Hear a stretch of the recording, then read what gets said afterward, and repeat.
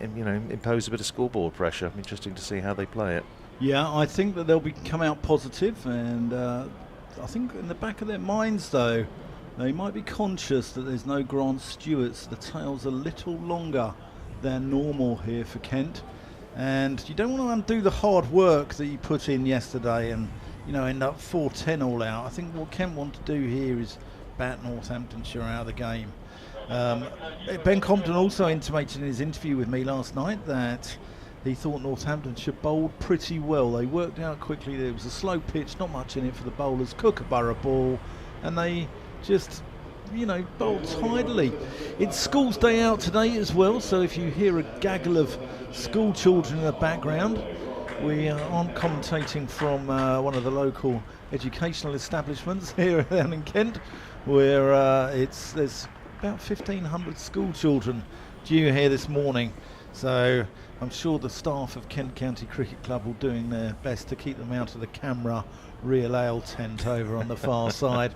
Radders, meanwhile, is growing strawberries or tomatoes in this commentary box. It is. Well, because they have strawberry plants. Anyone that's visited Old Trafford will know that they have a lovely little roof garden at the back of the media centre at Old Trafford, where they do have strawberry plants and all sorts, but you do feel a bit like a tomato plant in here at the moment. It is very, very warm, but as we discovered yesterday, of course the sun does go round behind us in the afternoon, so a little bit of respite. The umpires are out there, Ben Peverell and Rob Bailey, followed by the Northamptonshire side, led out by Luke Proctor, although Yuzi Chahal is actually out there at the front at the moment, and they'll be joined by Daniel Bell-Drummond and Joey Everson.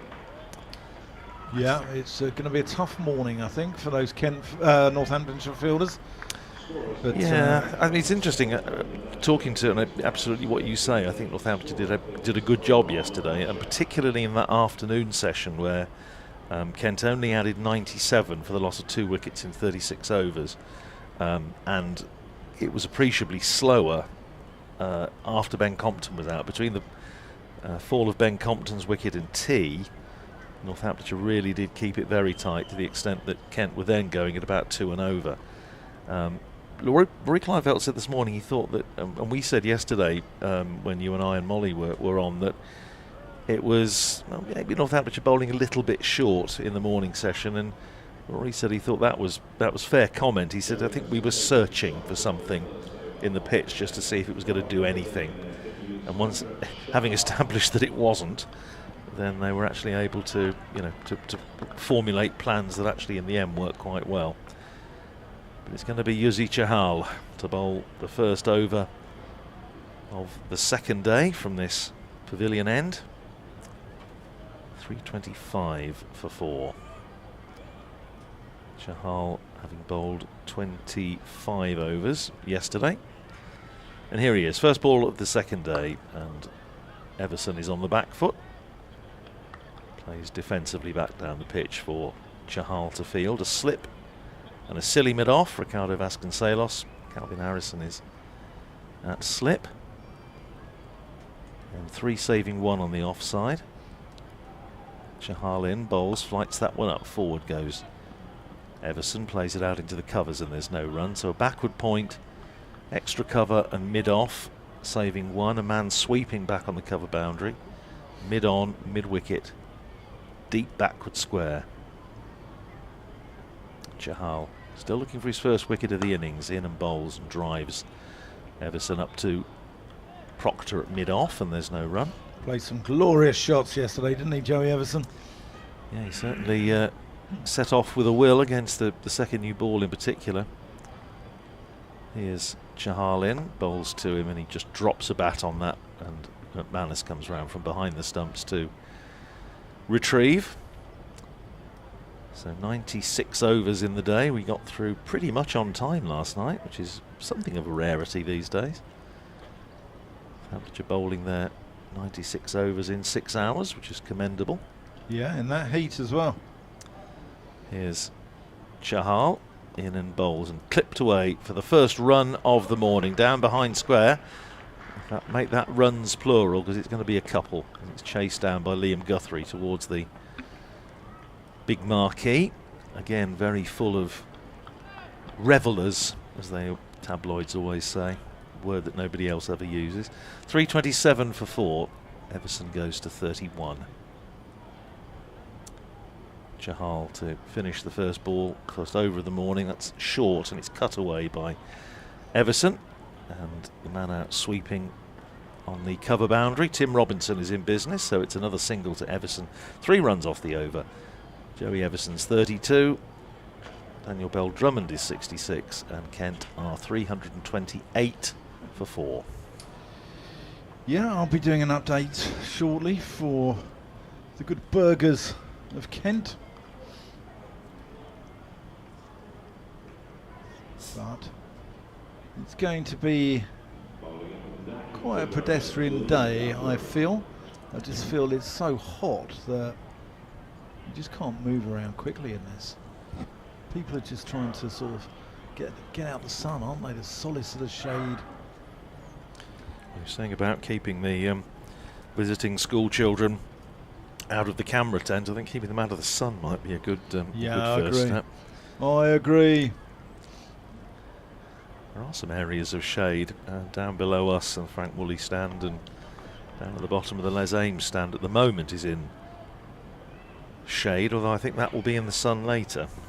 Yeah, there seemed to be a crowd congregating under the scoreboard at the Nackington Road end of the ground, sort of towards the lime tree. Yeah.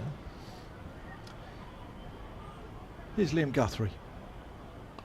And that's a thick outside edge, but they've got a third in place, so Ed Bevan won't be doing his pieces down in South Wales. No, I think that's... Or Matt Cole. No, again, I think that's sensible, isn't it?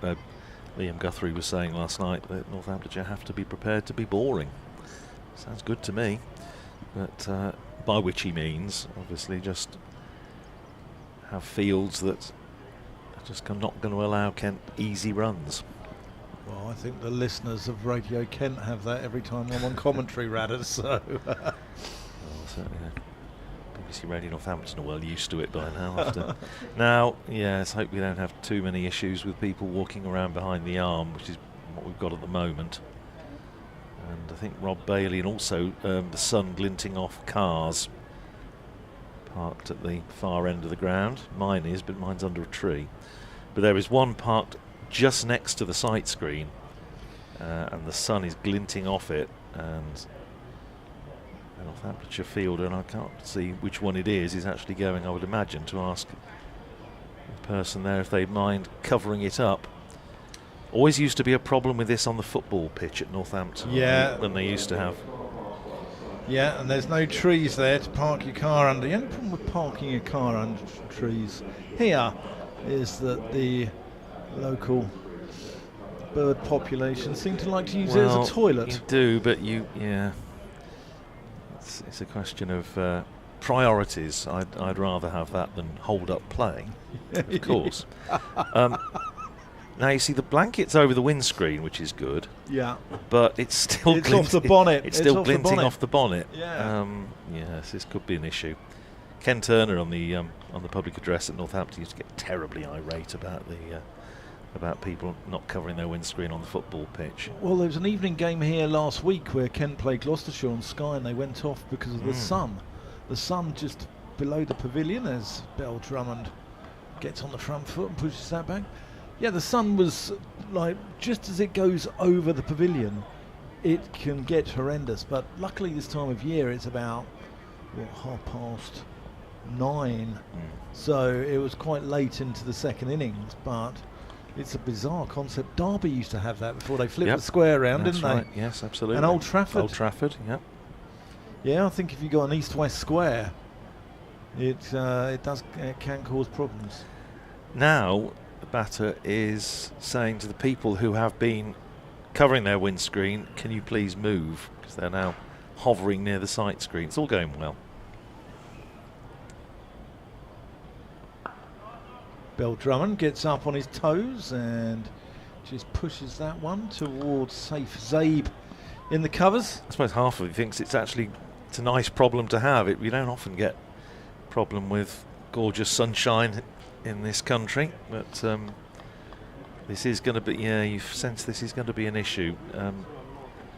Daniel Bell-Drummond is not happy. I think it's still that same car because, as we said, they've covered the windscreen, but it's just glinting off the bonnet. And if it's a bit distracting for us and we're a long way away from it and not having to worry about batting, you can imagine that it's probably a bit off-putting for Daniel Bell-Drummond.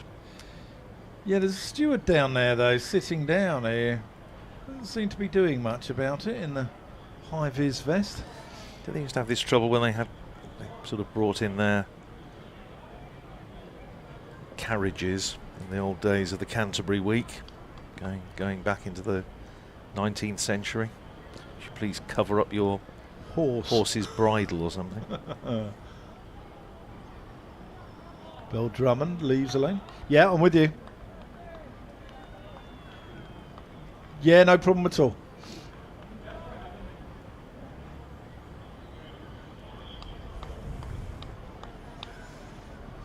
Just doing an update for the listeners of Radio Kent.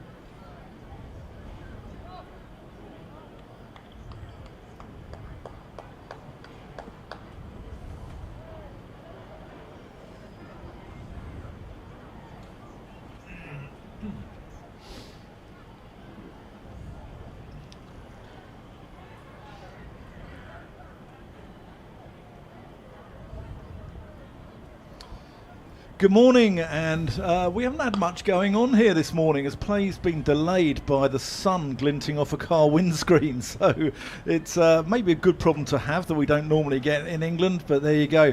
Kent have resumed on their overnight 325 for 4. Daniel Bell-Drummond was on 66, Joey Everson on 33, and they've moved that up to 330 for 4, so no collateral damage there. Bell-Drummond's now on 67, Everson on 33. Kent will be looking to be aggressive this morning. They'll be looking for the extra bonus points. Meanwhile, Northamptonshire, a day in the field today. They might be taking a trip to the cathedral to be praying for some divine inspiration. You can follow this game on the BBC Sport website and app.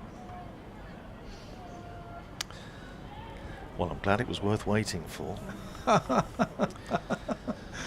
Yeah, all of the 5 runs that I had to update for this morning. I thought the chat about Glastonbury on BBC Radio Kent was most revealing. Here is Chahal to start the third over of the morning, his second, and punched off the back foot first ball by Bell-Drummond out into the covers, fielded by Saif Zaib, and there is no run. Still the slip and silly mid-off. You're not a fan of Glasgow, Radders, are you? Nah. Not your cup of char. Not my cup of char, no. Chahal is in, bowls, and Bell-Drummond plays it back down the pitch defensively, no run, although I know Georgia Mann from colleagues on BBC Radio 3 is there doing, just trying to introduce people to a bit of proper music. 330 for 4. Here's Chahal in, and forward goes Bell-Drummond. Pushes it out square of the wicket in the offside. There's no run. I watched a little bit last night and was quite surprised to see Olivia Rodrigo swearing all over the stage, having come from a Disney actress background. Disgraceful. Chahal flights that one up, and it does turn a little bit, but it was wide outside the off stump. So you're saying about, and I know exactly what you mean about Kent trying to be positive this morning, but we're in the 99th over, so they've only got 11 overs to go after this to get batting points. Forward goes Bell-Drummond defensively, which makes me wonder whether, as we said at the top of the commentary that they might be thinking, well, okay, and you made the point very well that Kent don't want to squander the hard work of yesterday by just trying to force a little bit too hard this morning. In the context of the match, they'll obviously want a big total and just look to bat once if they possibly can. That's a square cut by Bell-Drummond out to the sweeper. Robinson down in front of the Freeman House flats. So a single off the last ball of the over. 3 overs gone this morning, and Kent have added 6 runs. 331 for 4. Bell-Drummond is 68. Joey Everson is 33. Chahal now 27 overs, 6 maidens. No wicket for 76, a bit different from when he made his first appearance for Northamptonshire last year on this ground in the 50 over competition, when he picked up 5 wickets almost in the blink of an eye. Still, that car is causing an issue at the far end of the ground. Perhaps they're just going to say you've just got to get on with it, unfortunately, because I don't think there's an awful lot they can do unless they move the car, I suppose. Yeah, that would be the sensible option.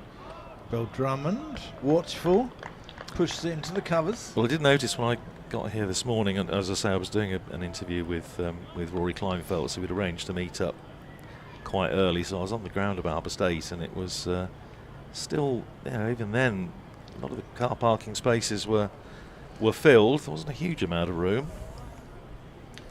which is good because it means there's going to be lots of people here today, which is what we like. But a man of your means, Radders, I mean, you want the VIP area, don't you? No, just want shade. Just a shade, Yeah.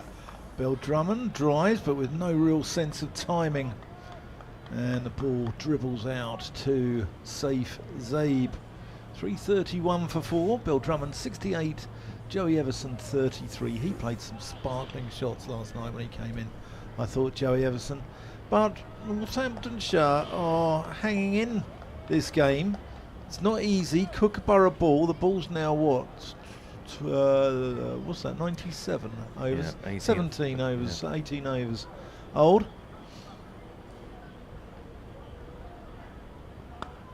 That's a pleasant shot. Daniel Bell-Drummond gets up on his toes. That could go all the way. As it goes up the hill, it's going to be hauled in just before the rope by Justin Broad.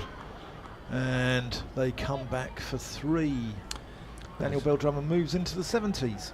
Well, you mentioned Justin Broad. Wish him a very happy 25th birthday today. Oh, happy birthday, Justin. Thought it was very appropriate that for the son of a renowned tennis player, Neil Broad, he should have his birthday on what is this year at least the first day of Wimbledon. It's normally a week earlier. Yeah, it normally starts sort of around, because it was my birthday last Monday, and it's normally around my birthday. So short. Everson drops his hands, lets it go through to the gloves of McManus. But his dad, Neil Broad, I'm sure would have played at Wimbledon, won an Olympic silver medal in the 96 games in Atlanta with Tim Henman in the men's doubles. Yeah, no relation of Chris or Stuart? No. But we spoke yesterday because there was well, you called him Brody, but Brody, Liam Brody at the same time, wasn't there? That screamed through extra cover. Bit of width on offer. And Joey Everson climbs into that one. It runs away up towards the Leslie Ames Pavilion. And that's a rather pleasant shot. Yes, it was. The ball was there, wasn't it? It was a little bit of a floaty half volley, and Joey Everson putting it away. Yeah, I'm pretty sure, and I only remember this from years of doing sports bulletins, that it was pronounced Brody, but it was spelt Brody. Yeah. But like the England team's nicknames for their players, with just putting a Y on the end of everything right, back in the sort of 2010 time. It's not a lot different now, I don't think, is it? No. Popey. Here's Joey Eversoni. Batting along with Daniel Bell-Drummondy. Doesn't quite work. No, it doesn't. Guthrie's going around the wicket, and Everson is caught behind. Gets a little feather on that. Good catch by McManus as well. Went across a long way, but Everson's furious with himself and perishes in the pursuit of quick runs. Kent, 338 for 5. Well, again, we go back to the point that you made down at the start of the commentary, that the problem, and we touched on it last night actually, because Kent had never been allowed to get away yesterday. That they were faced with a bit of a dilemma this morning as to what they do and how hard they go first thing. And as you said this morning, the danger is that, especially if they have got a bit of a long tail, that they say, well, okay, we're going to try and get an extra couple of batting points, but then you lose a couple of wickets, and then you can finish up being bowled out for a total substantially less than you would want on this surface. But it also goes to show the fine margins of cricket, doesn't it? Because Joey Everson there is 2 inches away from middling that for 4 to exactly the same place that he did 2 balls before. But Guthrie, I like the look of him. He thinks about it. He's changed the angle there. He's come around the wicket, and he's a thinking man's bowler. Yeah, he's an impressive young man.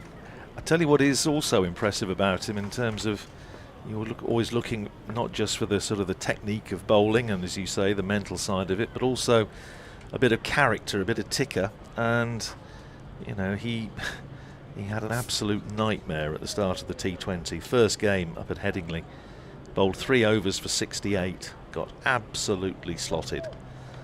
Northamptonshire still won, but he had a night to forget, and didn't play any further part, or hasn't played any further part so far in the T20 campaign.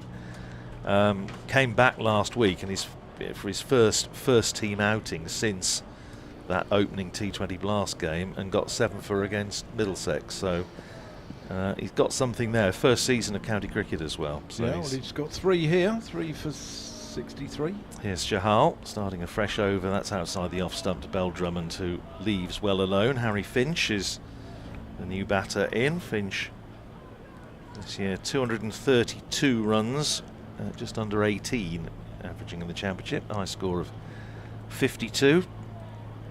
Chahal is in and bowls to Bell-Drummond. That is short and pulled away through mid-wicket for 4.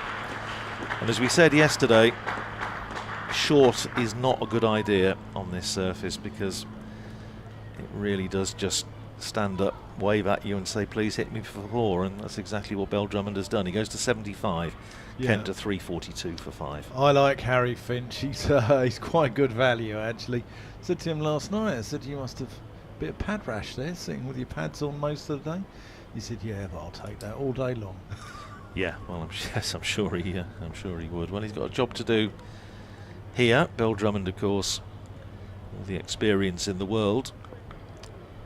Still a slip and a silly mid-off as Chahal comes in and bowls. Slightly quicker ball, and Bell-Drummond on the back foot plays it out square of the wicket in the offside, and there's no run. Dom Leach is fielding it long on, immediately down below us on one of the old practice pitches, wearing his Northamptonshire cap. Here's Chahal in. Forward goes Bell-Drummond. Smothers what spin there is. Fielded by Vasconcelos in there on the drive at silly mid-off. Not a cloud in the sky at the moment. It really is a very, very warm, indeed a hot day here in Canterbury. Forward goes Bell-Drummond, and yeah, a little bit of turn for Chahal. Just takes the outer portion of the bat, perfectly safe, but down through roughly where gully would have been. He bowls a nagging length, doesn't he, Chahal? That area where you're not sure whether to go forward or back. Well, he says in his 28th over, and I'm sure a lot of people listening in will be surprised that he hasn't got himself a wicket as yet. Now, Northamptonshire looking to stop the single. They want to try and have a go at Harry Finch, the new batter. So long on, he's coming up to mid-on, and that again is a good ball from Chahal to Bell-Drummond. That looked like the googly. I think it probably was, and hence the fact that he was unable, I should say, to get any sort of purchase on it, wasn't able to give himself any room and play it through the offside for a single. He just has to play it defensively. So Northamptonshire have got their wish. They will have a go at Harry Finch. 342 for 5. At the end of the over, Bell-Drummond is 75. Finch yet to get off the mark. We have had 5 overs this morning, so there are 9 overs left. I mean, Kent clearly will get, barring something very strange, the third batting bonus point at 350. They've got 9 overs to get 58 if they want to get a 4th batting point. Yeah, it's. I thought Kent might come out a little bit more gung-ho than this, perhaps. Guthrie to Finch, who pokes this to Justin Broad. Gives him a little birthday present, gives him a feel of the ball. Well, he's another one who I would imagine would be quite happy not to be involved with the bat today.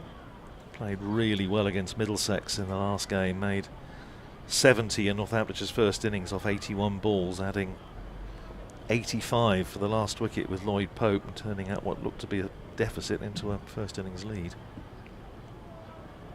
Short, Finch goes pulling, misses it, and the ball goes through into the gloves of McManus. Please do not hit one into that garden again. We lost probably about 15 minutes of play yesterday. It's amazing we finished at 6 o'clock, considering we had 2 delays of ball going in the same garden. It was just wonderful, because it was like a spectator sport in itself. You've got a ring of, I don't know, half a dozen, perhaps a dozen people down there just looking, just staring at the garden. Yeah, the old lady. That's pleasant from Finch, but no run. The old lady there not allowing any damage to her Spiria japonica and refusing to give the ball back. I had one of those, but the wheels fell off. 342 for 5. This is again, I think Northamptonshire are just carrying on where they left off yesterday. They've, as you say, I think they've clearly thought about it. What Clive was saying this morning, they've took them a session, but I think they've now worked out how best to bowl on it.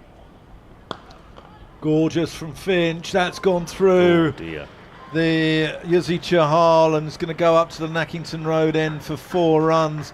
That was just power that got that through Chahal. He's going to be disappointed yes, I that he think didn't field it, but it was absolutely tying the pants off that Harry Finch. I think if there's one person who's going to be more upset than Yuzi Chahal, it's probably Liam Guthrie.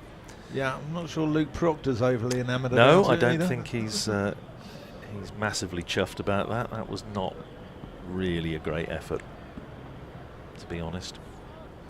But I think it was just... He hit it hard, yeah, but in this level. This level, you should stop those. He's hit that one quite hard as well, but this time it is stopped by Robinson, who's a very good fielder. And we said George Scrimshaw looks like one of the airmen from a lower low.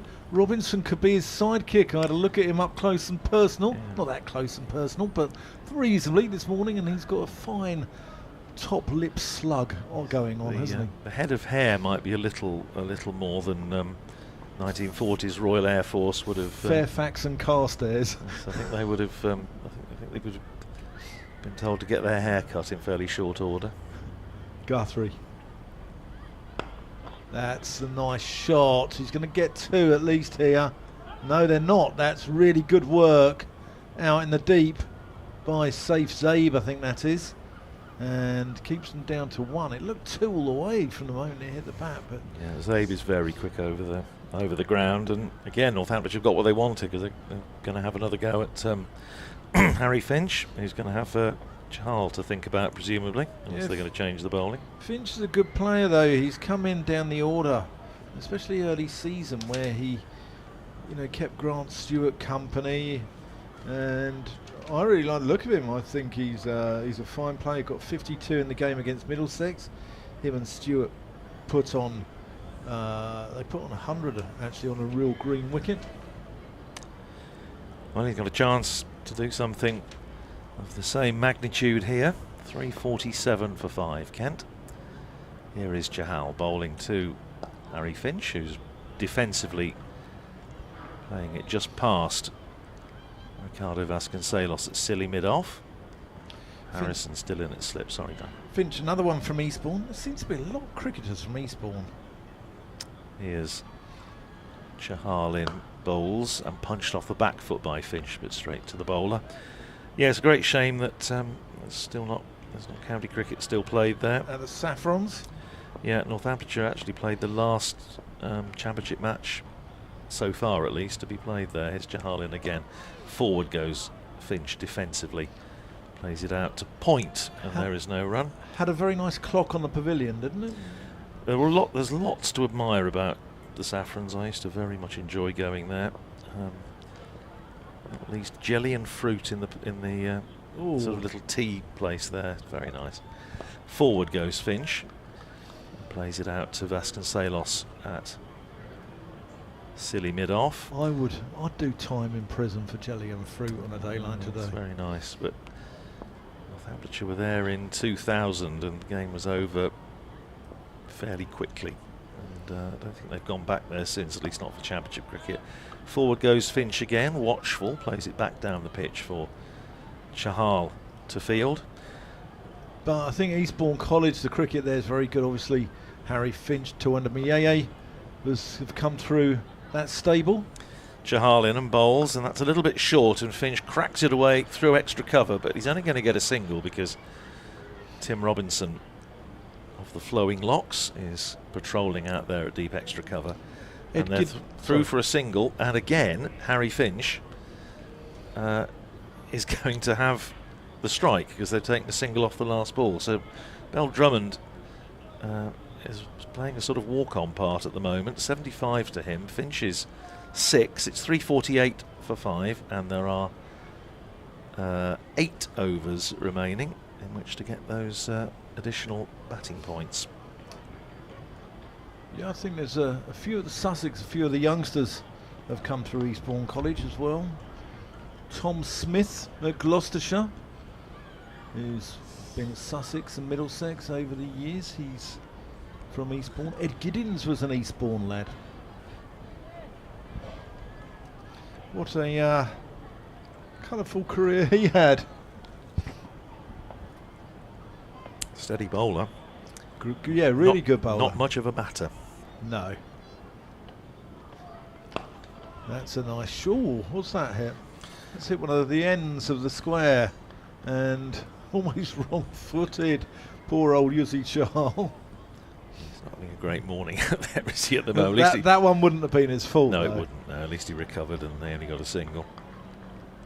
They're having a little chat in the middle of the pitch, and Daniel Bell-Drummond says, "Thanks for letting me have a go."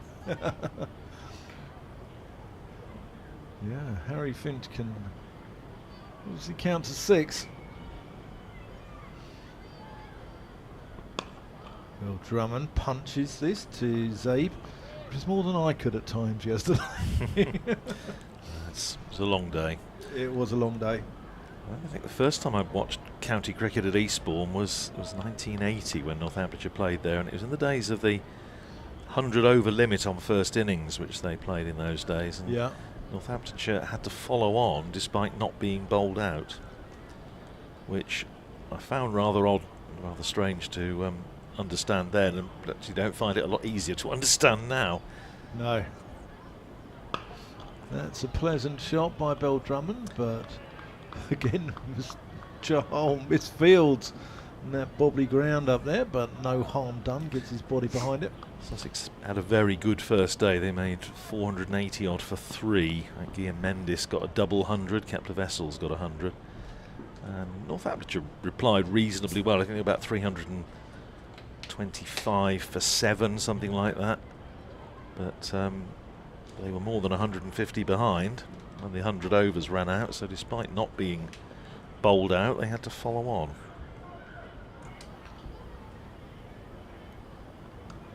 Clever from Bell-Drummond. Opens the face and angles it down towards Sales. That brings up the 350 and another batting point. No ball. And a no ball as well. As we said yesterday, in this sort of heat, you don't really want to be having to bowl 7 ball overs. No. Well, Radders, going back to when you went there, I mean, Guillaume Mendes started at Sussex, then went to Lancashire for a while, so We've got to be talking the Schweppes County Championship, haven't we? It probably was, yeah. Early 80s? 1980. Yeah. It was, yeah.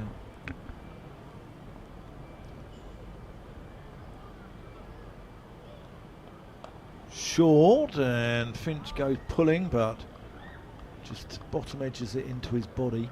Middlesex won it that year thanks to about 90 odd wickets from Vince van der Bale at about 14 and a half. What a signing he was. Well, yeah, it was also the season that we had that wonderful Benson and Hedges Cup semi between Middlesex, captained by the great Mike Brearley, and Northamptonshire, captained by the great Jim Watts, and it was quite a low-scoring game. It was a real chess match between the two terrific captains, and I'm pleased to say Northamptonshire came out on top.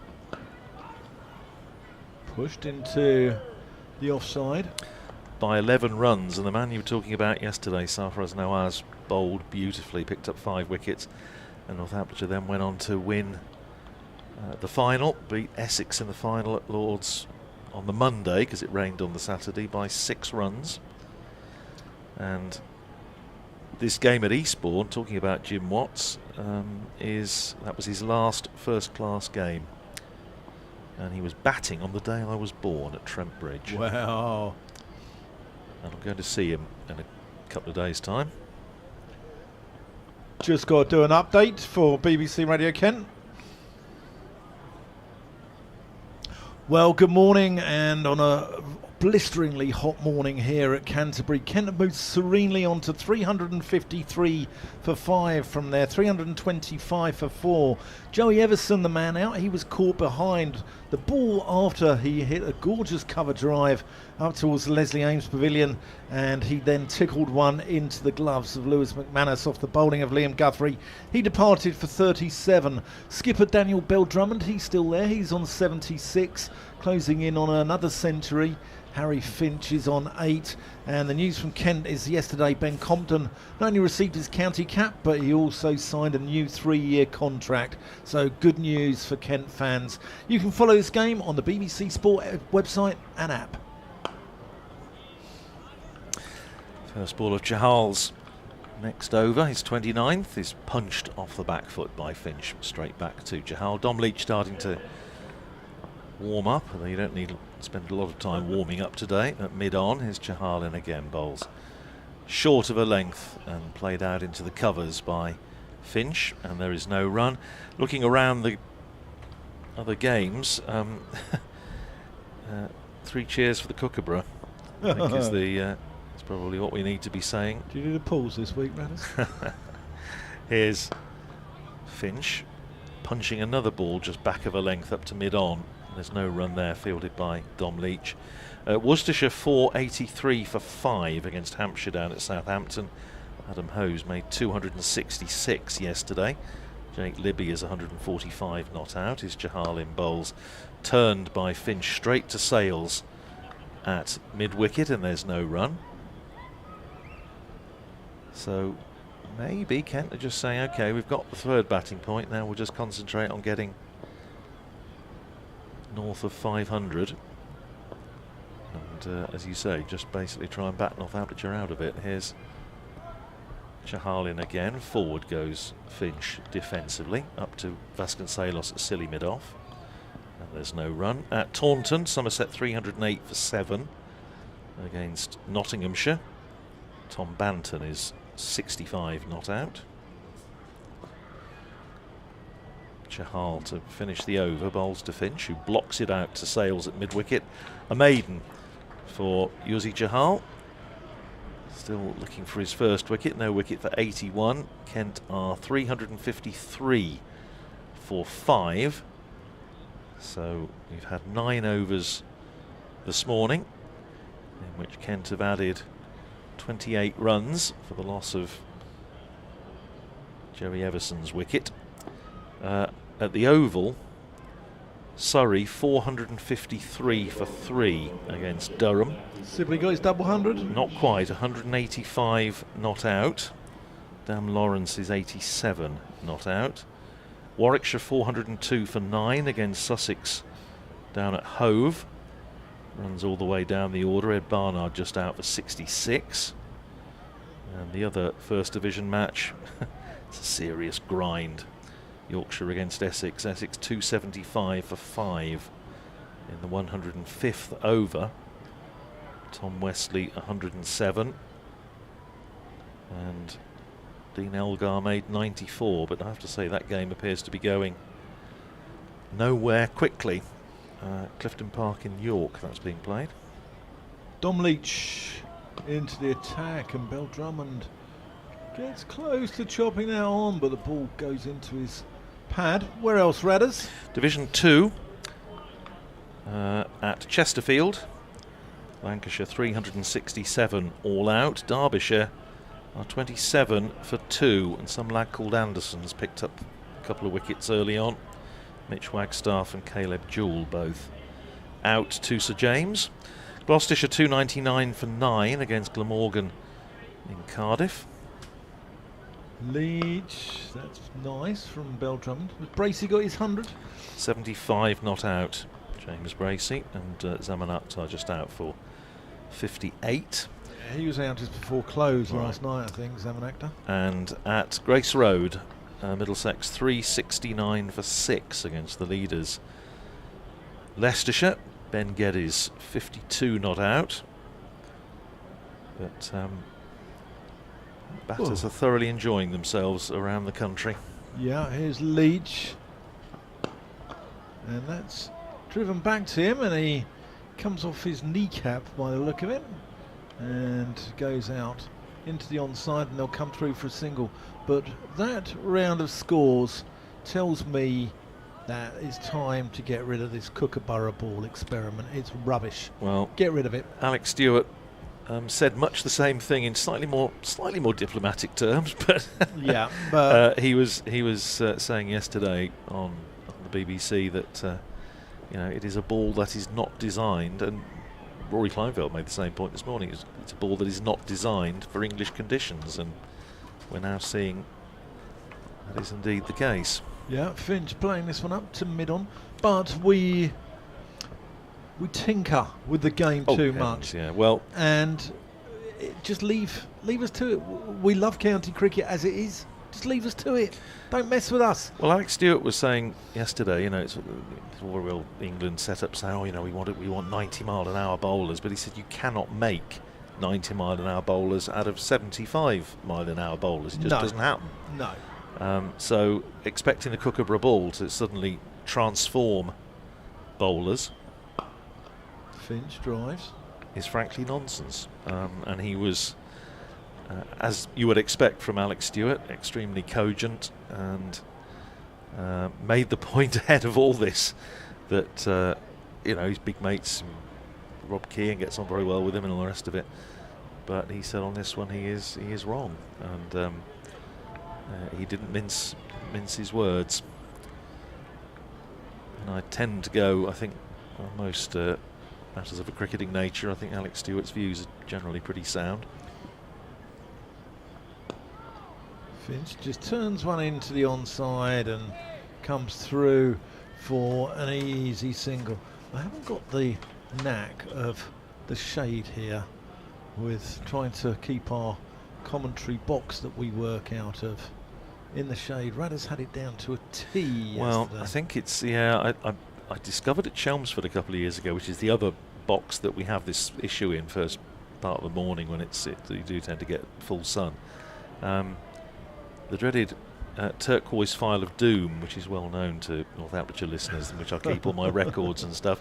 That actually can double as quite a useful protector if need be. But I think we'll be all right. We've about an hour or so, and we'll probably lose the sun. But whatever you do, don't shut the window. No, that'd be a very, very bad idea. 355 for 5. Chahal will continue. I did lose my notes out of there yesterday when the fan behind blew. Yeah, that's another fairly important thing that we need. Turned away through mid-wicket by Finch, and that is going to run away for 4 again once it gets onto that area down in front of us with the old practice pitches. It's just going to run away from the fielder, which is exactly what it did. 359 for 5. Guthrie was trying to cut it off but couldn't do so, and it takes Harry Finch into double figures. 13 to him. 3, 5, 9 for 5. Northamptonshire still with pretty much the same field as they have for Chahal this morning, with a slip and a silly mid-off. Flights that one right up Chahal and drives up to mid-off, does Harry Finch, but straight to Northamptonshire's captain Luke Proctor, and there is no run. We had Molly Davis on yesterday, the Kent wicket-keeper. She said, "You were such a nice chap, Radish. She wants to come back on." Oh, it's above. Somebody loves me. Driven out to mid-off by Finch again, fielded by Proctor. Didn't say anything about me, but it said about... The old suave, silver-tongued Northamptonian. Yeah. You cavalier, you. Yes. George Sanders sound alike. In comes Chahal outside the off-stump, left alone by Harry Finch, and if you know who George Sanders is, then you're as old as me. 359 for 5. So we are, where are we in terms of bonus points? Running out of overs a little bit now. 4 left after this, 4 after this one, isn't it? Turned into the onside by Finch, straight to Sales at mid-wicket, and there is no run. We were talking yesterday, Dan, about at what point Kent would still want to be batting, and we were saying they probably still want to be batting at tea time today. Perhaps that is what their main objective is. Yeah. Chahal is in, bowls, and forward goes Finch very watchfully, plays it out once again to Sales at mid-wicket, and that's another over ticking by, with Chahal now 31 overs, 7 maidens, no wicket for 85. 359 for 5. Bell-Drummond is 77, having become somewhat becalmed this morning, but to be fair, he hasn't had a lot of the strike. He's added just 11 runs in 45 minutes. With him is Harry Leach, who's on 18. George Sanders just had the 4 wives and a partner who he was with when he died. Zsa Zsa Gabor was one of them. Yes, it was indeed. He had a wonderful voice. He was with her for 5 years, so he did pretty well there. If you think of those who know the original Disney version of The Jungle Book, he was the voice of Shere Khan, the tiger. This wonderful, rather unctuous voice. Well, not only was he with Zsa Zsa Gabor,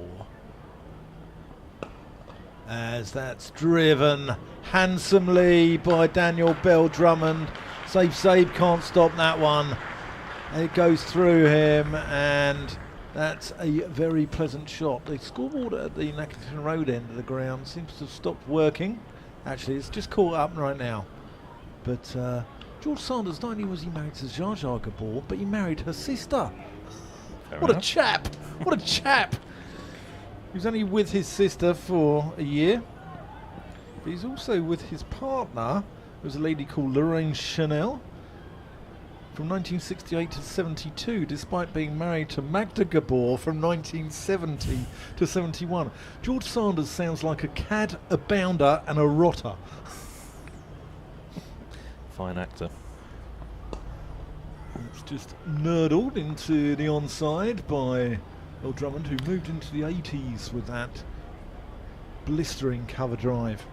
Best known, I suppose, for Sunset Boulevard, various other films, but he was also the Saint, the Saint on film before. Obviously, Roger Moore did it on telly, but and before Ian Ogilvy. Ian Ogilvy, Return of the Saint, but well, he just had this wonderful voice, George Sanders.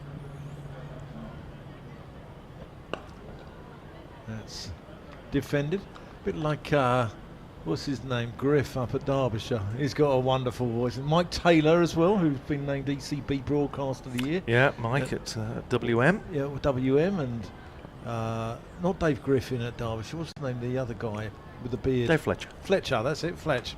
He's got a fantastic voice. Basso profundo. Better than my estuary English, anyway.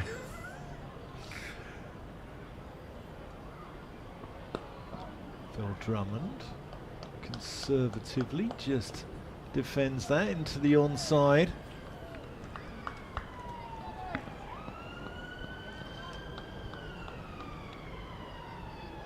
Your cab's arrived, Radders.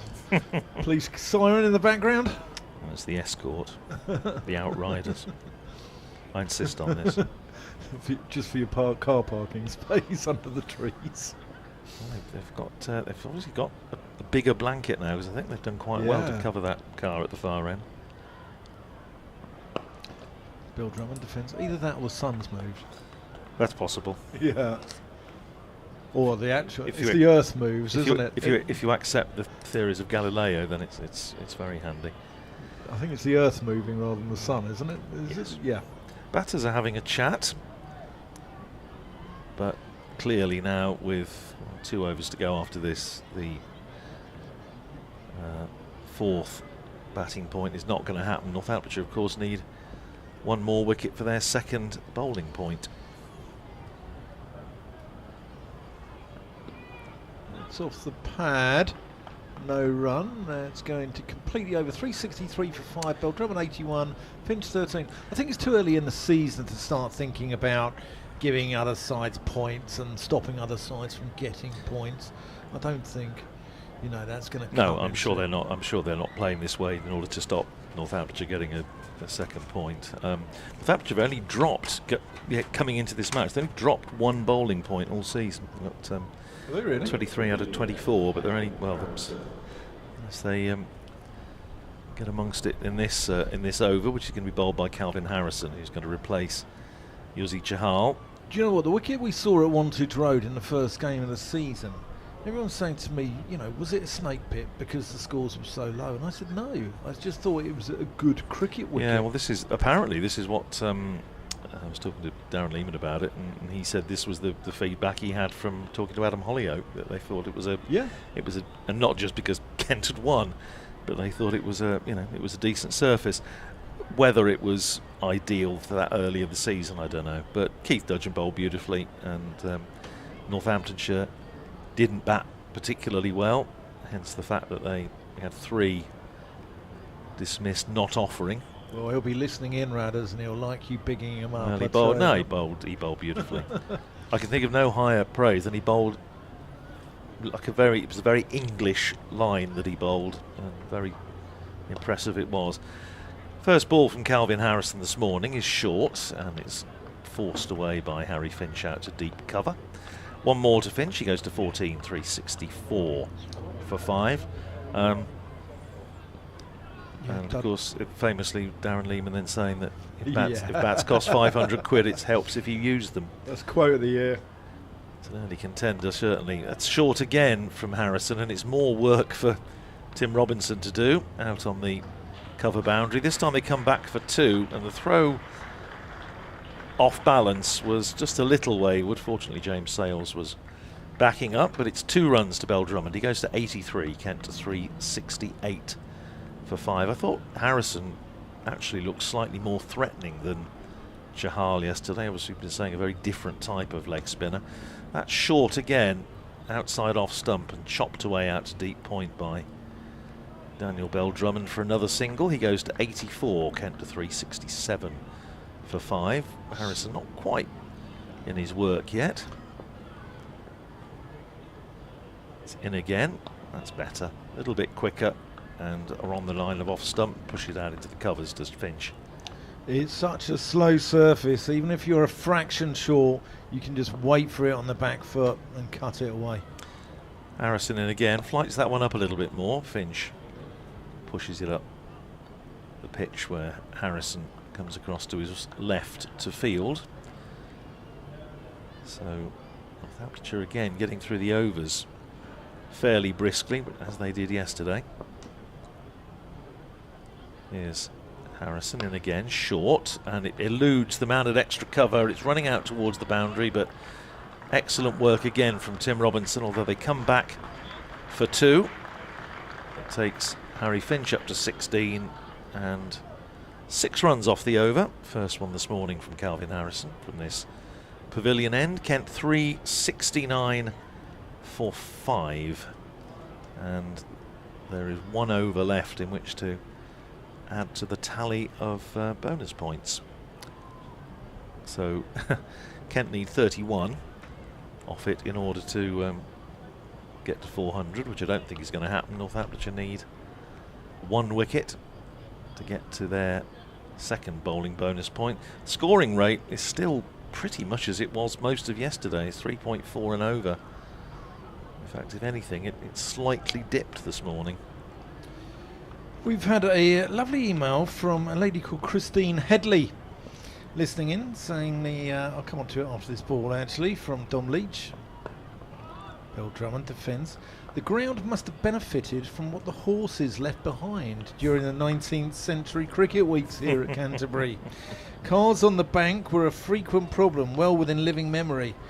Unable to be at the ground today, glad to be able to watch and listen from home. Best wishes, Christine. Well, thank you so much for your email, Christine, and keep dropping us a line to kentcricket@bbc.co.uk, or you can get in touch with Radders and I on social media at oldmanrad with a double D, or at the middle stump.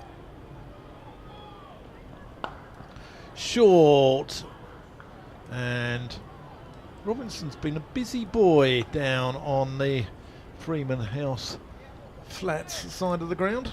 My old captains used to say, wear the young'uns out first. Quite right. Certainly had a good deal of running around to do.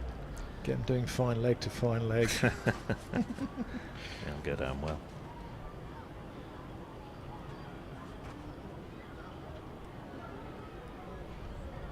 I think there might have to be a prize on offer for the first person to see a cloud today. Short by Leach down the leg side.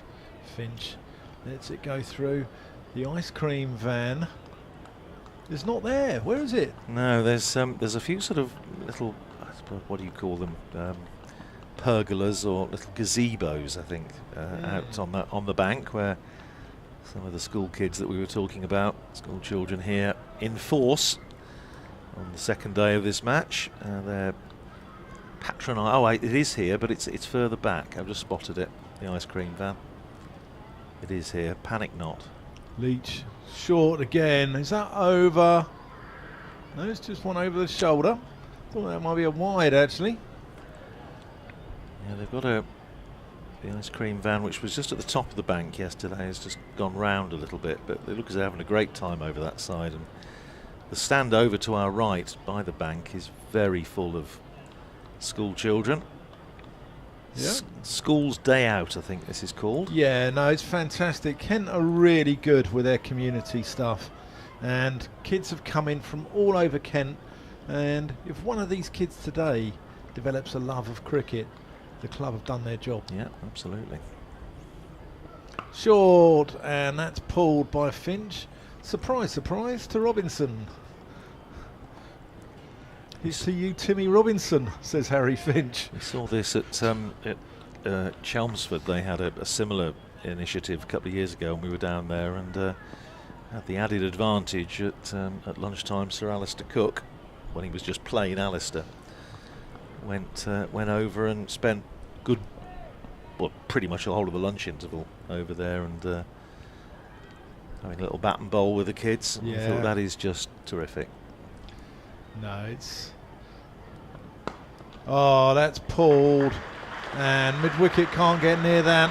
And for a change, Norcan Robinson, as Daniel Bell-Drummond gets that a long way in front of square, moves on to 89. Kent 375 for 5. And has the clock stopped on the far end of the ground? I think it might have done. I think it has, yes. It's probably the heat. Has overwhelmed the clock. It is 5 to 12, and according to that clock, it's 11:30. Yeah, so that is the end of the bonus points. 375 for 5. So Kent pick up 3 batting bonus points. Northamptonshire just the 1 bowling point. Yeah, the big hand on the clock just hasn't got the power to get up. I thought you were going to audition for play school then. Well, there's 1,500 kids here, you know. What's the day? Brian Kent. It's Monday. In comes Harrison and bowls to Harry Finch. You're listening props forward. You're listening to Dan Whiting and Andrew Radd looking through the square window, rectangular window. That's right. Oh, happy days. Harrison in, bowls and swept by Finch, and there's nobody going to get anywhere near that. He's placed that to perfection. There is a deep square, but it went finer of that down towards the marquee. 4 more to Harry Finch. It moves to 21. Harrison this morning, he's only bowled, what, 8 balls, but he's just nothing like as accurate as he was yesterday. He's just taking his time, maybe just to get the radar tuned. In again, swept again, 4 more runs. This has gone squarer. In fact, it's gone more or less through square leg, and that the fielder down there is halfway between those 2 shots, and he had absolutely no chance of stopping either of them. 4 more to Finch. Kay was to 25 and Kent to 383 for 5. So Harrison, first over this morning went for 6. First 3 balls of this over have gone for 8. Here's Harrison in again. Bowls and pushed out into the onside by Finch. Mid-wicket comes round to field. Justin Broad, birthday boy, and there is no run. Here's Harrison in again. That's almost a Jeremy Snake moon ball. It was so slow. Took all the pace off it, and yeah, Harry Finch waits for it, and eventually cracks it out straight to extra cover out on the boundary. Tim Robinson, and they come through for a single. 26 to Finch, 384 for 5. Harrison in, bowls short again, and with an air of deja vu all over again. It's a single again out to deep extra cover. Tim Robinson on the boundary to finish.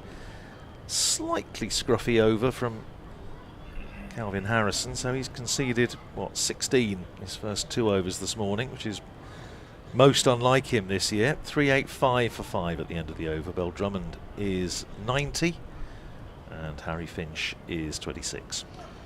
Dan Lawrence has moved to 100 at the Oval. Quelle surprise. Has Dom Sibley got to his double yet? I don't think so. Probably be some point just after tea this afternoon. No.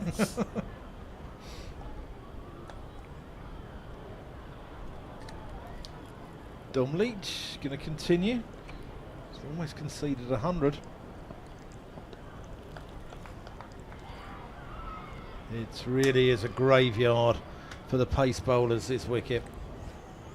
I think it's a graveyard for any bowler, really. There doesn't seem to be much turn out there either. No, I mean, Chahal's turned the odd one this morning, but only slow turn, and it tends to be sort of wide, and you've got time to adjust, haven't you? Yeah. Well, we saw it's in that previous over from Calvin Harrison.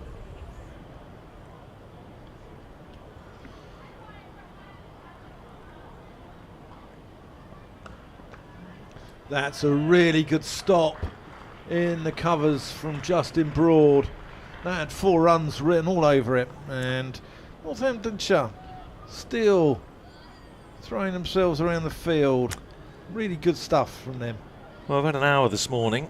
Kent have added 60 runs for the loss of Joey Everson, and it's same joint, different gravy, is it? Different day.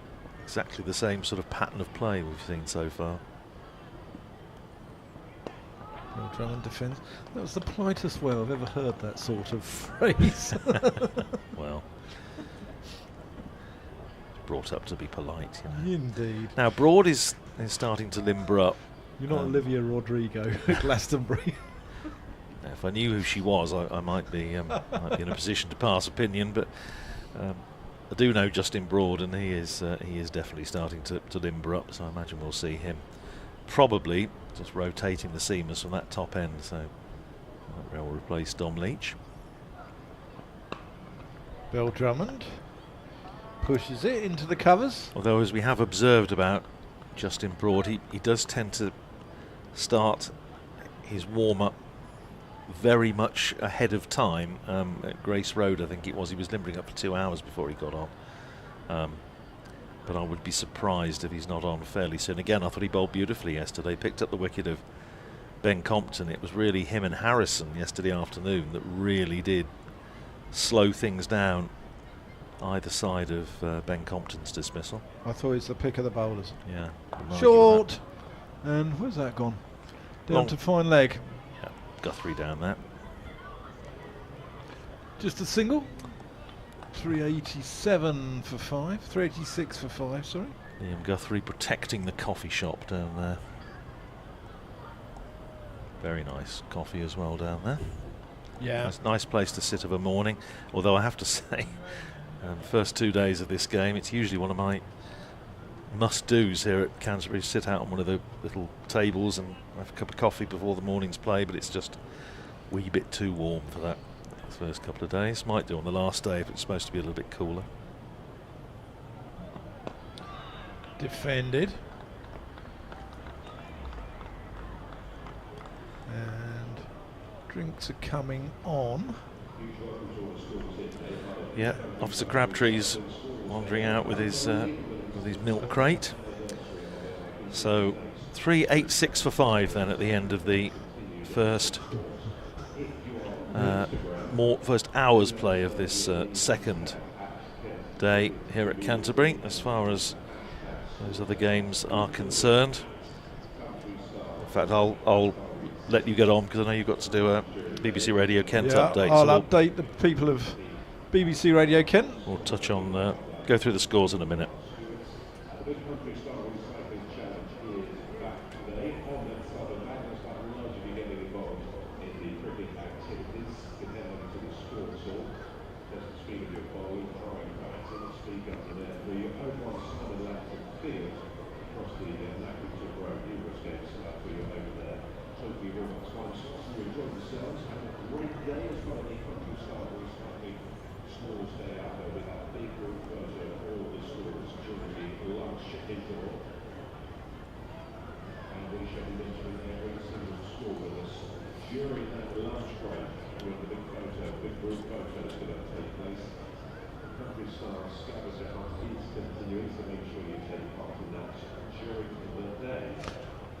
Well, they often say in county cricket they have a competition called Spot the Crowd, but today Spot the Cloud on an absolute scorcher at Canterbury, and Kent are making hay in ideal batting conditions. They've added 60 to their overnight 325 for 4. In fact, 61 now, as they've moved on to 386 for 5. Joey Everson, the man out, he was caught behind by Lewis McManus off the bowling of Liam Guthrie for a bright and breezy 37. But Daniel Bell-Drummond, he's on 91, on the cusp of his third century of the summer, and he's joined by Harry Finch, who's playing some gorgeous shots. He moved on to 26 of just 44 balls, but it's really tough work for the fielders on where temperatures are due to hit about 32, 33 degrees here in the Garden of England. Remember, you can follow this on the BBC Sport website and app. So we're about to get underway again. Harrison will continue. Just having a chat with Chahal out there, in which Captain Luke Proctor is now joining the merry throng. There's not a great deal of urgency out there at the moment, I have to say, as people just fielders sort of ambling around and the batters. It's a bit like an old-fashioned time game, you know, when they just declaration game. Nice afternoon. Well, in club cricket. Yeah. Yeah, did you remember the 20 overs from 6:30? Ah, yes. Yes, indeed. And if it was going badly wrong and the ball went into the bushes, you could really take your time and look for the ball. Yeah. All the old tricks used to come out. Make sure you're not on the bowl anymore. Harrison, setting mid off, which has been in there most of the morning, has now been withdrawn, and they're just down to a slip as the close field. That's short again and hammered off the back foot by Bell-Drummond out to Robinson at deep cover. 92 to Bell-Drummond, 387 for 5. I remember getting caught cheating like that once by a small child. It's Harrison in again, bowls back of a length, turned away out through mid-wicket. The chase on here for James Sales, coming round from deep square, and they come back for 2. Finch goes up to 30. Admirably busy innings this from Harry Finch. That is also 50 partnership. Applause from at least some quarters of the ground. 51 these two have put on for the 6th wicket as Harrison in again, bowls to Finch, who plays defensive stroke back down the pitch. Yeah, Finch 28 off 45. While Bell-Drummond has just gone along in his own serene way. Harrison is in and bowls very full, turned round the corner by Finch to backward square, and they're through for a single. Finch to 29, Kent to 390 for 5. Harrison into Bell-Drummond, who turns it away just in front of square this time. Broad trots round to retrieve. One more to Bell-Drummond, moves another step closer to a century. 93 not out to Bell-Drummond, 391 for 5. Here's Harrison in again, takes all the pace off that, nudged round the corner, out to deep backward square by Finch, single to out to James Sales, who fields. 392 for 5 at the end of the over. Bell-Drummond is 93, Finch is 30. Harrison's now bowled 23 overs, 2 maidens, and no wicket for 77. So the two leggies, Chahal and Harrison, have bowled plenty of overs between them, and they're still both of them wicketless. Yeah, although Finch there just got to be careful. He's taking that off middle stump and working it leg side. But yeah, the reason I got caught cheating was 20 overs back at 6:30. About 25 past 6, opposition needed 100 to win, and I thought, right, let's lose this ball for a while. Ball's gone into the bushes, about 4 of us gone to look for it, and we said, right, we'll take our time. So the opposition then sent a search party, including some young child who pointed out that it was under my foot. I went, there it is. Deplorable. Yeah. Spirit of cricket. Besmirched by Daniel Whiting. Yes, dearie me. indeed. Crikey, that'd be a level 5, wouldn't it, these days? Caught red-handed by an 8-year-old. Red-footed. Yeah, well, it is going to be Justin Broad, as we rather thought. In he comes. Finch tucks this into the leg side. He's a very compact player, Finch, isn't he? He is a busy player at the crease. These two are the antithesis of each other, the languid style of Daniel Bell-Drummond, the easygoing nature of Daniel, and the busyness of Harry Finch. Just lets that one go from Broad. So all 18 counties obviously involved in this round of matches. 9 games, and in all but 2 of them, the first innings of the match is still in progress. There's only been Warwickshire have just been bowled out for 415 down at Hove, and Lancashire, of course, were bowled out at Chesterfield yesterday. Oh, elegance personified. Daniel Bell-Drummond. That's 4 runs from the moment it left the bat, and that's a glorious shot. Moves him 3 shy of 100. Yeah, I mean, and also, as we said yesterday, Queen's Park, Chesterfield has a reputation for being sporting. Yes, it's an outground, isn't it? And produces some cracking matches, but they tend maybe a little bit more bowler friendly, but yeah, they're not snake pits though. No. There's Bell-Drummond, whips this up to mid-on. Yeah, it's not a snake pit, but it's seam friendly. But I just wonder what the powers that be think they are achieving by this. I'm seriously, it's not a sort of rhetorical question. If somebody can tell me, and please, get in touch with us, if you've got any thoughts about this. I'm just puzzled. Oh, Daniel Bell-Drummond gets away with one there as it dribbles backward a square. Yeah, I agree. I just, you know, you've had a look at it. You've seen how it's going to go. Get rid of it. Yeah, I quite agree. But you know, I feel sorry for, you know, we've got a wonderful spectacle here. You know, Canterbury week, good crowd in, lots of kids. Not entirely sure what they're seeing is going to hook them on the game. No, completely agree with you. As Finch defends the last ball of Justin Broad's over. Kent too shy of their 400. Daniel Bell-Drummond too shy of his personal 100. And that's taking absolutely nothing and intended as no disrespect whatever to Daniel Bell-Drummond, Harry Finch, or any of the Northamptonshire bowlers who are all, you know, showing off their skills. But it's they're just professionals. But the match itself, the whole tempo of the game, and the fact that a lot of the skills that we talk about are actually being nullified, particularly bowling skills, by this Kookaburra conker. It's just a bit of a shame. Anyway, on, as John Barclay would say. 398 for 5. Trout. The Trout. Justin Broad suddenly realises that he's supposed to be in at slip. So goes down to slip, and Dom Leach comes into mid-wicket. Harrison chips that up to bowls to Bell-Drummond, who chips it up to Guthrie at mid-on, and there is a single. 399 for 5. Bell-Drummond is 99. Here is Harrison, just moving Guthrie at mid-on a little bit wider. Harrison in and bowls to Finch, turns it out towards mid-wicket where Leach fields, and there is no run. Slip and a forward short leg now. Harrison in, bowls to Finch, who goes for the sweep, going down to deep backward square, and that's going to be 4.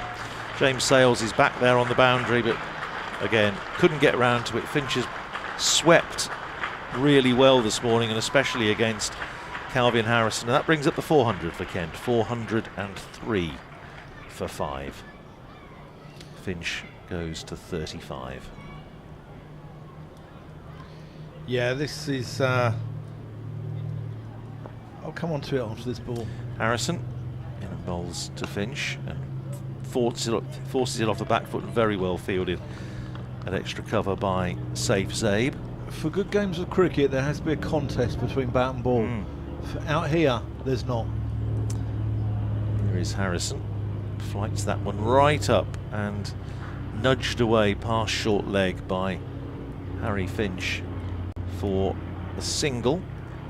Finch is 36, 404 for 5. Bell-Drummond on 99.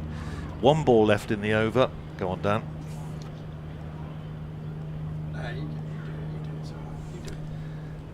Well, I've commentated on 2 of his 100s already this year.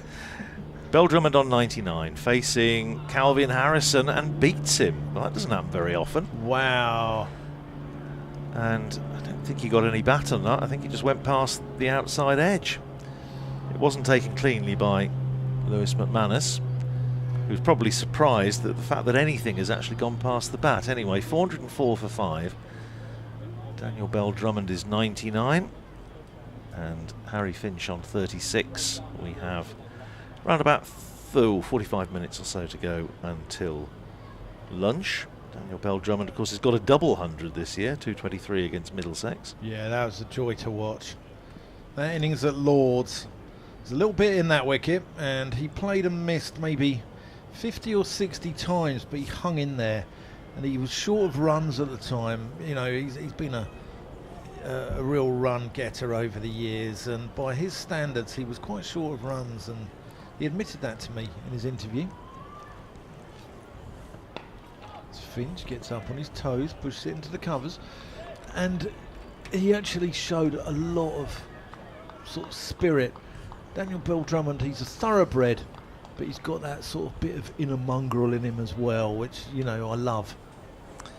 that mental toughness. Well, we saw him get his triple century, of course, at Northampton, 3 years ago now.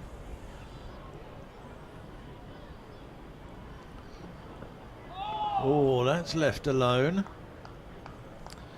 2 years ago, beg his pardon. Of course, that was a Kookaburra game as well. Yeah, that was perilously close. In fact, Justin Broad's father might be calling that a let. Yes, it was tight.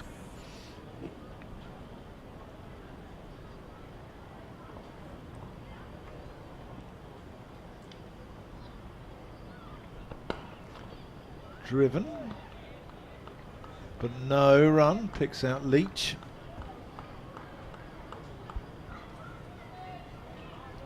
Yeah, Kent winning that game a couple of years ago by an innings and 15 runs.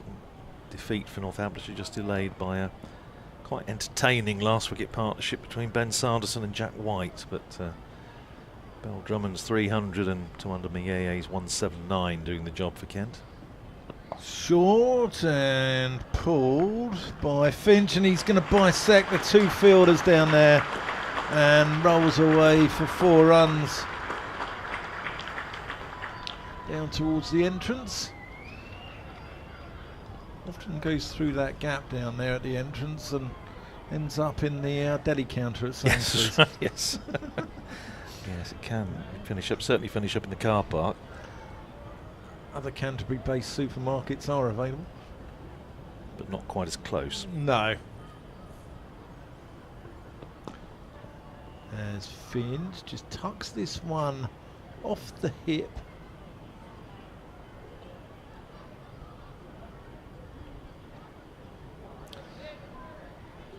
School children sound like they're having a decent time, from what I can hear in my outside effects mic. That sort of hum of a playground going on, isn't there? Here's Bell-Drummond on 99 and gets on the front foot, defends. That's the end of the over, so he'll remain on 99. Kent 409 for 5. As far as the other county games are concerned, as we say, Bat very much dominating ball at the moment. Worcestershire now 514 for 5 down at Southampton. Jake Libby is 162 not out after Adam Hose's double 100 yesterday. Somerset 344 for 9 against Notts. Somerset might be a bit frustrated. Lots of people have got in and got a few, but nobody's actually gone on and got 100 yet. Tom Banton now out for 84. Surrey 528 for 3 against Durham. Dom Sibley 217 not out. Here's Harrison bowling to Finch, who nudges it round the corner for a single out past square leg. Vasconcelos fields. Finch is 42. Bell-Drummond on 99 back on strike. Kent 410 for 5. Dan Lawrence 136 not out at the Oval. That's entertainment. Bell-Drummond on 99 facing Calvin Harrison, and forward goes Bell-Drummond, pushes it out into the offside. A couple of steps down the pitch as though he thought there might be a single there. I don't think there was, certainly not to safe Zabe. Bell-Drummond has faced 179 balls so far. He's just gone along his steady, unhurried way. Faces Harrison, very full, goes for a sweep. Might just have toe-ended that out towards square leg. I think it's come off the keeper's pads, but it's perilously close to getting bowled round his legs, I think. 410 for 5. Here's Harrison in bowls, and he's chipped it up towards mid-wicket. They're going to go for a single, and he's got there. Throw misses the stumps, and Bell-Drummond reaches his century off 181 balls. He took on the arm of Liam Guthrie. Northamptonshire haven't hit the stumps too often so far, and Daniel Bell-Drummond deservedly absorbing the applause from around the Spitfire ground. St Lawrence receives congratulation of his partner Harry Finch, and Bell-Drummond 100, Kent 411 for 5. Yeah, it doesn't matter if Daniel Bell-Drummond's opening where he's batting at 3 or batting at 5. He scores hundreds. Here's Harrison in, bowls, and forward goes Finch. Pushes it back down the pitch, rolls very gently down towards Harrison, who trudges back to his mark. In his 25th over, bowls short and cracked away to extra cover, fielded there by Safe Zabe, and that's another over gone. 411 for 5. Kent. Bell-Drummond is 100, Finch is 42. One man out this morning was Joey Everson, caught behind by Lewis McManus off Liam Guthrie for 37 off 57 balls. Guthrie's 3rd wicket of the innings. Kent resuming this morning on 325 for 4, so they've added 86 runs in 21 overs. So going along at 4s, which is okay. It's a little bit of a step up from yesterday when scoring rate was hovering around 3.5. Yeah, I've actually run out of superlatives to say about Daniel Bell-Drummond. I ran out of them at Lord's actually after his double 100, but he's, as he faces here, gets on the front foot, but he's, from a personal point of view, he's been fantastic to work with this year. He's media friendly, he's a real ambassador for Kent. He's not only a fine cricketer, but he's an ambassador. He also is trying to get kids playing cricket from an Afro-Caribbean background in southeast London as well, and he's a really mature individual and deserves every bit of success coming his way. As he drives on the up there, Calypso style.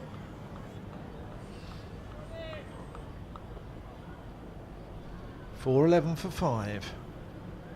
Finch has come in and done a decent job as well. He's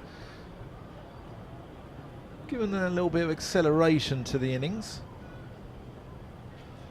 and he's helped Daniel score a little bit more freely as well. It's down the leg side, but it's hard work. It's Daniel Bell-Drummond's 20th first-class century. And how many 50s? 43. Yeah. And he's closing in on 10,000 first-class runs, just over about 9,300 at the moment. So that's drilled up to mid-on. If he plays a few more games with a Kookaburra ball, he might get them. I was going to say, yeah. Might get him today. Yeah. 172nd first-class match. And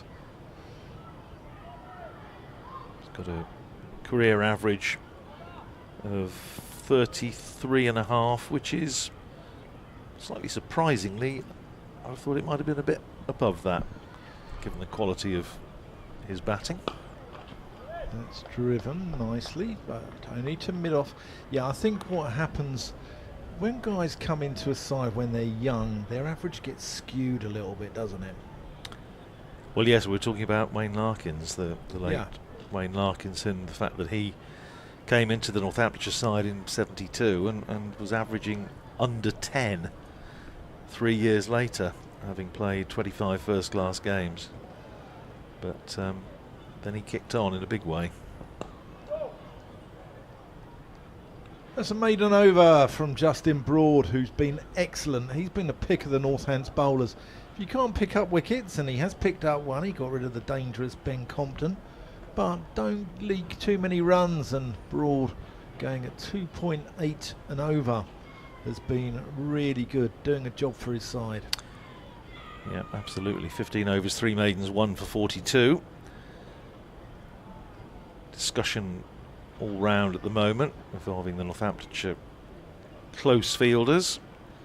Liam Guthrie is starting to just wheel his arm, so maybe he will be on at some point. Safe Zabe just having a chat with Daniel Bell-Drummond. I'm sure congratulating him, and indeed Juzzy Chahal just does as well, which is nice to see. Chahal is coming back into the attack to replace Calvin Harrison from this pavilion end, so Leggy replaces Leggy. 411 for 5 on a hot early afternoon down here in Canterbury. Part of the 173rd Canterbury week. And here is Yossi Chahal starting his 32nd over, still looking for his first wicket, driven. And it just kicks off one of the wicket ends, and he may get 4 runs here, and he does, Harry Finch. It was a lovely looking shot. And Saif Zaib, who's normally one of the best fielders in the side, is looking somewhat ruefully at that rather dusty wicket end, because I think it just bobbled in that. We've seen that happen a couple of times this morning, and that's run away for 4. 46 to Harry Finch, who really has given the innings a bit of impetus since he's been in there. 415 for 5. Yeah, it's so dry. You can see the drainage lines in the outfield. Yes, very apparent. Here's Chahal in and bowls, and off the back foot, punched back down the pitch by Harry Finch, fielded by Chahal off his own bowling. Plays his first class cricket for Haryana out in India in the Ranji Trophy, but of course spent most of this last winter in the IPL.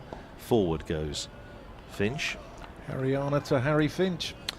Yes, the Haryana, well, the Kapil Dev was the Haryana Hurricane, wasn't he? So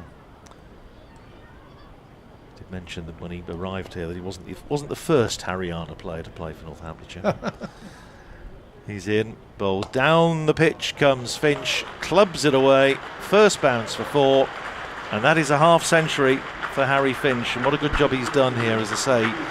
Just needed somebody to come and step up the pace a little bit, and he's done exactly that. 50 off 66 balls for Harry Finch, and Kent now to 419 for 5, and I would imagine that they will be looking just to try and step it up a little bit, get perhaps, as I say, north of 500, get Northamptonshire in maybe for a nasty little session just before tea, so they have 2 cracks with the new ball.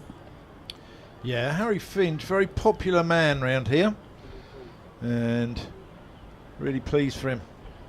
He's one of the good guys in cricket, always accessible, always media friendly, and he's come in and done a real good job for his side as well.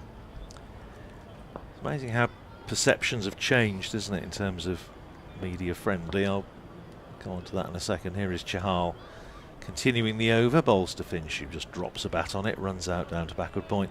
Thinking about, again, Wayne Larkins, who passed away at the weekend. I mean, Ned was a lovely chap, but he wasn't massively keen on doing media, and in those days, of course, it wasn't expected. Here's Chahal in, bowls and cut away, half stopped by Saif Zaib at extra cover. They come through for a single, and that's the end of Chahal's over. 32 overs, no wicket for 94. It's 420 for 5. Bell-Drummond is 100. Finch is 51, and by the music in my headphones I would deduce that Dan is going to update BBC Radio Kent.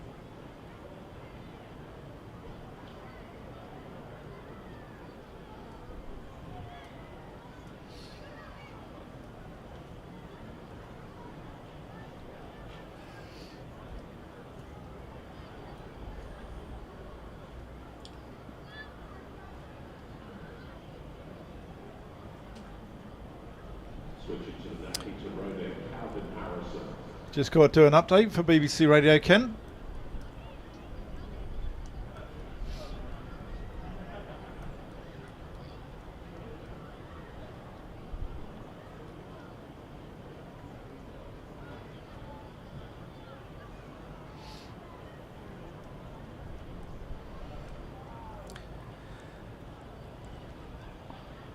Now Calvin Harrison is switching to the far end.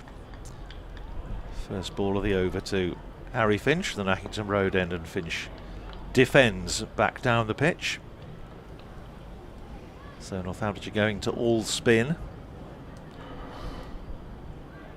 57 overs between these two. Still no wickets for them, and That's going to be runs for That could be Finch. 4. Yeah, open the face. No, it won't quite go. Good chase down there by Safe Zabe. Keeps it to 2, 4.22 for 5, and Finch 2.53.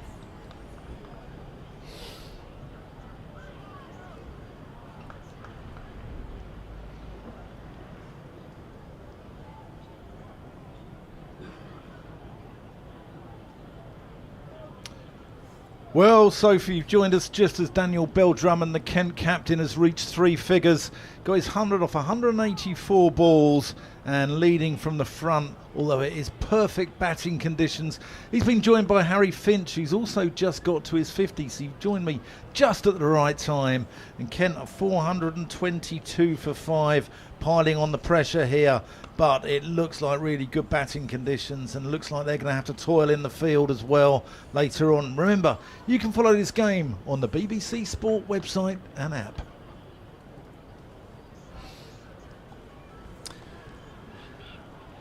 So, 4.23 for 5. 2 balls to go from Harrison from the far end at Nackington Road end. Radders, you just made your debut on BBC Well, Radio Kent. Oh, that's the googly. It was the googly, and Bell-Drummond manages to keep it out. Well, they should clear down. They should do. They should do. I remember doing a game with you once and playing the New Radicals, and they went from Radders to the New Radicals. 4.23 for 5. Short ball and pulled away by Bell-Drummond for 4. Harrison just hasn't got it right this morning from either end.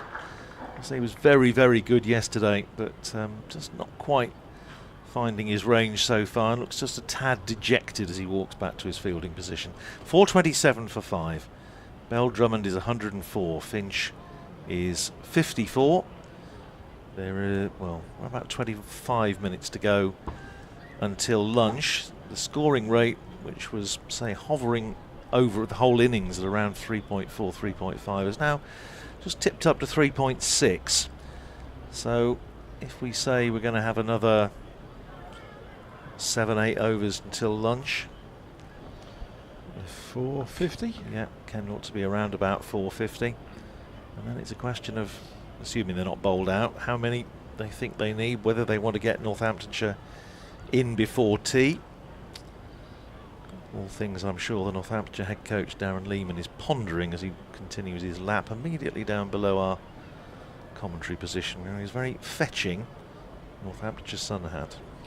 Yeah, avoid Ramsgate, Radders. It's looks a bit of a snarl up around there. Is it? Oh right.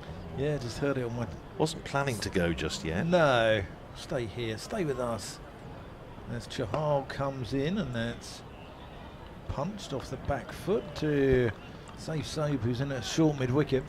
I did wonder about trying to get a bit of sea air this evening, but yeah, depends what it's like. That's defended. I might go tomorrow, actually. I've got to do a podcast tonight, but I'm wondering, maybe go over to Broadstairs and have some fish and chips, sit on the beach and eat them. Yeah, we've got cricket show tonight, of course. BBC Radio Northampton between 6 and 7. Lots in that. I can imagine. Chahal in. Obviously, Wayne Larkins will be discussed. You win over Middlesex last week as well, because you do it once a week, don't you? So that will come into it. And obviously this game against Kent so far as well. So I should imagine that the good burgers of Northamptonshire will have plenty on offer at BBC Radio Northampton. Finch just working this one into a conventional mid-wicket. He's got a short mid-wicket and a conventional mid-wicket in Zabe and Leach by the look of it. And Finch trying to pierce that gap. Oh, that's clever bowling from Chahal. Just pushes it through a little quicker. None for 94 of 33 overs in one ball for Chahal, and Harrison, the other leg spinner, none for 92 of 26. That's 4 runs. Finch finding the gap. putting the ball down almost into the cappuccino machine in the cafe, and he'll move on to 58. Yeah, short, wide outside off stump, and pretty much got what it deserved as Dom Leach trots off the field for something, possibly to get his bowling boots on for a little pre-lunch burst. George Scrimshaw returns to the field as 12th man. 4:31 for 5. Yes, tonight we're going to be obviously reflecting on the life of Wayne Larkins. We're also going to be talking about domestic schedule. Northamptonshire have got a meeting tomorrow. We mentioned it yesterday. The coffee and custard creams will be out in force at the county ground tomorrow morning, so members and shareholders will have a chance to discuss possible changes with the chairman and the chief executive. So Phil Rowe, former Northamptonshire assistant coach, will be in the studio with Jake Sharp to talk through that without me being in the corner ranting, which is probably quite a good idea. We're also going to be hearing the interview I did this morning with Roy Kleinveld as he prepares to start his new job as head coach at Western Province. He leaves Northamptonshire after the final Blast group match on July the 18th.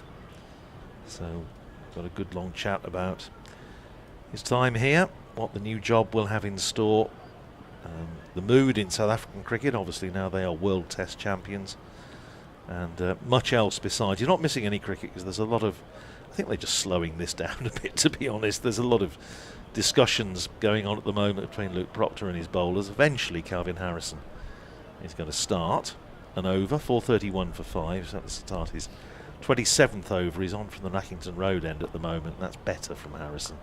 A little bit quicker maybe, and forward goes Bell-Drummond, and there's no run. Also, as we always like to talk about, club cricket. We're going to be chatting to Drew Brearley from Findon, current Northants League leaders. Findon Dolben. Findon Dolben. Harrison is in, bowls, and Bell-Drummond defends. McManus comes round from behind the stumps to retrieve.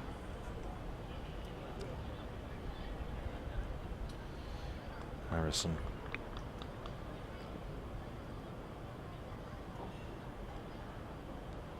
in again, bowls to Daniel Bell-Drummond, who tries to swing that away. A little bit of a slog sweep, touch of the Malloys, aiming I think for that lady's garden in Freeman House. Doesn't make contact. Please don't, Daniel.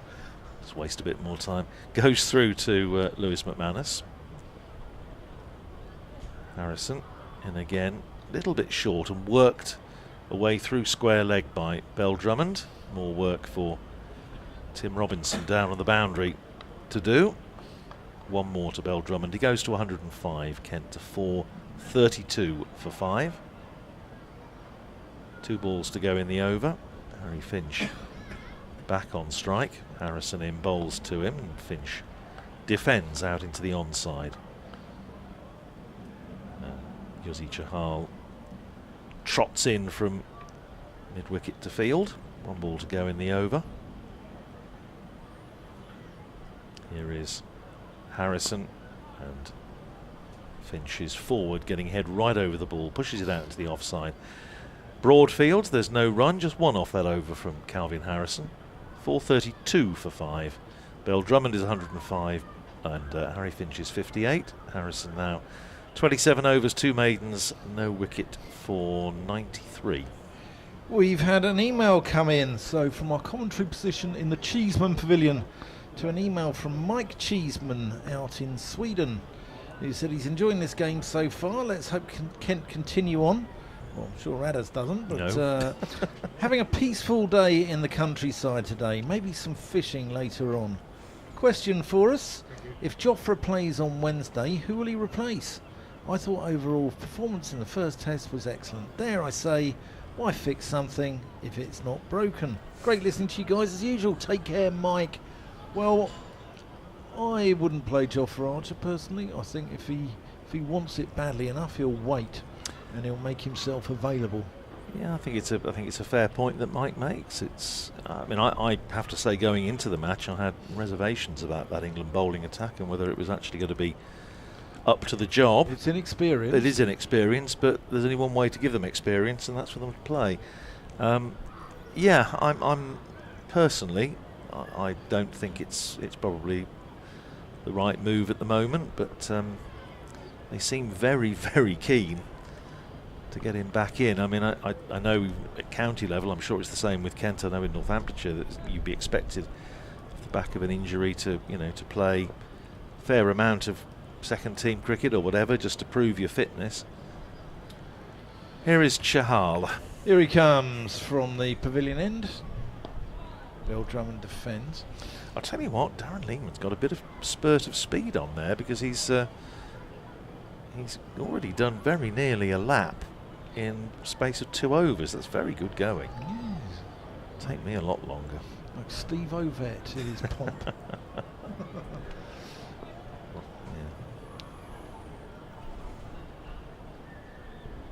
Swept by Bell-Drummond. No appeal though. Ball pitches outside. Leg stump. Well, I suppose in his case, Herb Elliott or Jim Ryan or one of that lot. Juan Torina. Oh, for being Australian. Yes, sorry, yeah.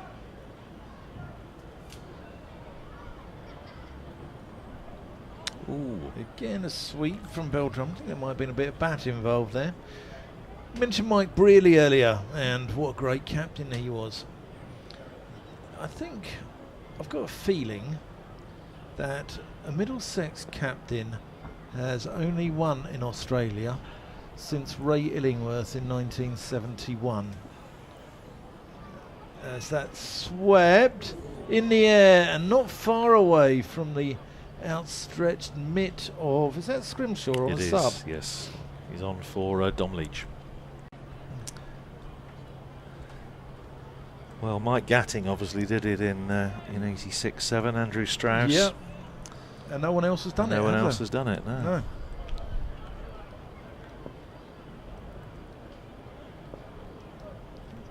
George Scrimshaw, nickname Officer Crabtree. Oh, that's reversed from Finch. He's plued the reverse swoop, said Scrimshaw. Sorry, yes. I was trying to work out what you. Yes. Never mind. Oh, Bell-Drummond gets down the pitch, makes a curious shot, and then nearly picks up the ball when it's moving, and then realises that McManus is coming around and gets back into his ground just about. He's on 106, Finch 59, Kent 434 for 5. Listen to Dan Whiting and Andrew Radd. Umpires having a chat as Dom Leach returns to the field in place of the Arthur Bostrom lookalike. So Rob Bailey and Ben Peverell just having a chat out there in the middle. The game has just gone to sleep, to be perfectly honest. We had the little bit of excitement with Daniel Bell-Drummond reaching his 100 and Harry Finch reaching his 50, and just the body language of everybody out there just meandering around. And it's just a shame. Yeah, but more importantly, Radders, is the clock's working again. The clock is working again, and there's another group of youngsters in smart sort of scarlet shirts over the far side. As Dan was saying, it just sounded a little bit like a school playground, but it's in the nicest possible way. It is excellent, absolutely terrific to see so many young people here and enjoying a day's county cricket.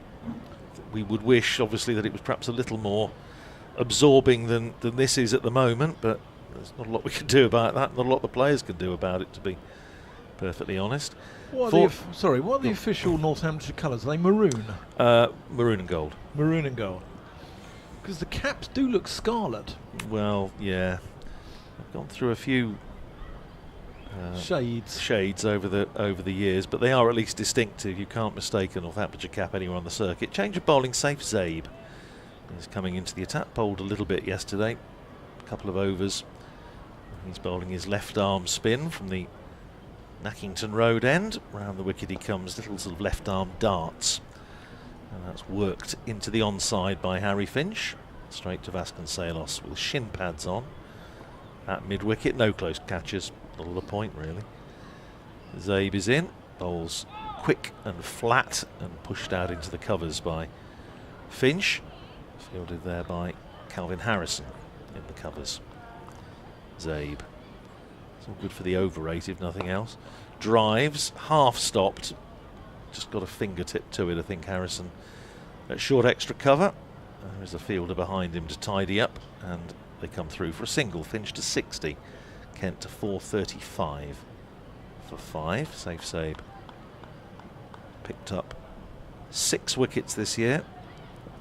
Mostly in the very early part of the season. Round the wicket he comes, and that's a clever shot from Bell-Drummond. Runs it down towards third man. There's a bit of a chase on for Dom Leach. Sends in his return, and they come back for 2. Not a lot of pace to use, but Bell-Drummond using it well, just opening the face. No slip, of course. So a couple of easy runs for him. He goes to 108, and Kent to 437 for 5. Zabe to complete the over. Bounces and turns, just a hint, just gripped a little bit, which will give, I'm sure, one or two of the Kent bowlers a little bit of interest. End of the over, tidy enough. 3 off it. 3 overs for 10 now. Safe Zabe. 437 for 5. Bell-Drummond is 108. Finch is 60. We have 12 minutes or thereabouts to go until lunch. Yuzi Chahal decides he needs a drink. Ben Peverell is strolling over to his position behind the stumps. As I say, the pace of this game is extraordinary. It is just so slow. And I'm not talking about the scoring rate, it is just... Yeah, but it's still +8 on the over rate. rate. No, there's absolutely no problem. And no problem with the scoring rate or the over rate, but it's just drifting along. Yeah, it's coasting, isn't it? But Kent, I'm sure for their part, will be thinking, 5:50 sometime late this afternoon. Well within their capabilities. That's swept out into the deep. One bounce out to Safe Zabe.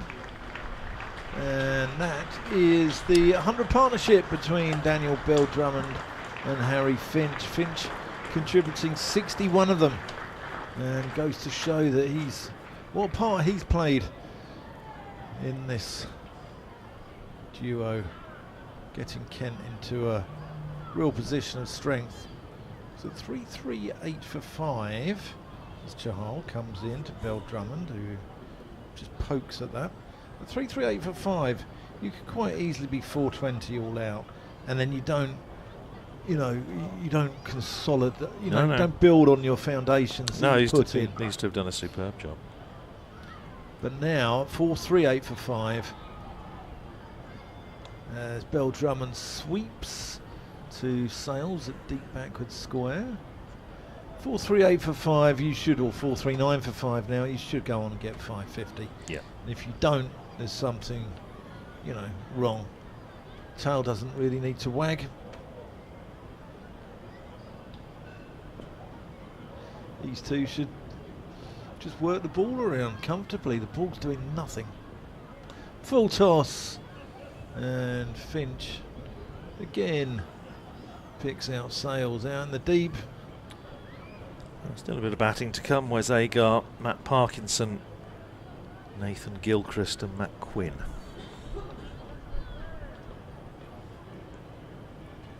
Little bit of batting to come. Little bit.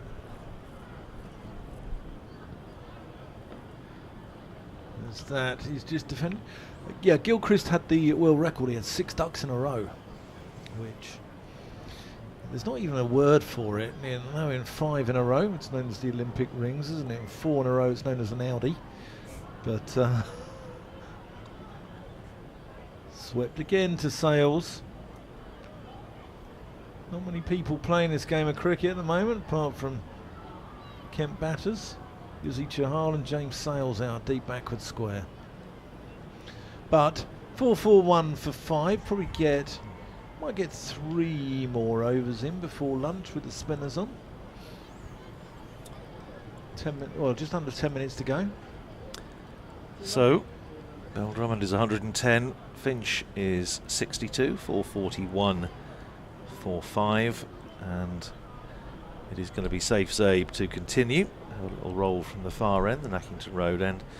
Greg Smith, Northamptonshire's batting coach, now keeping Darren Lehman company on one of his laps around the ground.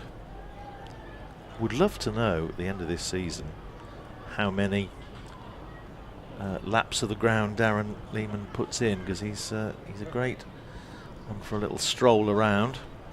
Should do a sponsored yes, sponsored walk. Whatever happened to sponsored walks? Yes. Now people want to skydive and that sort Speak of for malarkey. yourself. Safe Zabe around the wicket, left arm spin. Appeal for LBW as Bell-Drummond pushes forward. I thought it might have been just a hint of bat on that, but anyway, either way, may have got outside the line in any case. Rob Bailey is not over enamoured. Down the pitch comes Bell-Drummond and then blocks it back to Safe Zabe. Zabe's put in some useful bowling performances in white ball cricket. That's again just short of a length and cut by Bell-Drummond, but not a lot of pace to work with, and it rolls down to Leach at backward point. Zabe in again, bowls to Bell-Drummond, who this time waits on it and will get a single down to Dom Leach, who has to go to his left at backward point. One more to Bell-Drummond. Dreaded Nelson on the board for DBD, 111, and Kent to 442 for 5. Here's Zabe again, forward goes Harry Finch, plays it out to mid-wicket, and there's no run. Hum of conversation around the ground as Zabe is in, bowls a tidy over from Safe Zabe as the last ball is just blocked out into the covers. 442 for 5. Just 1 run off that over. Bell-Drummond is 111, Finch is 62. These two have now put on 104 for the 6th wicket, and with the clock showing it's coming up to 5-1. Certainly I would have thought 2 more overs before lunch, and it may be, as we said yesterday, a case of how much the players actually want another over, a third over, because I think if a certain number of old pros that I can think of would make absolutely sure that there is only going to be 2 more overs before lunch. Yeah, I think Daniel Bell-Drummond wouldn't mind that there's only a couple. I think he'd like to go in, get some fluids down him, and yeah, here we go, Finch doing the old bootlaces. Yeah. Well, Northamptonshire have bowled 30 in the session so far, so if they bowl 32, I mean that's absolutely fine. They're up with the over rate.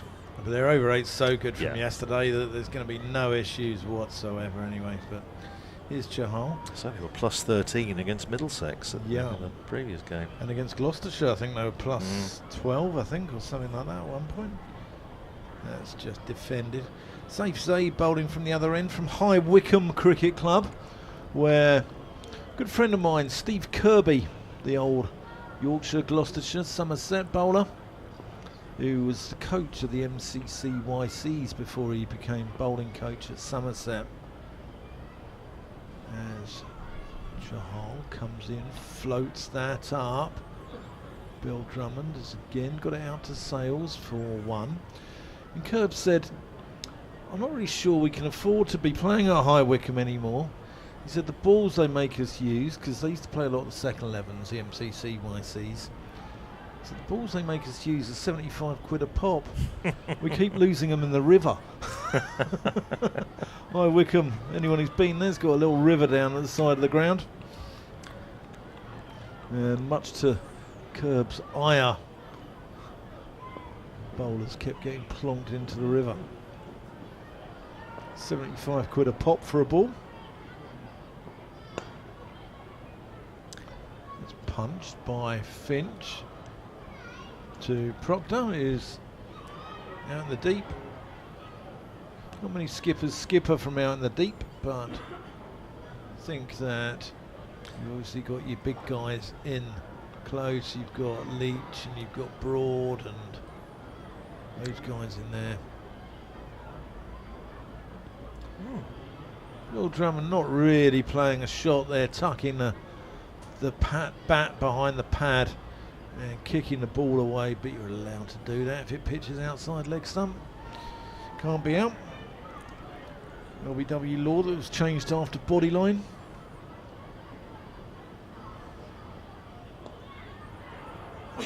Oh, they think about one there and they decide against it. Yeah, that law changed after body line. Something to do with Bradman not being able to play the short ball, wasn't it, Radders, I think? Oh, you're opening up a very considerable can of worms there. I'll tell you an interesting story about local connection with Bodyline after this ball. That's a dot ball, end of the over. Go on, Radders. I was having a chat with one of the Northamptonshire women's players, Lenny Sims, who's an Italian international. Her mum is Italian, and doing a bit of research as you do before doing a piece with it. I spotted a family connection which she confirmed. Her great uncle was Harold Larwood. Wow.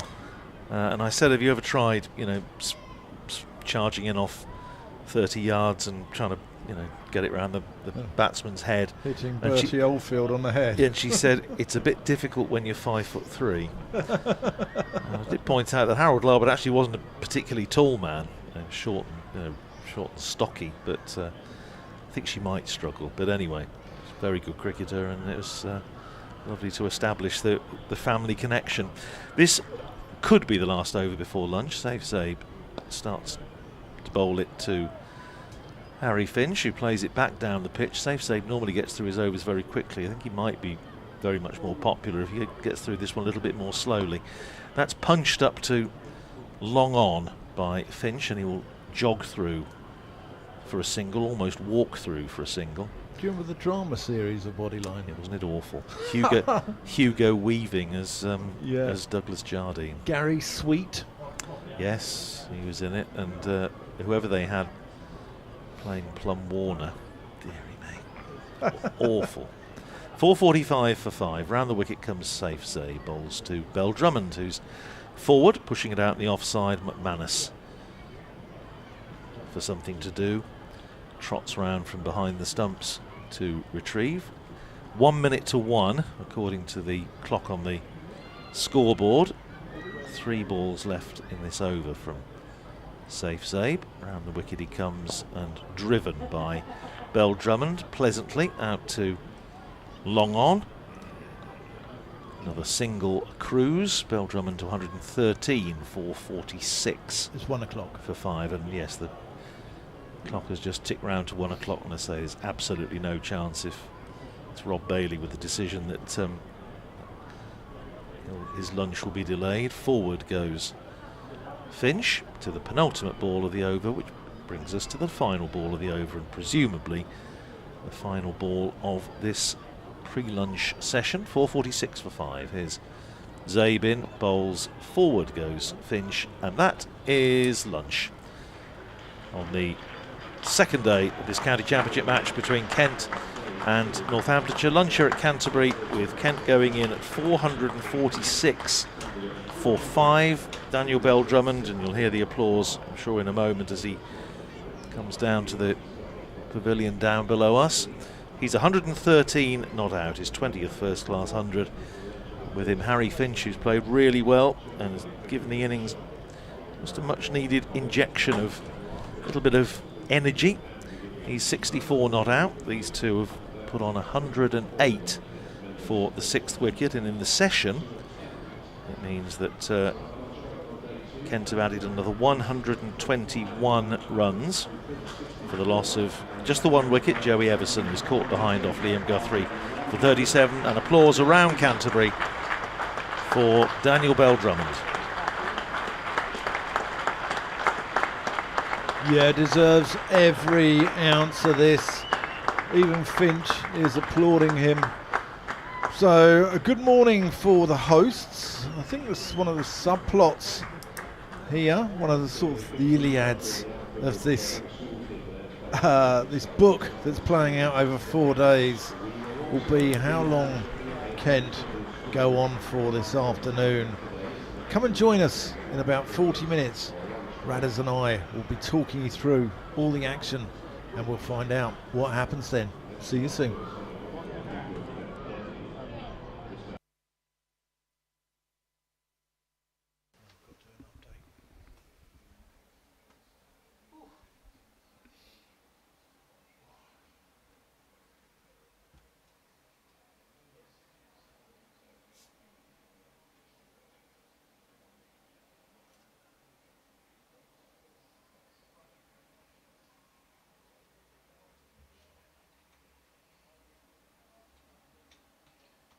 These Bob Villan who've made anti-Semitic remarks.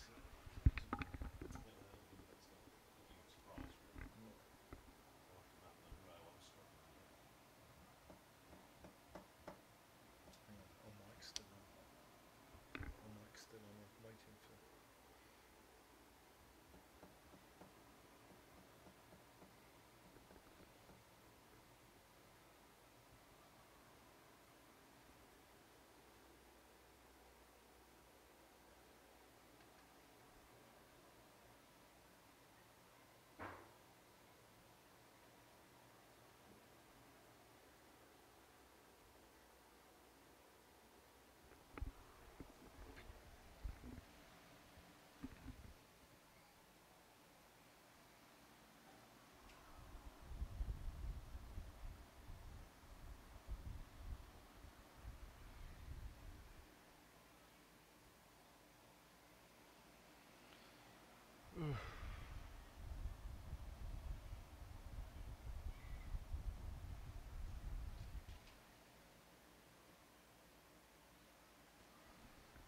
There's no rush to go off the pitch. I'll be off that pitch and it's a centrifuge.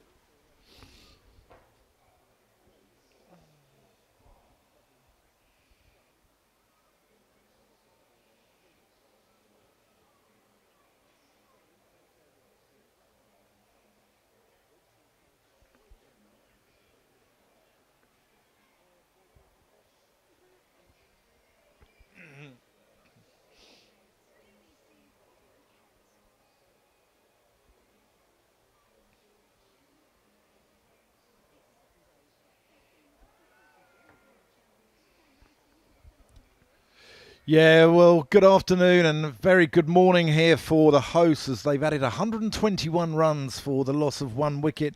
Joey Everson, the man out, he was caught behind off the bowling of Liam Guthrie for 37. But Daniel Bell-Drummond, the Kent captain, leading from the front, has got his 3rd century of the summer and he's been aided and abetted. But that may not be in their minds at all. They may have something completely different. Yeah, remember to get all your questions into us. We won't know the answer. At Old Man Rad or at the middle stump, and save the tough one for Radders, and I'll answer all the easy ones. All right. So Chahal, it is going to be Yuzi Chahal to bowl from this pavilion end. 4:46 for 5. Round the wicket comes Chahal, starting his 37th over, and padded away by Bell-Drummond as he was doing before lunch. Still just a slip in. Ricardo Vasconcelos. Now on the 45 on the leg side, short mid wicket, extra cover. Everybody else is out. Here's Chahal in bowls and Bell-Drummond just dropping a bat on it. Rolls out towards the bowler. Justin Broad skips across to field. Liam Guthrie is going through his warming up routine immediately down below us at long on. There's a deep deep backward square. It's a full toss. Oh dear, cricket was the loser. It was a full toss which Daniel Bell-Drummond could have hit more or less anywhere, and he finished up just poking it out to extra cover where Calvin Harrison fields, and there's no run. Long off and a deep cover as Chahal is in again. Bowls a little bit short of a length and paddled away by Daniel Bell-Drummond for the first run of the afternoon session, down to James Sales in front of the Les Ames Pavilion. 4-4-7 for 5 Kent. Daniel Bell-Drummond to 114, and we had the wonderful sight at lunchtime of hundreds of school children congregating in front of the Les Ames Pavilion for a group photo. Any number of schools represented here today. Reverse sweep from Finch out to deep cover where Robinson fields. One more to Finch. He goes to 65 and Kent to 448 for 5. Do you think when, you know, the powers that be wanted to bring in the Kookaburra ball, they'd be finding a leg spinner bowling outside leg stump from around the wicket? Here's a shortish ball from Chahal, and it's beaten everything. It's going down towards the boundary at the Nackington Road end. They come back for 3 runs, so he must have got something on it. Yeah, I think he just little got bottom a bit of edge. glove. Oh right, okay. Yeah, because It looked as though he was trying to paddle it away on the leg side, and it finished up going down almost behind the keeper. it's almost sort of behind slip, wasn't it? But maybe that's just the roll of the ground and the slope. But yeah, this is a Kookaburra ball, and whether you're, you know, I can see why they've brought it in. The reality is what you've got here is a leg spinner bowling from around the wicket, bowling it outside leg stump, and a batter kicking it away. I think the problem is, and it's a sort of an alternative answer to your very reasonable question, is that I think the people that have brought this in couldn't give a tinker's cuss or any other expression you would care to employ that can be used in a family audience, because I don't think they care about county championship cricket. No, but there's plenty of people who do. Correct. And we're one of them, aren't we, Radders? Well, absolutely, but I just don't think, you know, the impact it has on county cricket is neither here nor there. It's all part of some sort of master plan. Here's Liam Guthrie from the Nackington Road end. As Bell-Drummond's a little late on that, and the ball dribbles out to Calvin Harrison at first slip. I mean, it's supposedly to help the England side. I'm not quite sure how it helps the England side, but that's the idea. And I suppose the cynic in me says that if it happens to put the boot in county cricket, then that's a sort of a happy byproduct in the minds of some of the people involved. Yeah. Bell-Drummond turns this one through mid-wicket with his bottom hand, but is that Zabel Vasconcelos? It's mid-wicket Vasco, yeah. Yeah, it just gets a finger on it and parries it to mid-on. Yeah, I agree. I think there's certain people out there who want franchises. They have a vested interest in wanting franchises and want to see the demise of counties. That's cut, but only to Sales. And, you know, the sooner that day comes, the better. And I think all county cricket fans need to come and back your local county, whoever they are, because we're all in the same boat. Oh, I couldn't agree more. There you go. And I think that's me on my soapbox No, about this soap opera. No, I quite agree. And I think there are a vast number of people that, as you say, that do care, but their voice isn't probably being heard at the moment.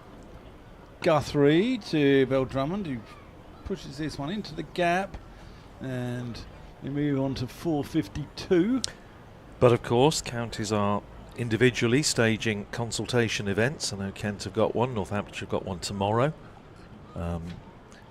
which I was rather hoping I might be able to listen into, but I'm not sure I can. I better check that up, because I'll be interested to hear what's said, obviously, what the alternatives are, and what time is it?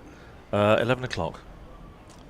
Hence coffee and custard creams. I'm happy to do the first hour. It's not ideal timing from this point of view, but anyway, not to worry. I'm sure somebody will tell me. Let's just let go through to the keeper. I've just got to keep my eye on 2 other games for updates back to BBC Radio Kent. One's at the Oval, where Surrey are 608 for 3. Dan Lawrence 174. Dom Sibley 251. That's not a contest.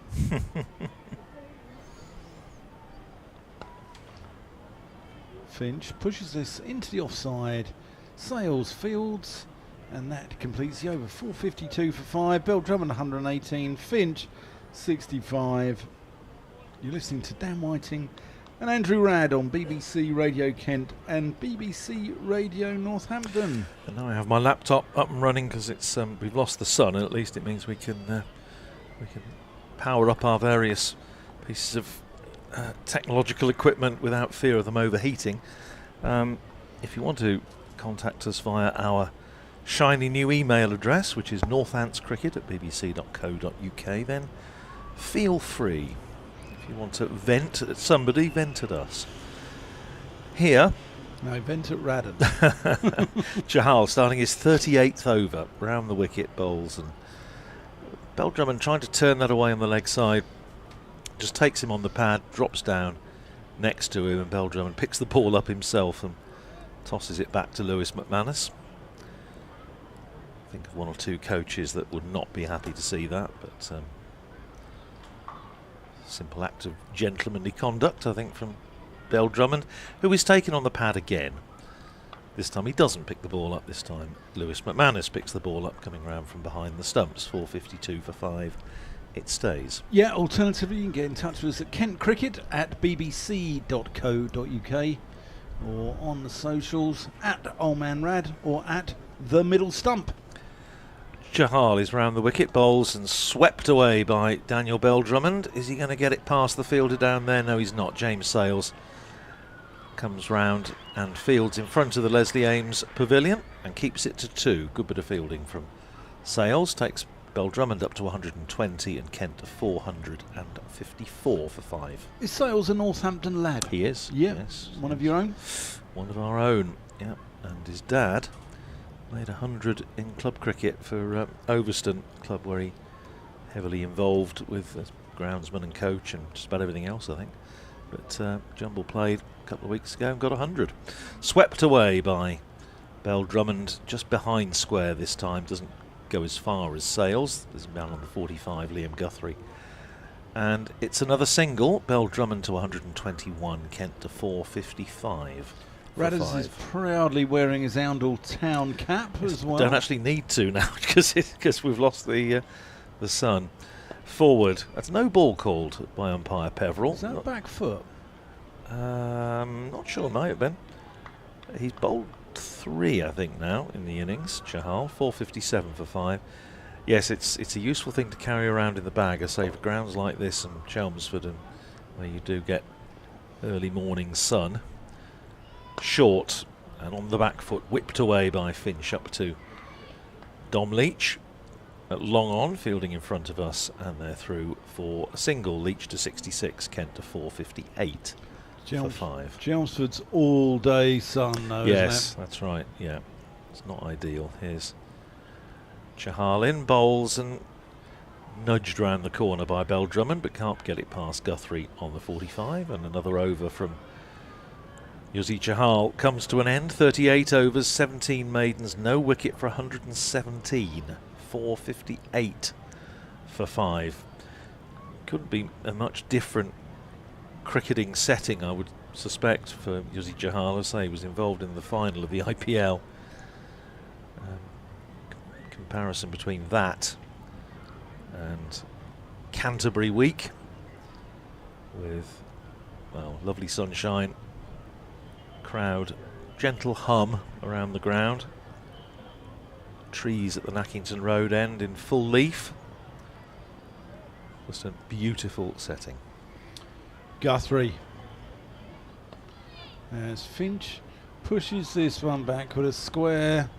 Zabe down at third will do the fielding. Harry Finch, 33 runs away from his 6th first class 100. He's got 2 in list A to add to that as well. Top score of 135.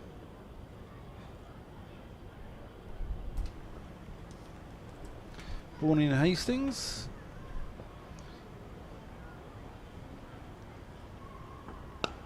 What year was he born, out of interest? How old is he now, Harry Finch? Finch is 30, I think. Okay.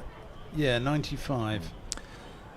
No, I was just thinking, going back to the conversation we were having yesterday about the old Central Ground in Hastings, whether he was old enough to remember it, but obviously not.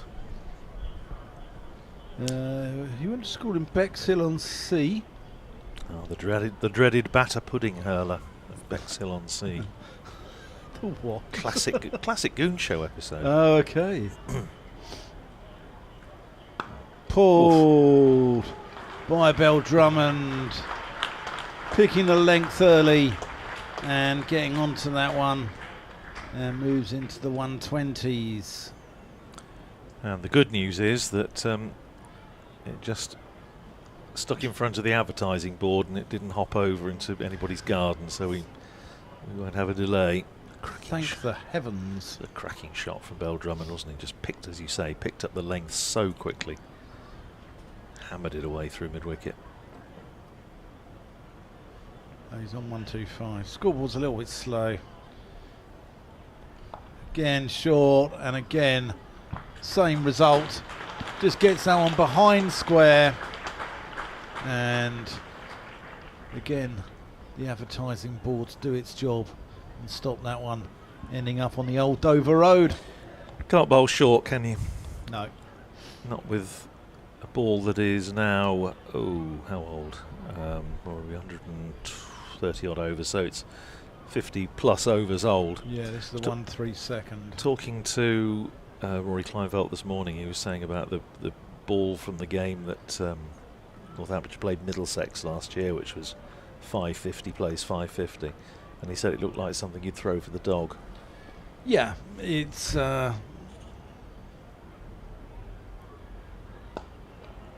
just defended. Yeah, they do, and you know the grounds are so hard and the surfaces are so abrasive, but they don't seem to reverse much, the kookaburras, and you know you probably want your bull terrier to have a chew on half of it, don't you? Well, I say the only bowler I've seen do anything with appreciable with a kookaburra ball in county cricket is playing here, and we'll hopefully see bowling a bit later. Where's Agar? Yeah. Who at Northampton back in 2023 bowled beautifully with it, and it was going, and as I say, Northamptonshire players were just baffled. Bell-Drummond steadfastly defends.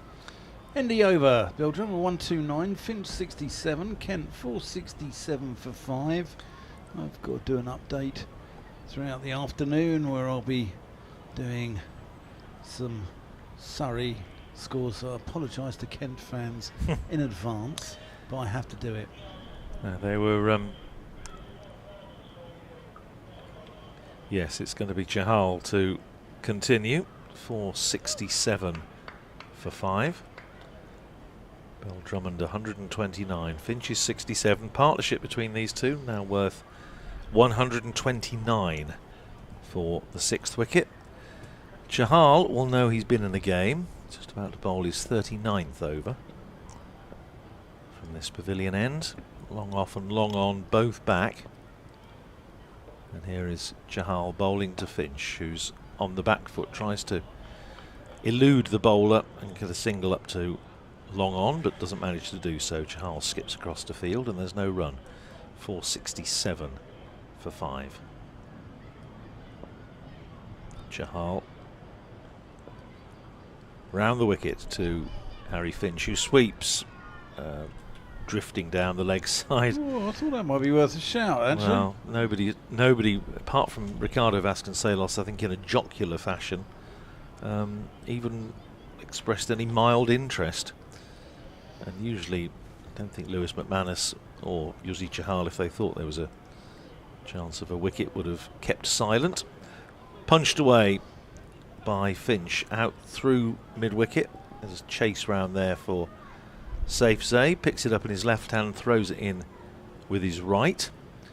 And it's 2 more to Harry Finch. He goes to 69, Kent to 469 for 5. Kent's highest score against Northamptonshire here, 576 for 8. Back in 2001, round the wicket comes Chahal, and Finch trying to smear that away over deep mid-wicket. Just gets a little bottom edge and it rolls out into the offside. Big inviting gap away through mid-wicket. Long on and a deep square on the boundary.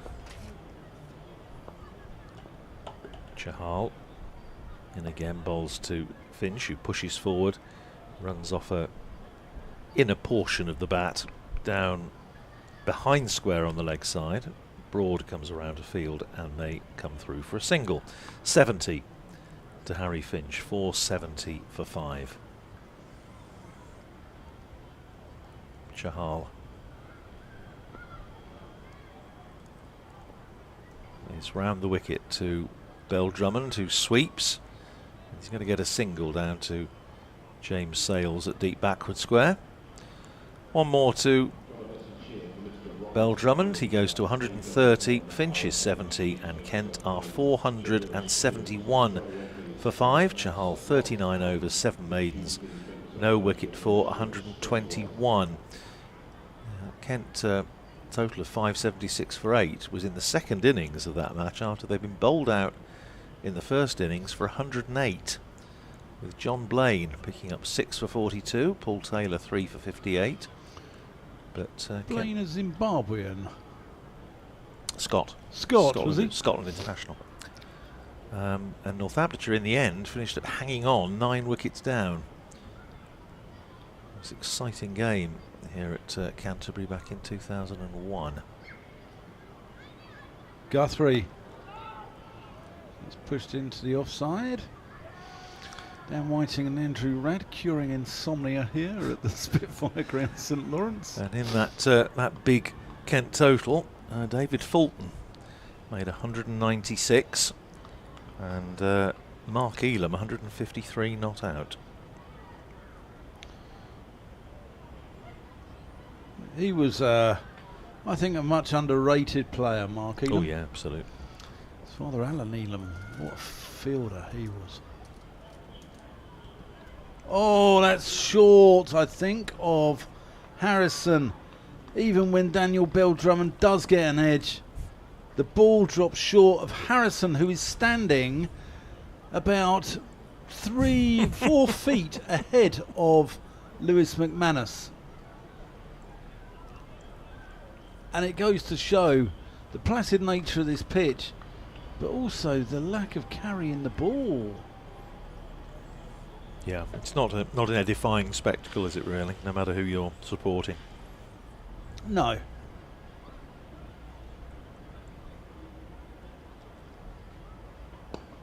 Well, Drummond whips this through mid-wicket. He's going to get 2 as Robinson comes around. We still have not seen a cloud, Radders. No. All day. No, nary a sign of a cloud.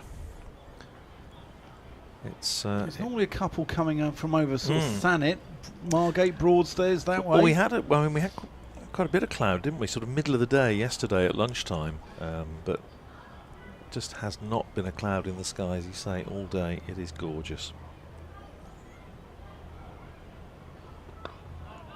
Defended, or to the left. Often it comes in from the north, like Whitstable, over your manor, as they say in these parts. At the moment, yes. Yeah, Chelsea by the Sea, as it's also known, I gather. Yeah. I was just going to say, there's a lovely breeze coming into the ground. It's the fan behind us. It's absolutely nothing to do with the weather outside. It's a godsend, this fan. Yes, absolutely. Don't take it away. No. Kent County Cricket Club, please.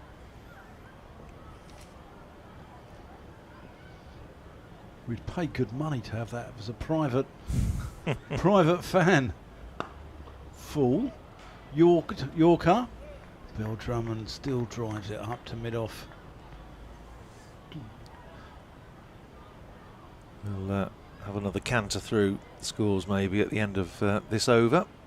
Lots of exciting games boiling up around the season, around the county rather. He lied, unconvincingly. I think the Test match out in Bulawayo, South Africa in their second innings 336 for 7, so they're leading Zimbabwe now by just over 500. Bell-Drummond runs a cheeky single into the onside. And let's see who's got the runs for South Africa. Vian Mulder has made 147 batting at number 3. Matt Britsky, who's obviously missing a chunk of Northamptonshire's season, both in Championship and T20, in order to play in that match, is out for 1. So 474 for 5. Dan, I know, will be updating BBC Radio Kent in a moment or two. They will in a moment. They will be on tenterhooks at the moment. The listener's about to hang on his every syllable. 474 for 5. You're gone. All yours.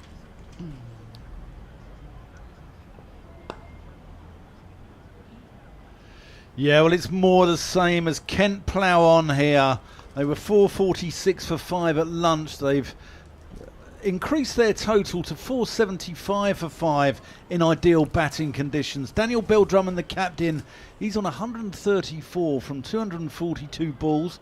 Harry Finch, the wicket keeper, he's 70 off 105.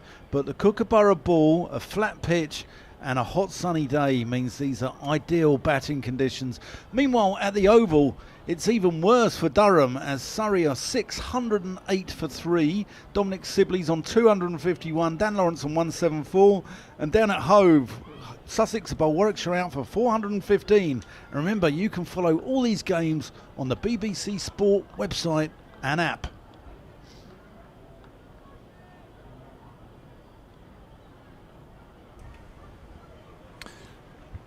So now we know. 477 for 5, Charles. Will continue bowling round the wicket to Harry Finch, who's forward. He could just drop, runs down behind square on the leg side, then Guthrie fields and they're through for a single. Finch to 73, Kent to 478 for 5. Worcestershire 566 for 5 against Hampshire down at Southampton. Jake Libby at 181 not out there. Gareth Roderick 44 not out. Forward defensive from Bell-Drummond back down the pitch. Bell-Drummond now on 134. I think if England ever get rid of Brendan McCullum, they go to the antithesis of Bazball. They should get Sibley and Libby back in there to open. Yeah, that'd be good. Round the wicket comes Chahal, flights that one up and worked away past mid-wicket for a single. Justin Broad wasn't about to put the dive in, and I don't blame him. One more to Bell-Drummond, 135 to him, 479 for 5. Brings Harry Finch back on strike, 73 off 107 balls, been excellent today. Here's Chahal in again, bowls and pushed out by Finch, square of the wicket in the offside. Dustin Salos trots after it from slip, and they're through for another single. 480 for 480 for 5, with Bell-Drummond on 135 and Harry Finch on 74. As Dan mentioned, Surrey 634 for 4 against Durham at the Oval, with Dan Lawrence out for 178, but Dom Sibley Like old Father Thames, just keeps rolling along. 262 not out. Somerset all out for 379 against Nottinghamshire down at Taunton. Notts are 38 for no wicket in reply. Dom Leach comes back into the attack from the far end, the Nackington Road end. Warwickshire 415 all out against Sussex at Hove. Sussex 98 for 1 in reply. Tom Haynes, the man out for 40. Go through Division 1 in just a moment, although they're taking a very long time to set the field, so perhaps we can go on, Radders. continue. The other Division 1 game, Essex, dearie me, 357 for 7 in the 132nd over at York. Ouch. Leach bowling. He might be called Leach, but it's the Kookaburra ball that's sucking the life out of bowling attacks all around the country.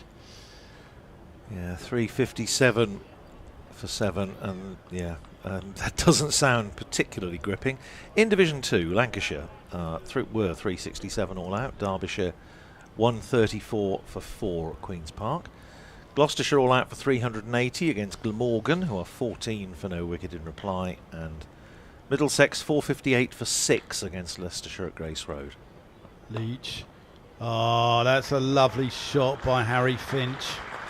It's not a half volley, and he's just climbed into it and put it towards the ice cream van. As far as James Sales, keep running. I'd keep running and get a 99 flake down your throat. Ben Geddes just reached his century for Middlesex, 103 not out. Former Surrey, Good of course. player. He is a good player. Yeah, good Played player. well, particularly in the first innings for Middlesex in that game at Northampton last week. Yeah, I think there's a few at Surrey who might just make their way to other counties next few years, who want regular first team cricket, as Ben Geddes did. Wouldn't surprise me if Tom Laws has defended. Tom Laws is a fine bowler and is sort of on the fringes of the side. James Taylor's another one there. Yusuf Majid, the left arm spinner. Well, Northamptonshire was that Krish Patel, signed from Surrey, but he's actually now left the Northamptonshire staff to go and read applied mathematics at Brown University in the United States. Oh, a bit like you, Radders. Did maths, applied maths and pure maths at A-level? Finn, oh, that's gorgeous. There's a touch of the Vivian Richards about that as it goes down towards the lime tree. That's not a bad ball, and he's just worked it through mid-wicket. Moves into the 80s. Yeah, back-to-back boundaries for Harry Finch. 82 not out for 88 for 5.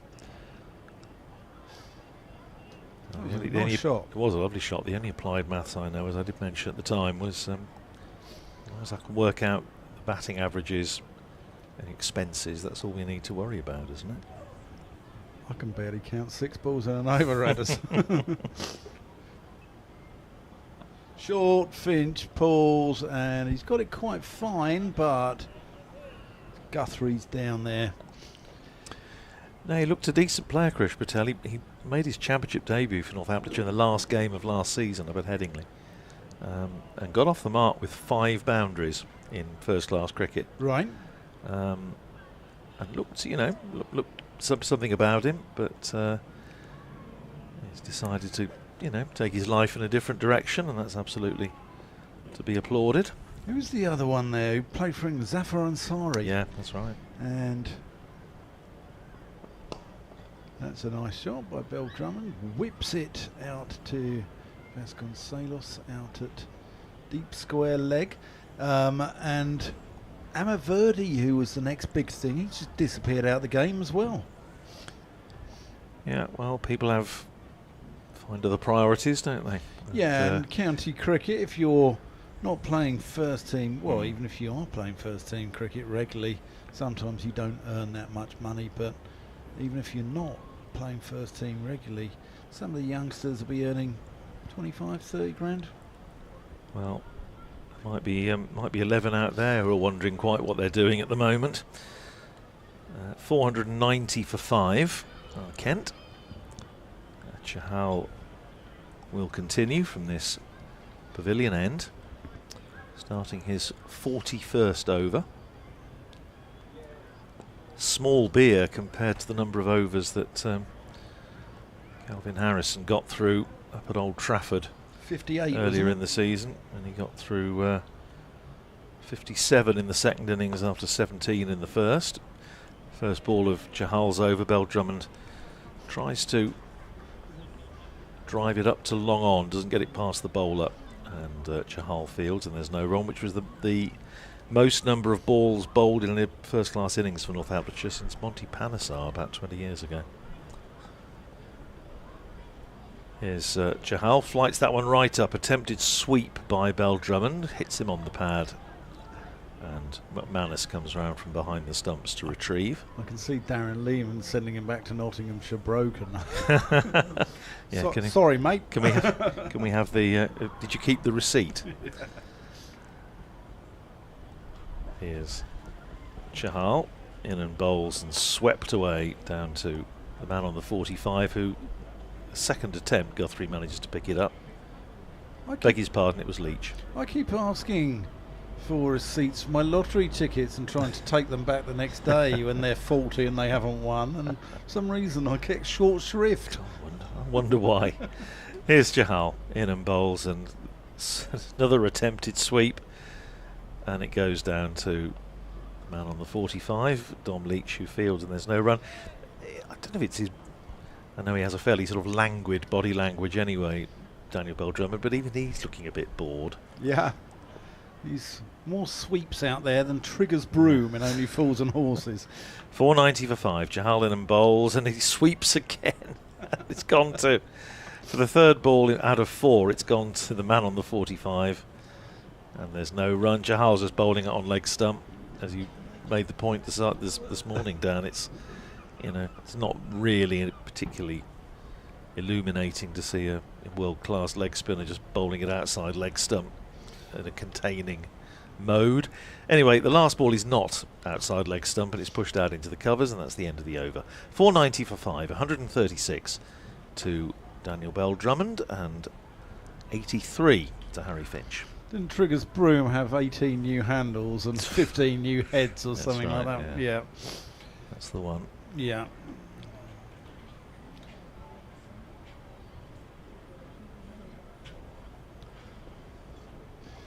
Crowd just soaking in the sunshine. It feels that sort of, well, if we were abroad in this weather, it'd be siesta time.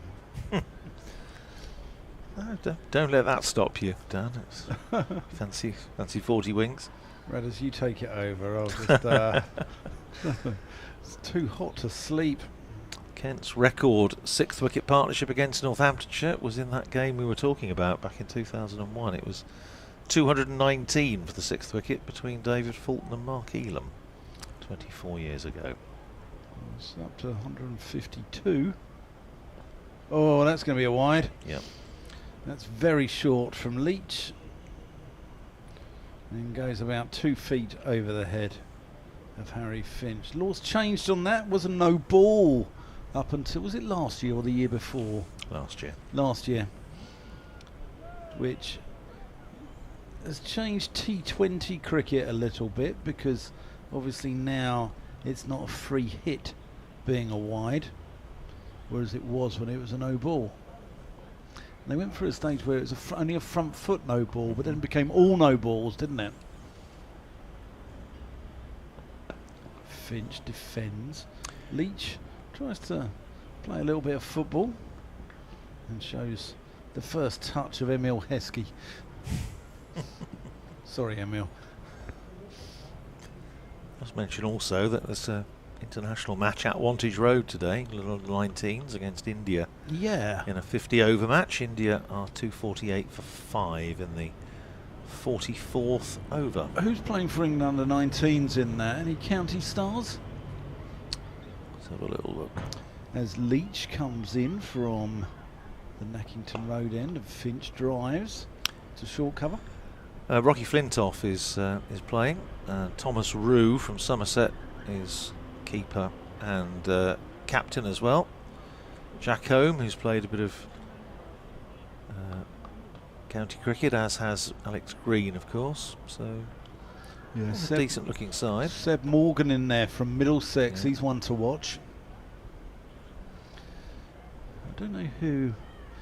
Was it Ralphie Albert there? Was that his name? Sounds like something out of PG Woodhouse. Yeah. Again, driven. Is it Ralphie Albert? It is Ralphie Albert, yes. Where's he from? I've never heard of him. No, he's a new one to me. Mark Newell and Tom Lungley umpiring that one with Peter Such. Peter Such, I don't think he's got a caravan at Billing Aquadrome or something. We do see quite a lot of him at Northamptonshire matches this season. It was nice to see him, of course. Well, I had a stage last year where I did Gloucestershire versus Essex on the Thursday in Bristol, as that's just defended. I then did Glamorgan versus Surrey on the Friday in Cardiff, and then Surrey versus Kent on the Sunday evening, and all three games Jack Shantry was umpiring, and I bumped into him all three games. He actually said that he was considering taking out a restraining order on me for following him all around the country. Marvellous. He's a good lad, Jack Shantry. He's a very funny man.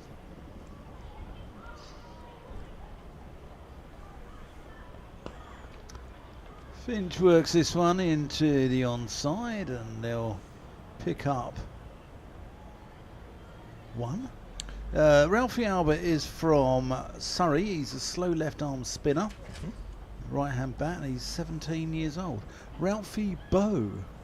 Right, I haven't seen him before. No. So, yes, I knew obviously Jack's brother Adam. Yeah, it was at Northants and Glamorgan. Northamptonshire, Glamorgan. It's got 4 in 4 in a under-19s match against Warwickshire. Bell-Drummond whips that. He's going to get 2, as it's a long chase out there for Vasconcelos. The dad, Brian Shantry, played for Gloucestershire as well. Yeah. And BK Shantry. yeah, it was a parsimonious man. Apparently taught them to swim by saving £1.50, taking them to the local Lido, and just chucked them in the canal with the cry of "Watch out for the barges."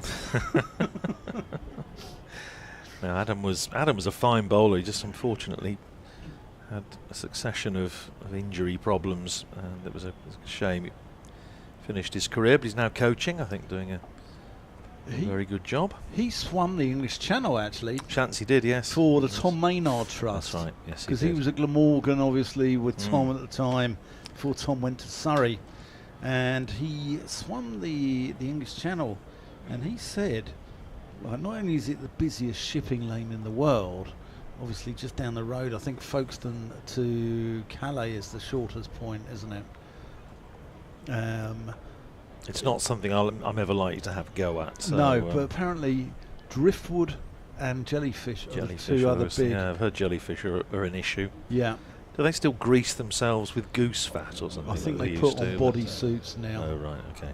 Safe Zabe is coming into the attack to replace Yossi Chahal. 5 overs for 13. A little bowl last night, another one this morning. Starts off with a flighted delivery driven down the ground by Harry Finch. They're going to come back for 2 as Proctor, who, as you commented this morning, Dan, is captaining the side in the unusual position of long off. Not that I think it makes a huge amount of difference at the moment. He comes round the field and they come through for 2. So Finch is 86. It's short, punched away by Finch. He's going to get a single out to Guthrie at long on, immediately below our commentary position. One more to Finch. 87 to him. 497 for 5. Zabe. 3 or 4 little steps. Bowling left arm over the wicket. In and bowls and worked again up to long on, where Guthrie comes in off the boundary to field, and Bell-Drummond this time picks up a single, takes him to 139, and Kent to 498 for 5. Here's Zabe in again. Well, third ball in a row, almost identical stroke, punched up to Guthrie at long on for 1, 499 for 5. Finch to 88. Zabe. Bell-Drummond just having a little poke of the pitch. I don't know if he's trying to wake it up, but he might struggle. Doing his Monty Don, bit of gardening. 499 for 5. Here's Zabe in and bowls, and driven by Daniel Bell-Drummond up to Proctor at long off, and that is 500 on the board for Kent. Bell-Drummond goes to 140, and Kent to 500 for 5. How many more do they think they need? I wonder. However many more, or however many less. Yeah. This game has got draw written all over it.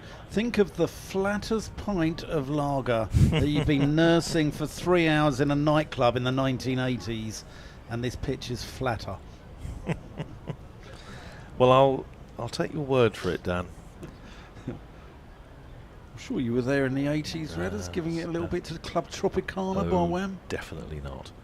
Here's Zabe round the wicket again, and again it's just short of a length, and it's punched up to Proctor at long off. There was a little word with the 12th man, George Scrimshaw, and that is the end of Safe Zabe's 6th over. 7 runs off it, 140 to Bell-Drummond, 89 to Harry Finch, 501 for 5. Well, I'm sure Kent will obviously look to give Harry Finch a chance to complete his century. Already comfortably his high score of the season. Yeah, I'm pleased for him as well. He's played some gutsy little innings, Finch, on pitches that were doing a bit early season, so I'm glad he's got an opportunity to make hay when the sun shines in midsummer. But Kent know that however much Northamptonshire are toiling out there, they're likely to be doing the same probably for 2.5 days. There's Finch into the 90s with a little tickle into the onside. This reminds me a little bit of the game against Nottinghamshire back in 1995 when Notts were 353 for 1 at the close, the first day's play, and lost by an innings. Wow. How? Well, they just fell away a bit on the second morning, all out for 527. Yeah. Leach in. That's chopped behind square, but sails around quickly, cuts off the single. And Alan Lamb was captaining Northamptonshire, was probably the only person who thought that there was still a win there. But Northamptonshire made 781 with centuries from Lamb, David Capel, Alan Fordham and Russell Warren, and then Anil Kumble bowled them out on the last afternoon with about half an hour to spare for 180 odd, and Northamptonshire won by an innings. Extraordinary game. Leach and Bell-Drummond shows the placidity of this pitch by hooking that off the front foot out to deep square, out to Vasconcelos. And even Dennis Brooks, who had watched cricket on the county ground from when he first came on trial in 1932, was still walking around the ground around his 90th birthday, 2005. He said he'd never seen anything like it, and if he hadn't, then I don't think there's any chance of anybody else having done. Oh, gorgeous, lovely shot from Harry Finch, punched off the back foot.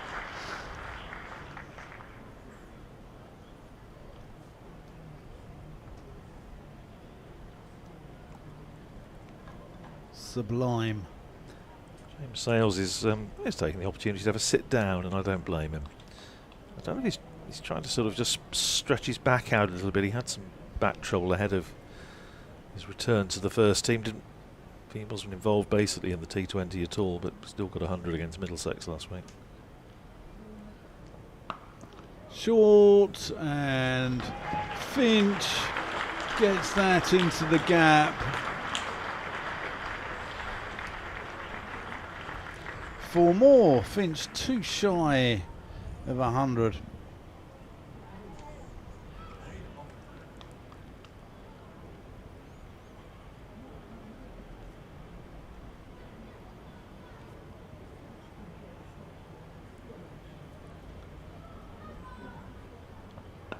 And defends stoutly. Leach again plays football and again shows the sort of first touch that Wayne Larkins accused Radders of having. I think my game was lacking in every possible department, as Ned very quickly identified, and wasn't afraid to let me know. But that was Ned. 5-11 for 5. And it is going to be Safe Zabe to continue. Daniel Bell-Drummond on 141. Well, I doubt if he'll get the chance to go on quite as long and get another triple as he did against Northamptonshire 2 years ago. Luke Proctor with hands on Luke Guthrie's shoulders, but he's trying to persuade him to have another bowl. I'd say no thanks. Yeah, I think I'd like to say the same, respectfully. I'd be going, oh, Hammy's a bit tight, Skip. Yes, right. Yeah. Just back squat. Bits, yes, not feeling quite right. Here's Zabe. Bowls to Bell-Drummond, who drives out to short extra. And there's no run. Darren Lehman having another little wander round down below us. And Zabe bowls to Bell-Drummond, who chops that down to backward point for a single. Bell-Drummond goes to 142. Kent to 512 for 5. Harry Finch is 98. Facing Safe Zabe, and he's on 99 as he punches that down the ground. Liam Guthrie, who had a conversation with captain a few moments ago and has just been doing a little bit of gentle warming up, so maybe he is going to come back on. 5-13 for 5. Bell-Drummond back on strike as Zabe bowls to him, and Bell-Drummond defends. Off the front foot, back down the pitch.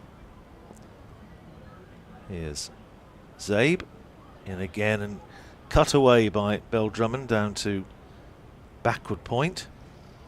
And there is no run. Daniel, please don't run out Harry Finch on 99. Well, that might be the most likely mode of dismissal at the moment. Driven back into the ground by Bell-Drummond and fielded by Safe Zabe, and that's the end of Zabe's over. 5-13 for 5.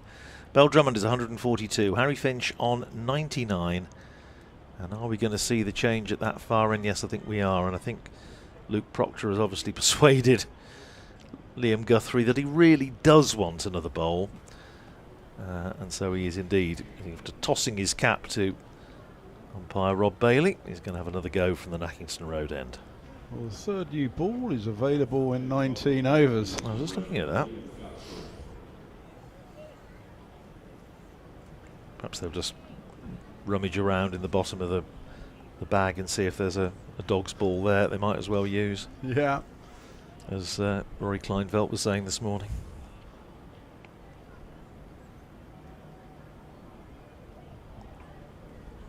I've seen a few dogs here over the summer. It's one of those sorts of places, Canterbury. Kids having a knock up on the outfield. Dogs here. It's too hot for dogs, I think, today. Yeah, Here's Guthrie to Finch, who's on 99. And there it is. A 6th career first-class 100 for Harry Finch. 128 balls. And that's a popular sight here as he gives a wonderful little signal back to the dressing room. and milks the warm applause of the Canterbury faithful. A very popular man in these parts, and well batted, Harry Finch. Yeah, we said this morning when he came in, the innings was just lost a bit of momentum, and he has given the innings but fresh momentum and has played really, really well and thoroughly deserving of his century. Watchfully defends the ball after. Yeah, the upper tier of the Cheeseman stand next door to us, all rising to applaud that. Well, as I say, for somebody who's had not a great season with the bat in the Championship, 232 at 18 coming into this match, with 1/2 century, the 52. He's dipped his bread here, and don't blame him. Yeah, but there have been some quite spicy pitches here at Canterbury early season. Good cricket wickets and making exciting cricket. Very different from the one that's being played on here, as Guthrie aborts his run-up.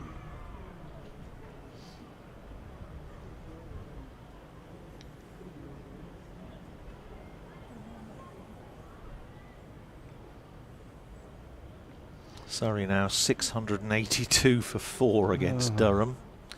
What did they get against Lancashire that time when Fairbrother It was over 800. wasn't it? 811 was it, Yeah. or something like that? Sibley 284 not out.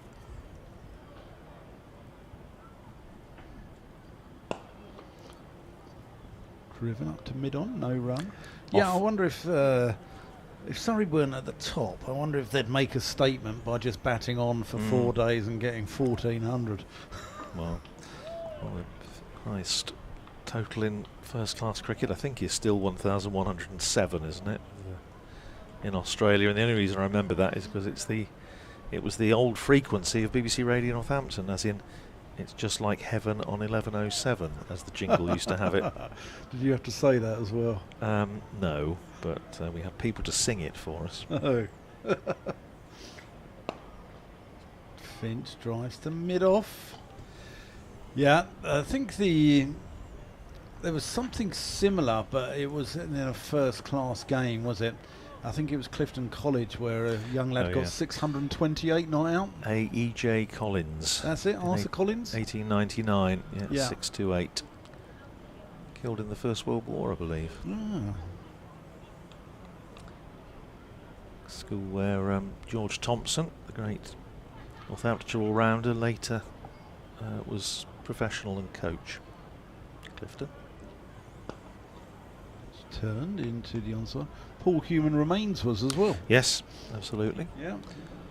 We had a message from Paul this week about, obviously, about Wayne Larkins, because they were on the Northamptonshire staff at the same time in the early mid-70s before he moved to Durham, and then eventually, of course, to Gloucestershire, where he had a very successful career.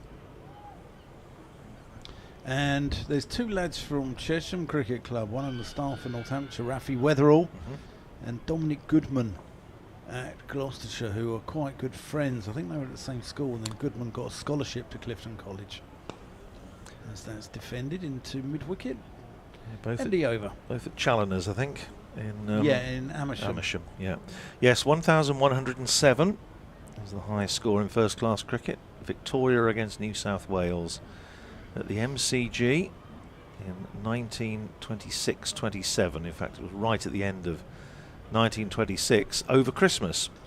First day's play was Christmas Eve. They then had Christmas Day and Boxing Day off and reconvened on the 27th.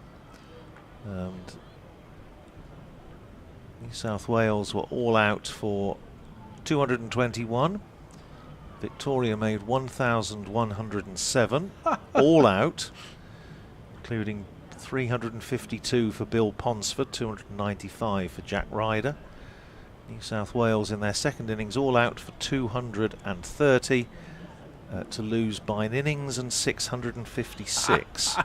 I was just wondering how the New South Wales coach would have been trying to take the positives out of that. I mean, when our equivalent had to go around and have a chat with him at close of play. Well, it's still good. I think we did some things pretty well. Here's Zabe, starting his 8th over, driven by Bell-Drummond, fielded by Zabe off his own bowling. Listen, at least you've never had to go and interview Gareth Batty after an innings and 278 runs. No, this is very true.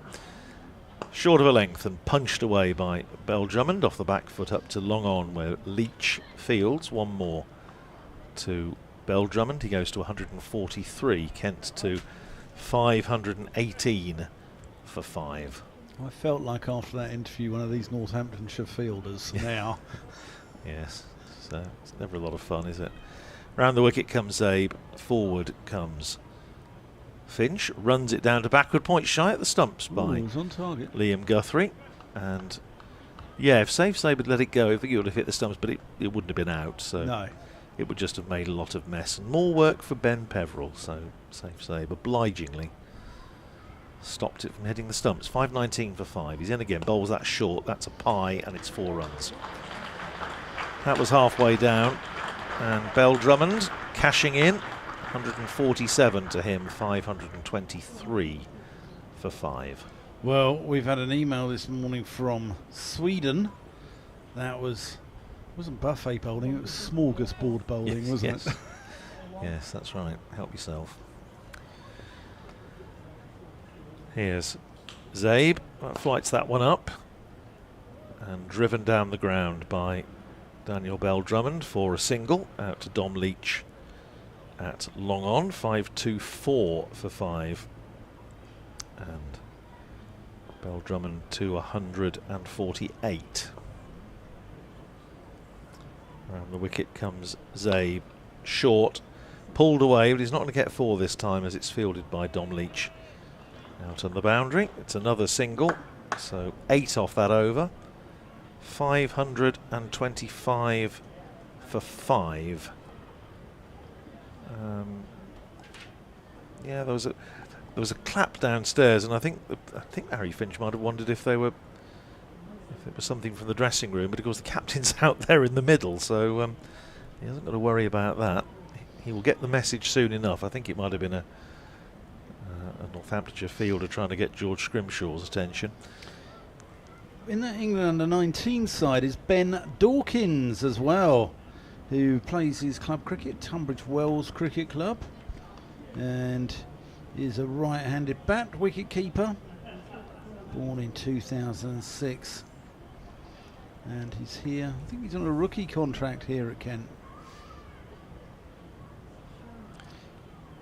Calvin Harrison is limbering up again as though he might have another bowl. Got a few emails I'll get through during this over.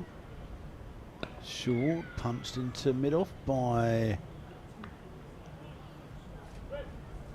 Finch. Ron Lawrence wants to know why the cameras at the Spitfire ground static and not following 4s. Most of the other cricket grounds have cameras following the ball. Well, Ron, it's a question of cost, if I'm honest with you.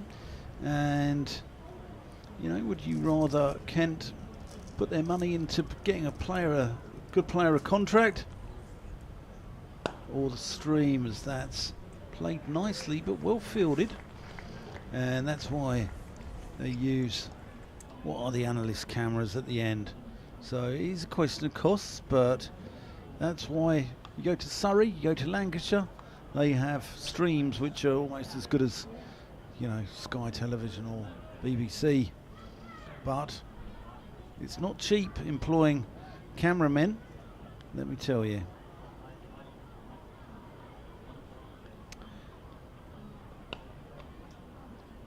Driven square, can't pierce the field.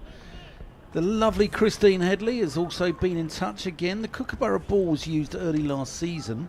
Crawley was available to play a limited number of matches. Those were not 2 of them. You'd think the England setup would have encouraged him to get the experience, but apparently not. So why bother with it? Christine, that's a very, very good question, and I haven't got the answer.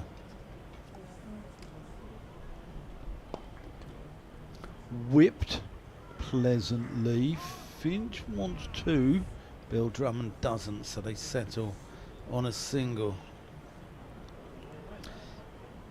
Markin Basingstoke has been in touch regarding Wayne Larkins. He says Wayne Larkins is the only player to have scored a century against every first-class county. Yeah, he scored one against the all 17 of the pre-1992 ones, because he scored one against Northampton. One against Northampton for Durham. Yeah. Yeah, I think Mark Ramprakash has also done it when he got one for Surrey against Middlesex. But don't quote me on that, but I've got a feeling he might have done. As a single goes down to third. There's plenty who've done it, who played for one county. You've got one against everyone else. Matthew Maynard was one at Glamorgan.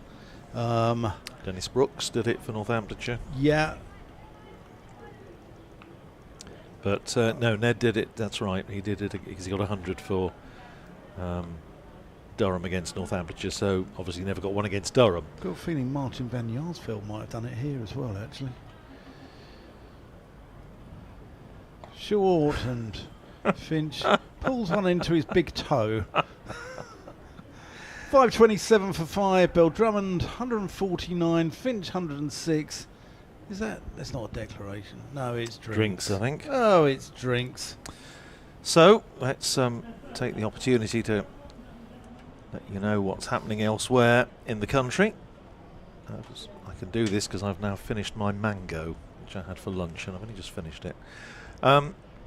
Worcestershire are 624 for 5, with Jake Libby is now past the 200 mark. He's 202 not out to go with Adam Hose's 266, and Gareth Roderick also closing in on a 100. He's 80 not out. Somerset 379 all out. Nottinghamshire in reply are 69 for 1. That's down at Taunton. Hasib Hamid has had a really good season with the bat, is out for 24.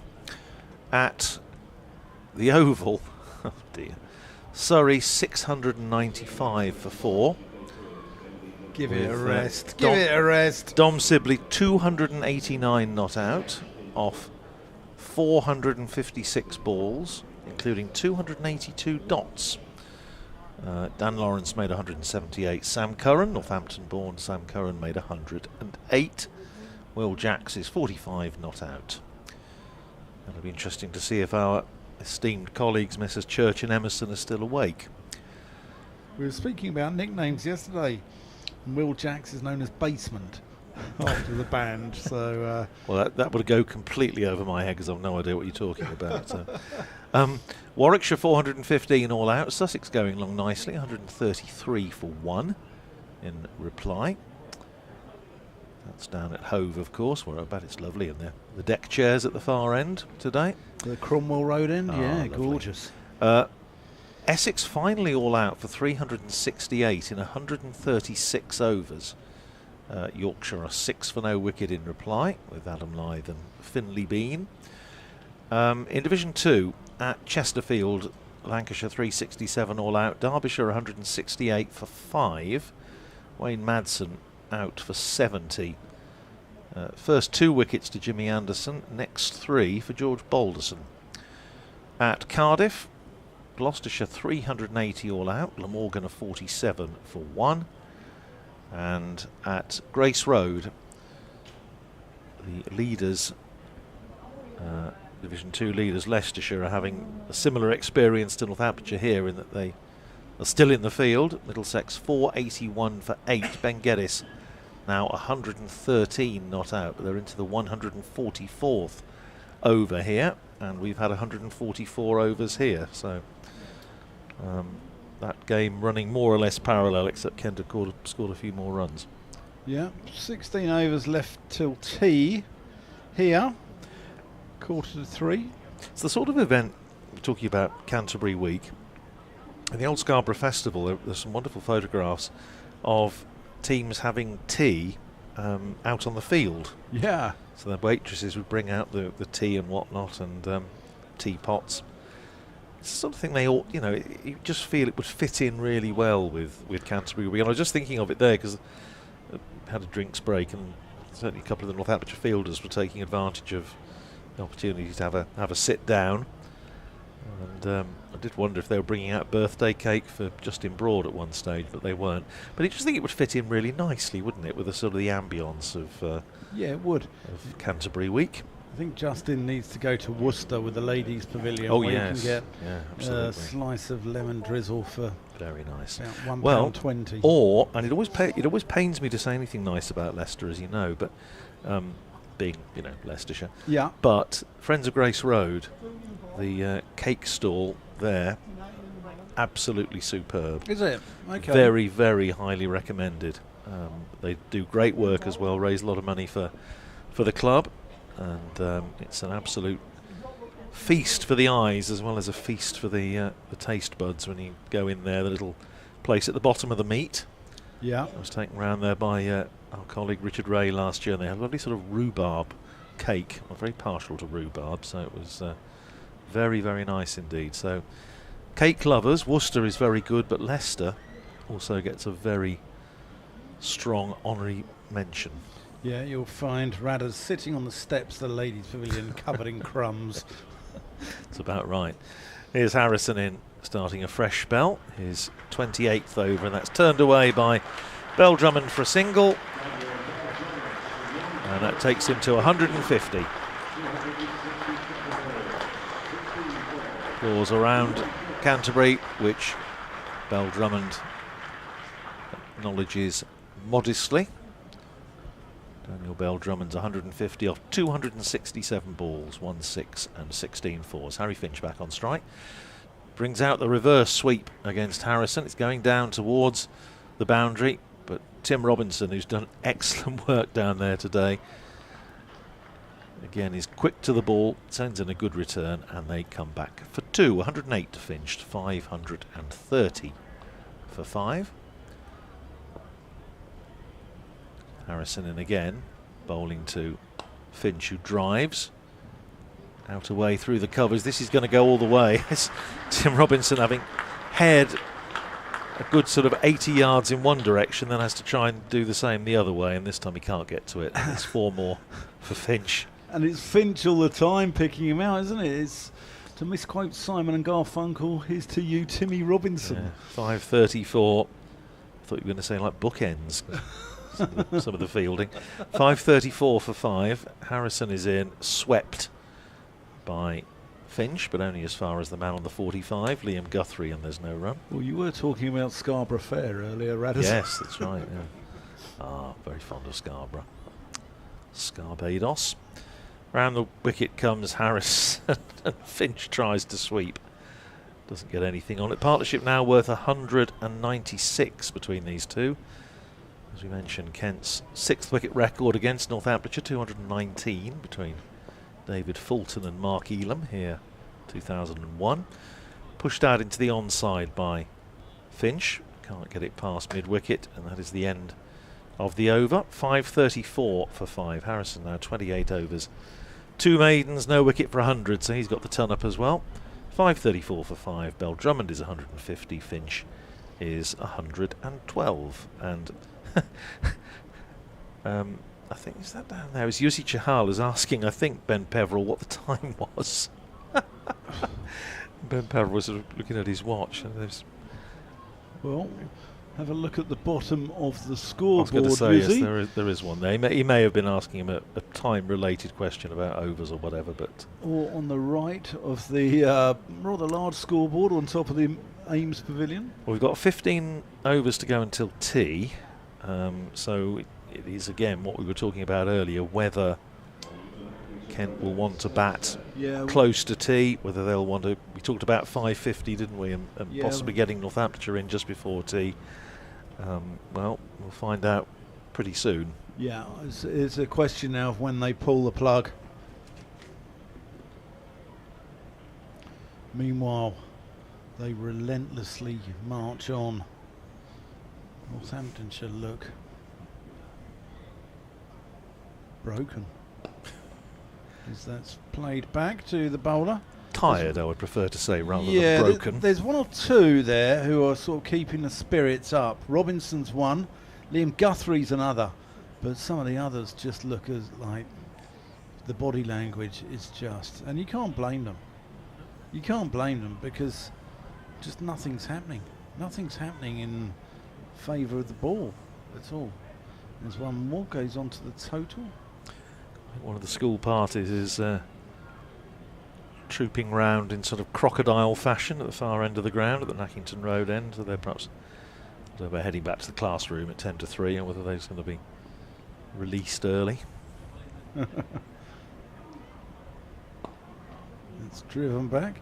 Sound like who's the Home Secretary? Is David Lammy? No, he's Yvette foreign. Cooper. Yvette Cooper. Sound like Yvette Cooper. They're talking about early releases of people. Oh, reverse sweep, and there's an appeal by Zabe, even though Finch has smashed it into his pad. It was almost as though Safe Sabre had forgotten how to appeal there, wasn't it? What do I do? Is this what I do? Driven by Finch up to long off.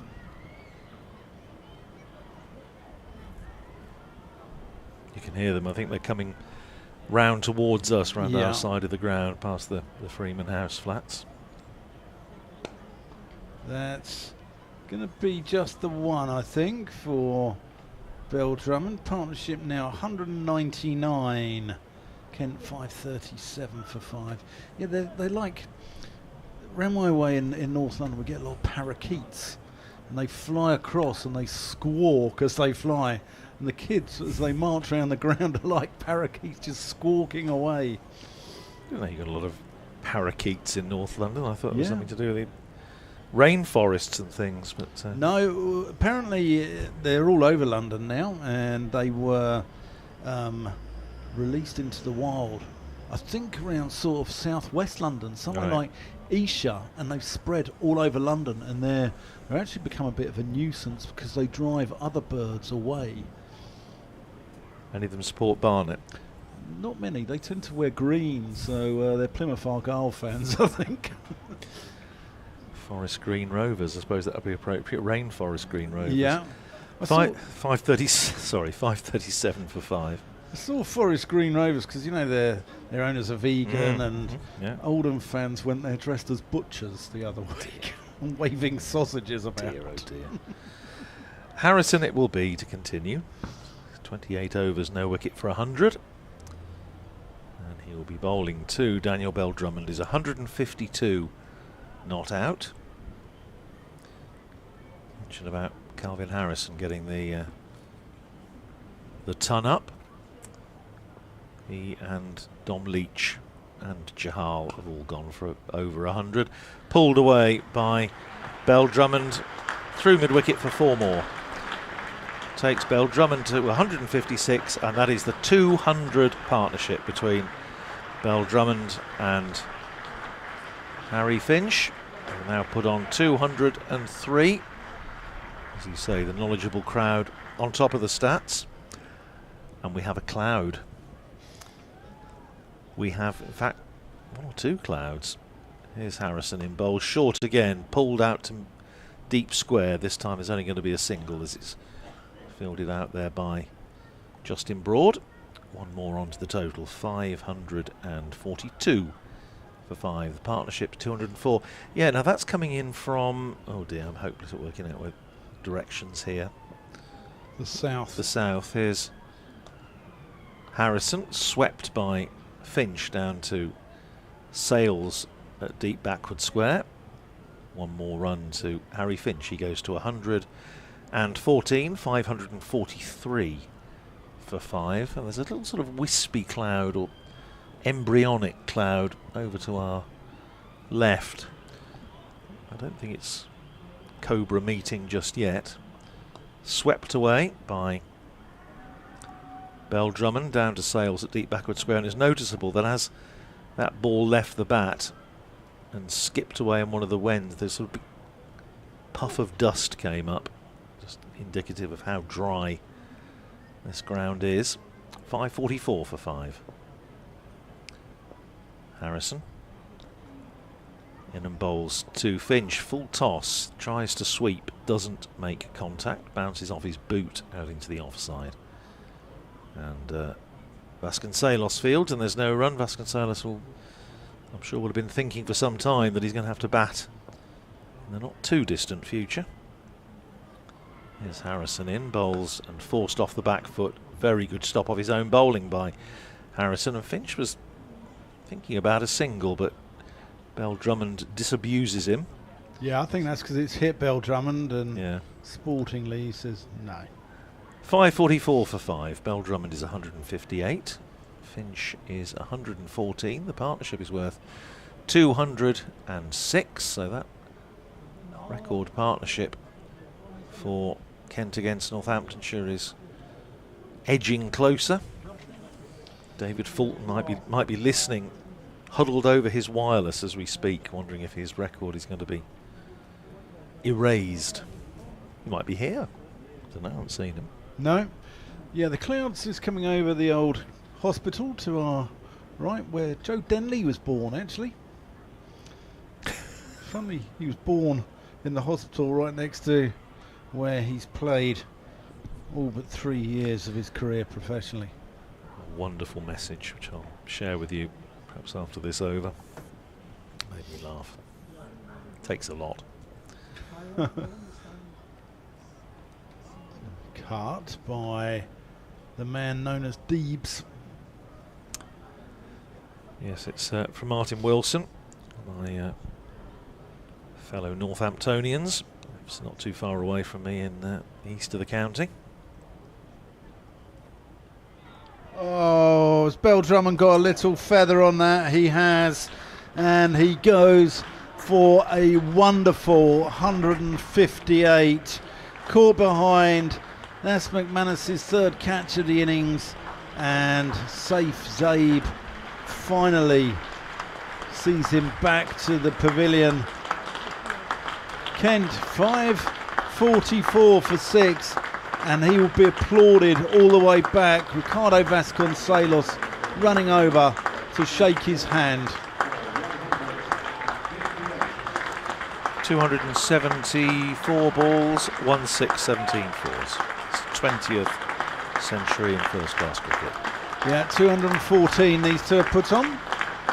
And Daniel Bell-Drummond, a loyal servant here in the Garden of England, goes back to the pavilion. Go on, what's this message? He said it just tickled me, as Martin was saying. Usual fascinating commentary, thank you very much.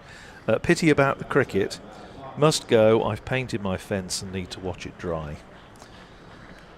I feel your pain, Martin, but we'll see what happens when Northamptonshire's time comes to reply. It's not going to come just yet because Matt Parkinson is coming out to bat.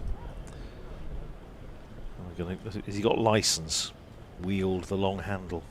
Possibly. Didn't he open the batting? Yes. Just as a sort of night watchman opening. Yeah, he did. Thought I saw that. With Finch and Parkinson, it's possibly the most follically challenged pair out there. Since Adam Live batted with anybody. But, George Scrimshaw doesn't look as though he's hugely enjoying his role as 12th man with the drinks crate, but all I would say to George is it could be worse. He could be playing. Yep, indeed. He could be having to bowl. Indeed. Oh, he'd get some moustache sweat going on, wouldn't he? Saif Zaib's 7th county championship wicket of the season. But he's first, I suspect, for a while. Hasn't bowled a lot recently.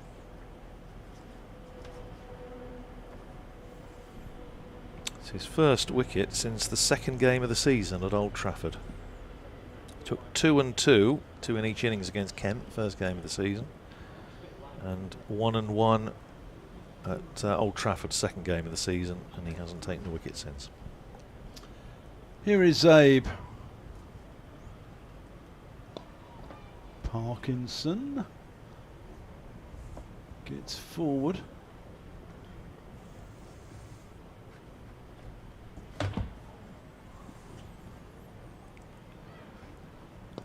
And again. Where are we with the overs now? So let's see how many overs to go. 44 after this one in the day.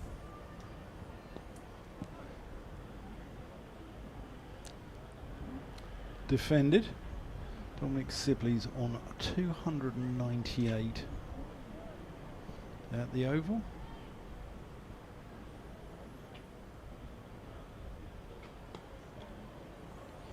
Parkinson's off the mark. With one out into the deep.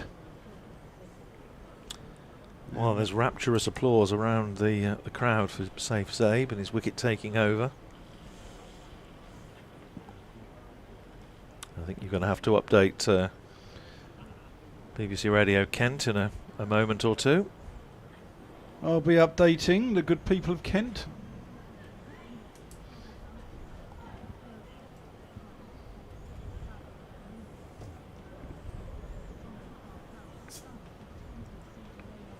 How many balls was Daniel Bell-Drummond?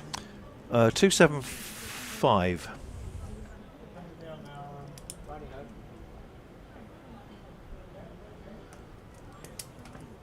One 6, 17 fours.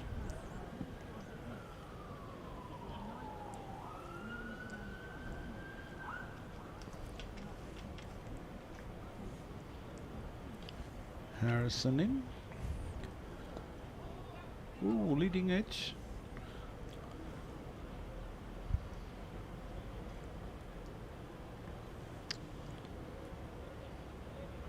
Well, if batters keep playing full shots, then Bell-Drummond might be thinking about, I've got enough. Pull out, bowl them out twice. Yeah. Well, I'm not sure that's going to happen. Well, from a Northamptonshire point of view, one hopes not, but it's hard to. Obviously, the scoreboard pressure is going to be there, and the effects of fielding for a day and a half in this sort of heat as well.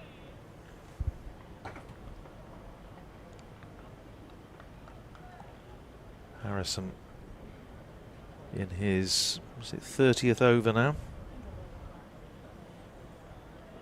And bowls reverse sweep, and he's nailed that one, and it's going to run away for 4.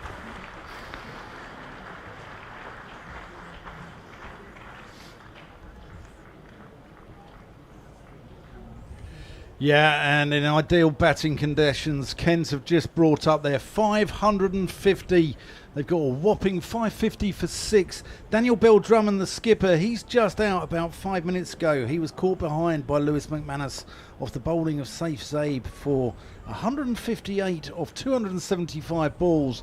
An absolute vigil. Harry Finch has kept him company as well. He's still at the crease with 118. But batting seems to be dominating all around the country with the Kookaburra ball, the hot weather, flat pitches. And at the Oval, Surrey are 723 for 4. Dominic Sibley is on the cusp of a triple century. He's on 298 to follow hundreds from Sam Curran and Dan Lawrence. And Hove, Sussex, 154 for 2 against Warwickshire's 415. Remember, you can follow all these games on the BBC Sport website and app. As Finch is out. He is. Aha. He was attempting a reverse sweep, got a little top edge and caught at slip.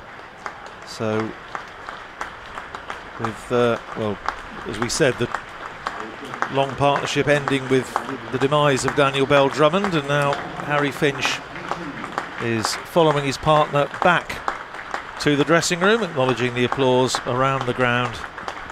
And Kent have collapsed in spectacular fashion to 550 for 7. Was that Vasconcelos? No, it was Justin Broad, I think. Off the bowling of Calvin Harrison.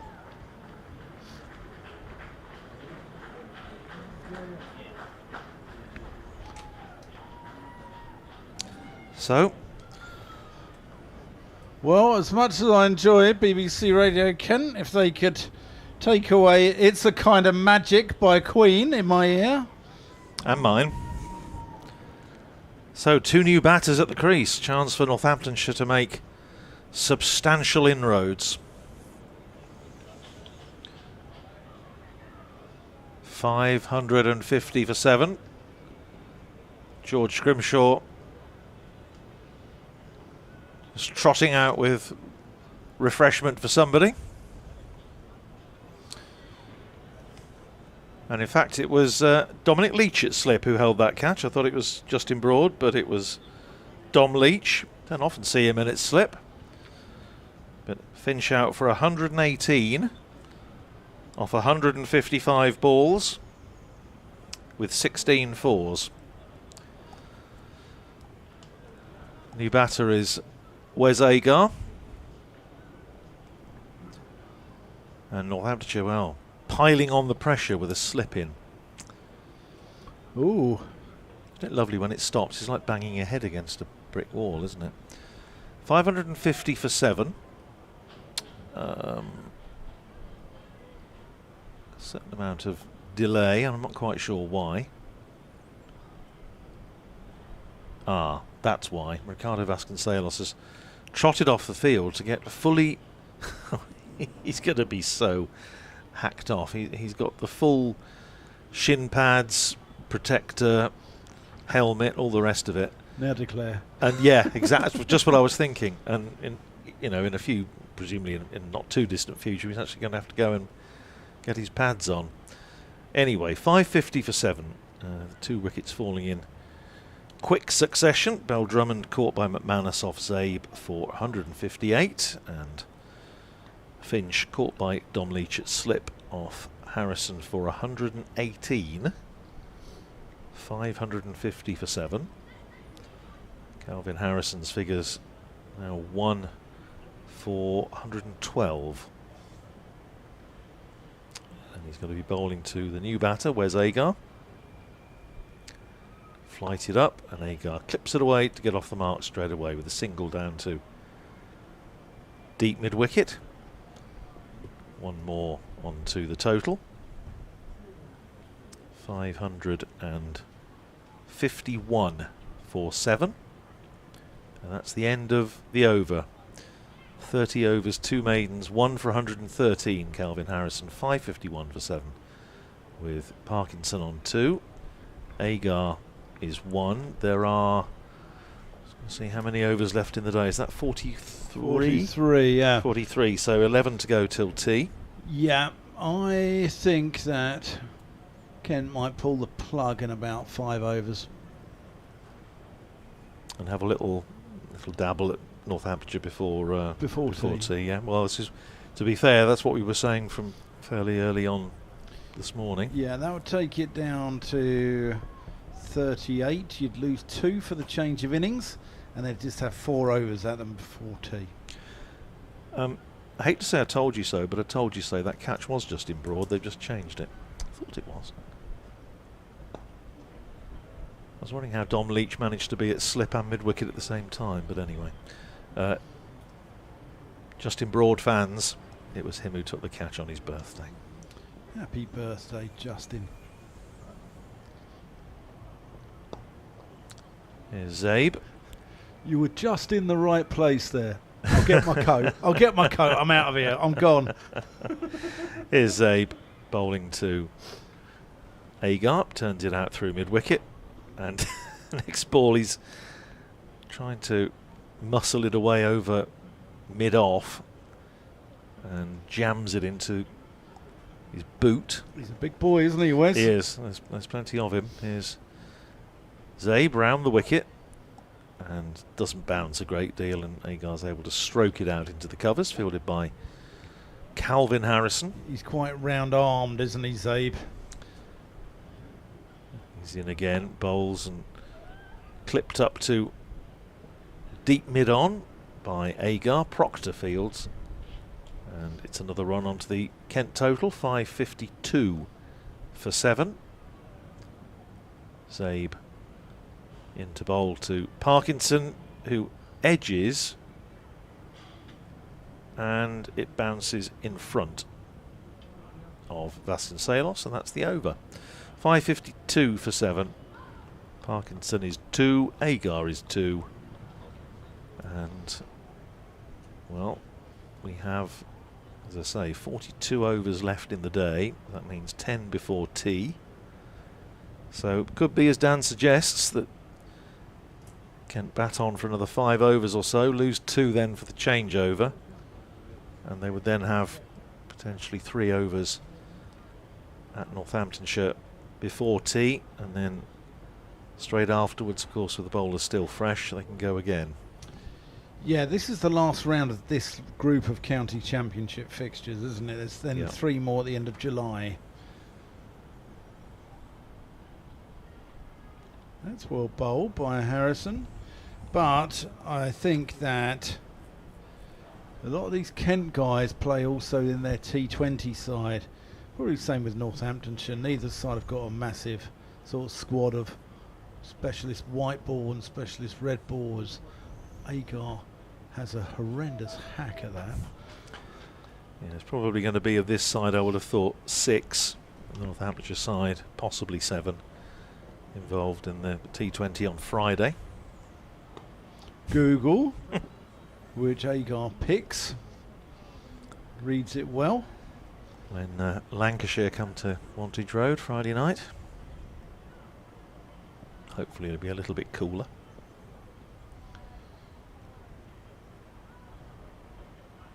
Again, Agar just drops this backward, square on the offside.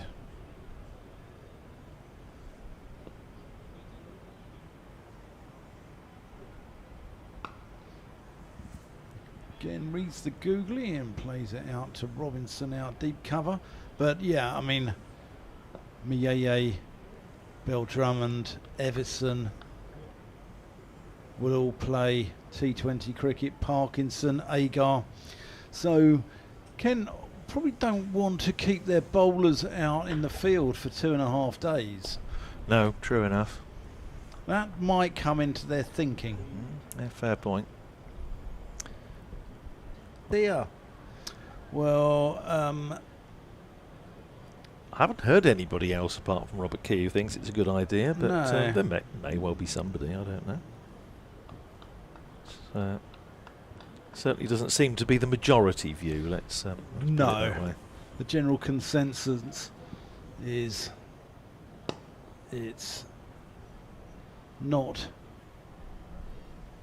what English cricket needs, as Agar plays that down the ground for 1 more. Well, of course, if Kent decide to bat on after tea, then they could be facing the 3rd new ball, which will be due in 7 overs after this. Oh, that's been chipped up to cover. Oh, sorry, mid-off. Proctor is a shy at the stumps, but it was a curious shot there from Parkinson. It was a shovel, wasn't it? Yeah. Bit of a shovel. Yeah. And another group heads towards the exit gate of the school party. There's another lot you can see sitting over on the grass bank in their bright yellow tops. I think I saw some pictures, just have a quick look at lunchtime. I think Taunton did something very similar today, and another, obviously, as with Kent, club with a very strong community feeling. And Yeah, Gloucester should do it as well. yeah, they've had lots of youngsters there at Taunton today. So 560 for 7, with Parkinson and Agar at the crease. Zabe to continue for the Nackington Road end, bowls round the wicket and played defensively out into the offside by Matty Parkinson. Fielded there by Calvin Harrison. Zabe in again, gives that a bit of a tweak and fires it in because he sees Parkinson coming down the pitch at him. When he gets there, Parkinson just knocks it back down the pitch for Zabe to field. He's in again, bowls short. Parkinson forces it up to Sales at mid-off, and there's no run. I mean, you're absolutely right, Dan. It doesn't seem to be any obvious urgency out there at the moment. Do you think it might be a surprise one at tea, catching them unawares? Yeah, could be. All things are possible. Not going to be catching them unawares now because you've mentioned it. Driven up to mid-off, and there is no run. Very little breeze out there at the moment. Just the trees at the Nackington Road end very gently moving, but Pretty still and hot, turned by Parkinson up to Proctor at mid-on, and there's no run. This could be a maiden. I've seen too many of those recently. 1 ball to go. Field now disappears out onto the boundary, so they're quite happy, I think, to give Matthew Parkinson the single. Here's Zabe. Round the wicket, bowls and nudged away into the onside. Zabe himself comes across to field off his own bowling, and that is a maiden for Safe Zabe.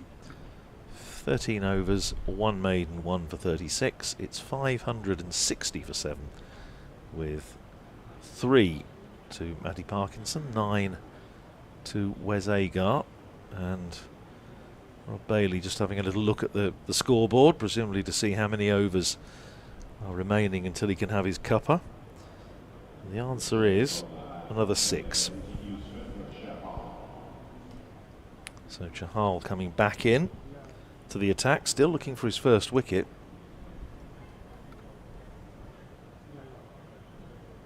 This reminds me a little bit of the game at Warwickshire a couple of years ago. Northamptonshire had at Edgbaston where they were just bowling and bowling Simon Kerrigan, who then had not only not taken a wicket in the innings, he'd not taken a wicket in the season.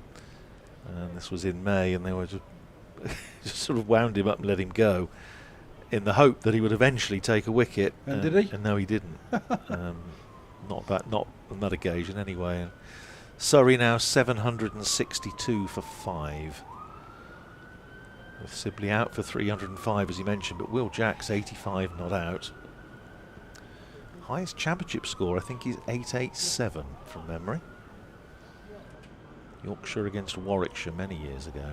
Here's Chahal. Agar fiddles that one to slip, and Justin Broad gives it a birthday roll. Yep, 887. Yorkshire against Warwickshire at Edgbaston in 1896. Bobby Peel got 210 not out. Oh, what's gone on there? He swept that into short leg. The ball's rebounded and he's set off for a single. McManus has nearly run Agar out.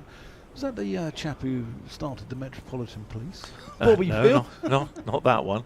The one who was later banished from the field by Lord Hawke for being under the affluence of Inkerhol on the field. Lord Hawke made 166 in that game as well. The affluence of Inkerhol. Ah. Screamed to cover, no run. Yes, Bobby Peel was worse for wear apparently, and was dismissed from the field by Lord Hawke. He's obviously never played in Southgate Adelaide Cricket Club's President's Day, where a bottle of port is de rigueur at lunchtime.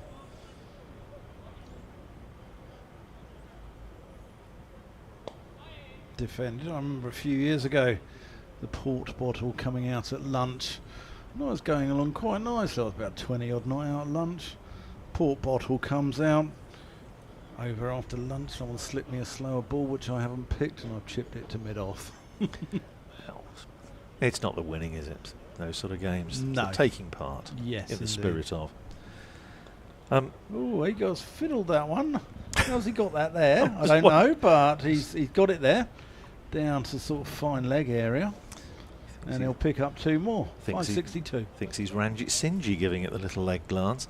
I was thinking, of course, the highest first-class score at the Oval, very famous one, 903 for 7, England. Australia? Against Australia. 38, 38, yeah. Len Hutton 364.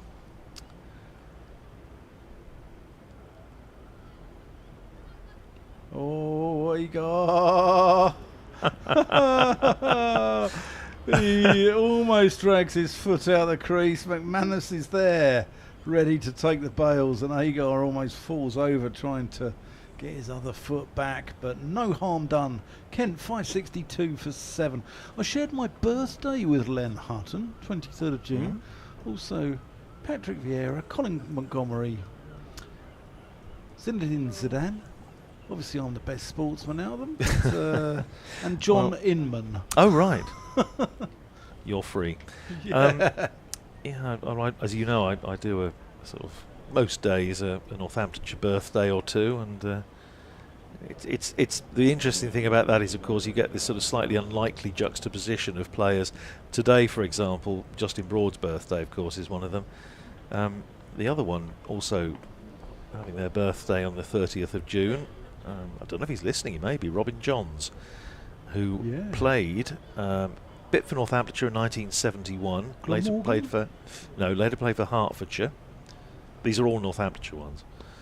Off the back foot goes Parkinson and steers that out to deep cover as Calvin Harrison starts yet another over, his 33rd of the innings, 563 for 7. Played 1971 for Northamptonshire, but later played for Hertfordshire, and was described by Jeff Cook as being one of the very best pianists to play first-class cricket.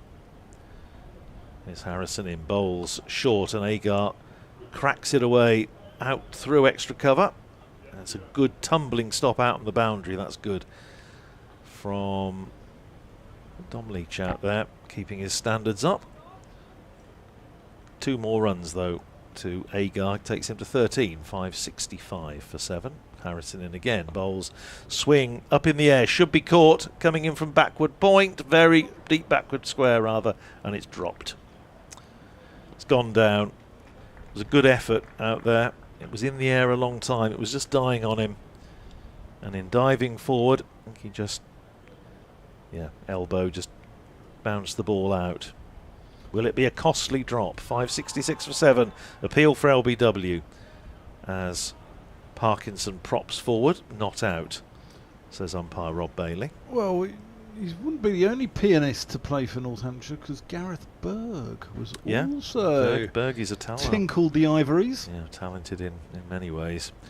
Another appeal for LBW, this time he's out, and he was virtually walking as this time Rob Bailey puts up the finger. It's a second wicket for Calvin Harrison. Parkinson goes LBW for 4, and Kent are 566 for 8. Yeah, I'm pleased for Harrison here. I think he didn't deserve to go wicketless. He hasn't bowled that well today. In fact, we're having a declaration. They've seen, well, I wonder if they might have erred on the side of caution there. Anyway, 566 for 8. So Kent have declared. Parkinson out, LBW to Harrison, which leaves Wes Agar unbeaten on 14. And Kent have declared on 566 for 8. Now that means we're going to have, I'm trying to work this out, a couple of overs before tea. Yeah, 2. So 566 for 8 declared off, just check how many overs that was, 155 overs and 5 balls. So yeah, good effort there from Kent, and good effort from Northamptonshire as well, because they've toiled hard and they haven't given away many easy runs. I mean, you're always going to give away some when you're in that situation, but they've toiled hard, they've stayed together, and they've really shown good team spirit and good unity. So well done to Northants as well. Well, what they've got to do now, of course, is bat for a very long time. So the bowling figures, which I'll canter through for you. If you are a Northamptonshire supporter or of a nervous disposition, perhaps switch off now.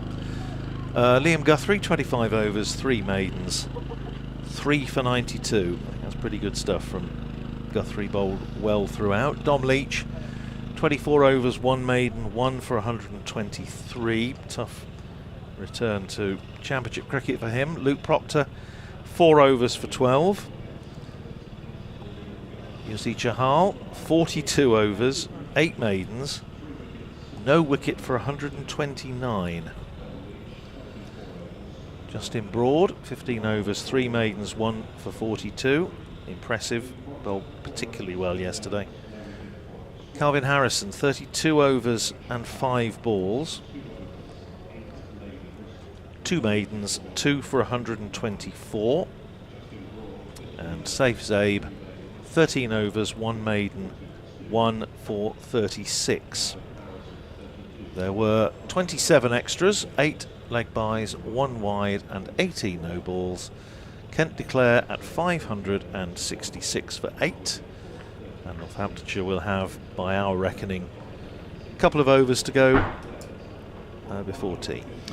Yeah, Luke Proctor using his skipper's prerogative there of only bowling 4 overs with the Kookaburra ball on such a flat surface.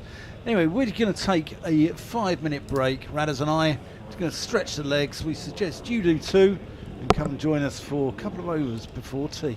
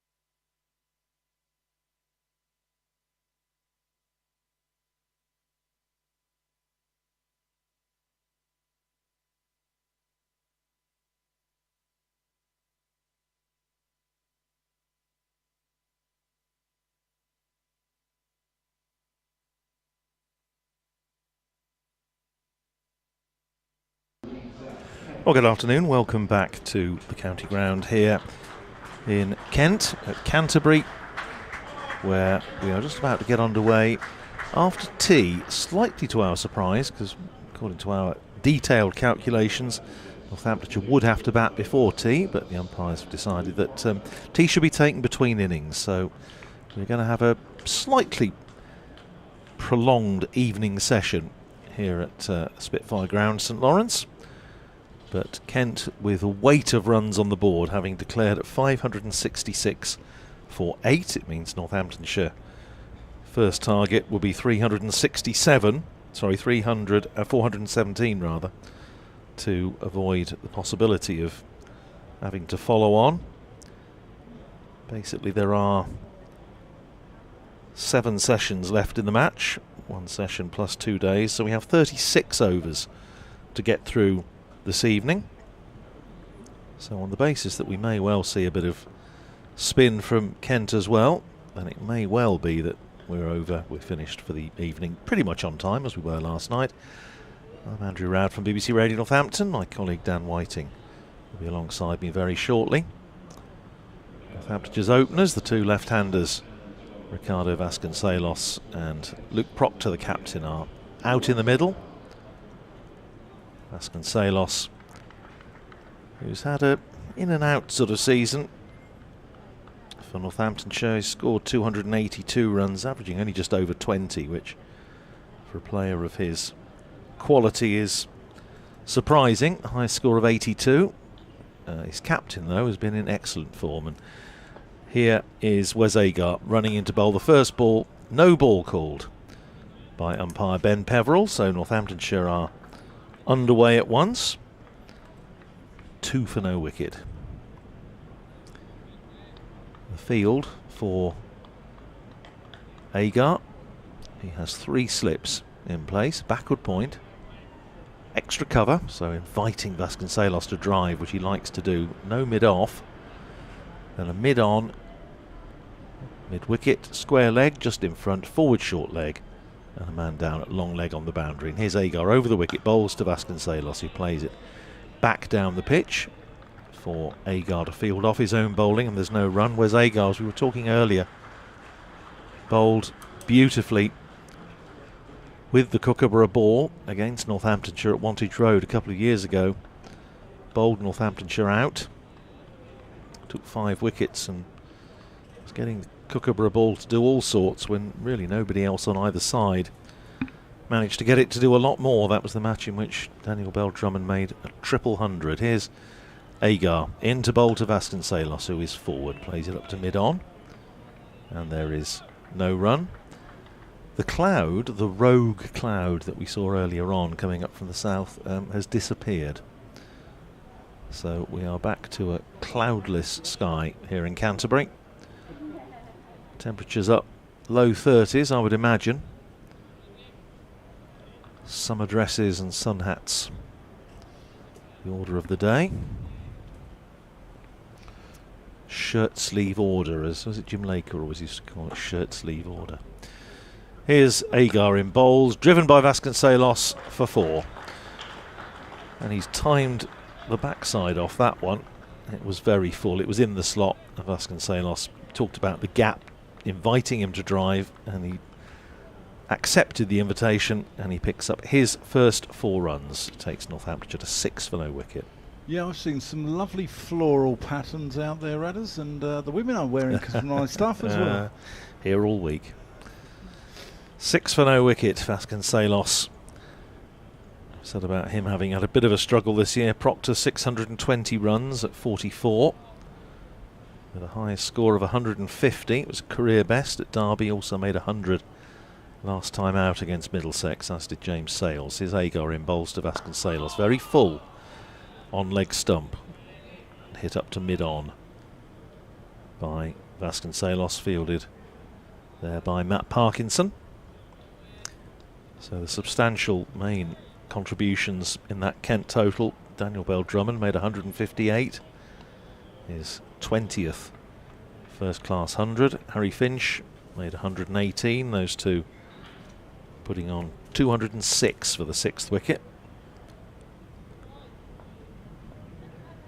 Ben Compton 66 to Undermeyer 58. Here's Agar in bowls full and driven by Vasconcelos. Fielded there at point by Ekans Singh. And there is no run. Joey Everson, first out this morning for 37. That was 338 for 5, but then that long partnership between Bell-Drummond and Finch. Both then out in quick succession. Parkinson followed as well, and the wicket of Matt Parkinson triggered the declaration at 566 for 8 in the 156th over. And here is Agar into bowl to Vasconcelos. Again plays it back down the pitch, and that's the end of the first over of the Northamptonshire innings, safely negotiated by Vasconcelos. 6 for no wicket. He has made 4 of those, plus 2 for the no ball, and we have 35 overs to get in this evening. Radders, at what point will this Northamptonshire innings end? Tomorrow evening or on Wednesday evening? I wish I knew, but I don't. No. In Northamptonshire, I'm sure it's going to be very hard for them, even if things go pretty well, given Kent batting 156 overs. It's going to be hard for them to get a result out of it. I think the only way probably, and we were sort of chuckling about that Notts game 30 years ago when Northamptonshire conceded 527 and won by an innings, and maybe the only chance Northamptonshire would have would be to bat rest of today, all of tomorrow, perhaps another session on the last day, get a lead of, I don't know, 150, 170, something like that, and bowl Kent and out just try and put a bit of pressure on Kent. I don't think it's very likely, but you never know. I think that's probably the only option. I can't, in terms of Northamptonshire winning this game. Here's Nathan Gilchrist from the Nackington Road end, and that is left alone by Proctor. But I strongly suspect what Darren Lehman will have said is, for heaven's sake, don't get ahead of yourself, just bat. And just do to them what they did to us. Yep. Daniel Bell-Drummond has gone in at first, actually. They've swapped around. Mieye at second, and I think that looks like Denley. Jaden Denley. Yeah. Third. Oh, has that got something on it? We'll never know, because Harry Finch hasn't taken it cleanly. I think it's off the pad anyway. Yeah, Jaden Denley at third. And then you've got a backward point. Compton at mid-off. Tell you what, Jaden Denley will get in the groundsman's bad books. Scuffing up a mark there to show him how deep to stand. Yeah. They don't like that, do they? They don't. No. Quinn's at mid-on. Good to see him back in the side. In fact, Parkinson's at mid-off. Compton is at a leg gully. Daniel Bell-Drummond's captaincy has impressed me all season. He thinks about it. He's quite innovative in his field placings. Having a leg gully in first up. That one that Proctor likes to tickle around the corner. As he just gets squared up a little. The ball goes out to point where Agar is patrolling. Joey Everson at square leg. Will Jacks has got his 100. Surrey 803 for 8. Ridiculous.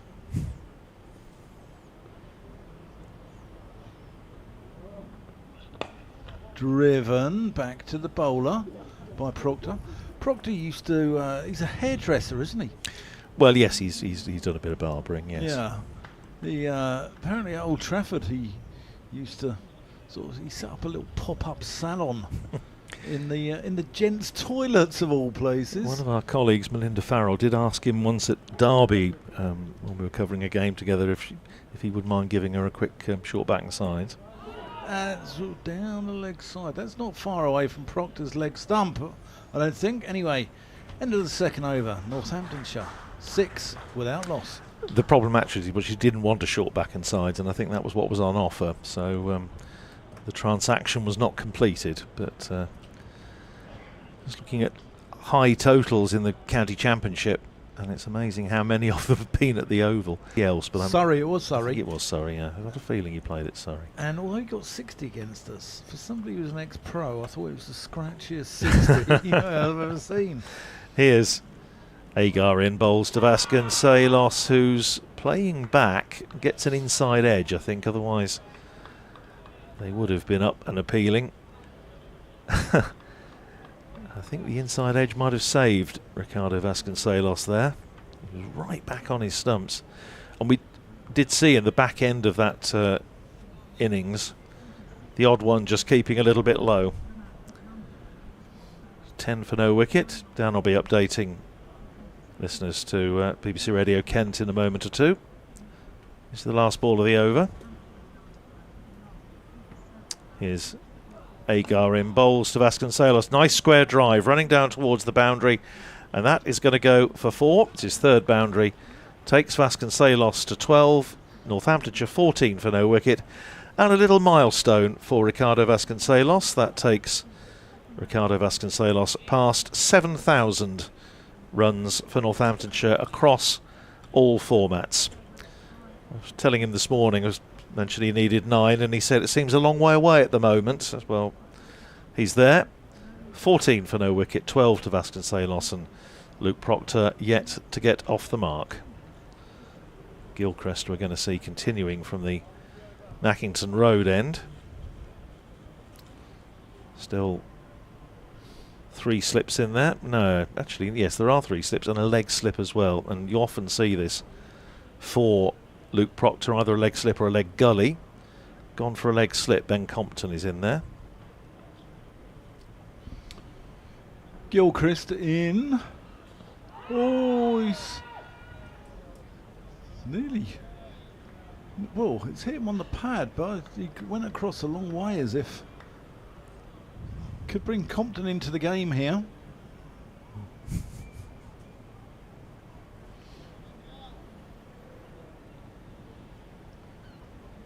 Northamptonshire 14 without loss. Proctor yet to get off the mark.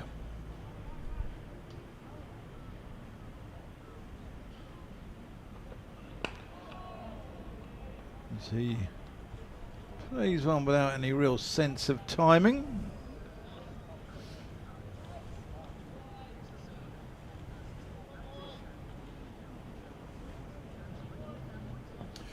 Well, the 173rd Canterbury Cricket Week has got off to a fine start for the hosts as they declared on 566 for 8. Daniel Bell-Drummond got 158, he underpinned that total, and he was aided and abetted by 118 from Harry Finch, as well as a number of people chipping in like Compton and Miyeye. So Northamptonshire have just started their response. They're 14 without loss. Meanwhile, at the Oval, Surrey have got a whopping 803 for 8, and Sussex are going well down at Hove. They're 200 for 2 in response to Warwickshire's 415. Daniel Hughes, the Australian, having just got to his 100. All these games are available via the BBC Sport website and app.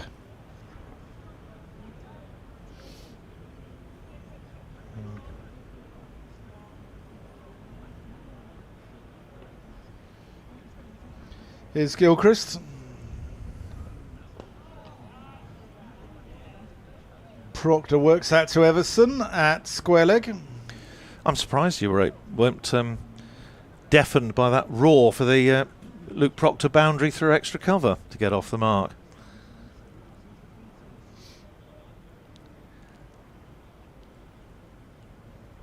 There's people running on the pitch. Yeah.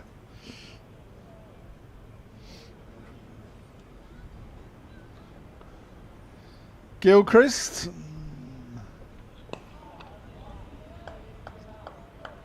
Plays it out to cover.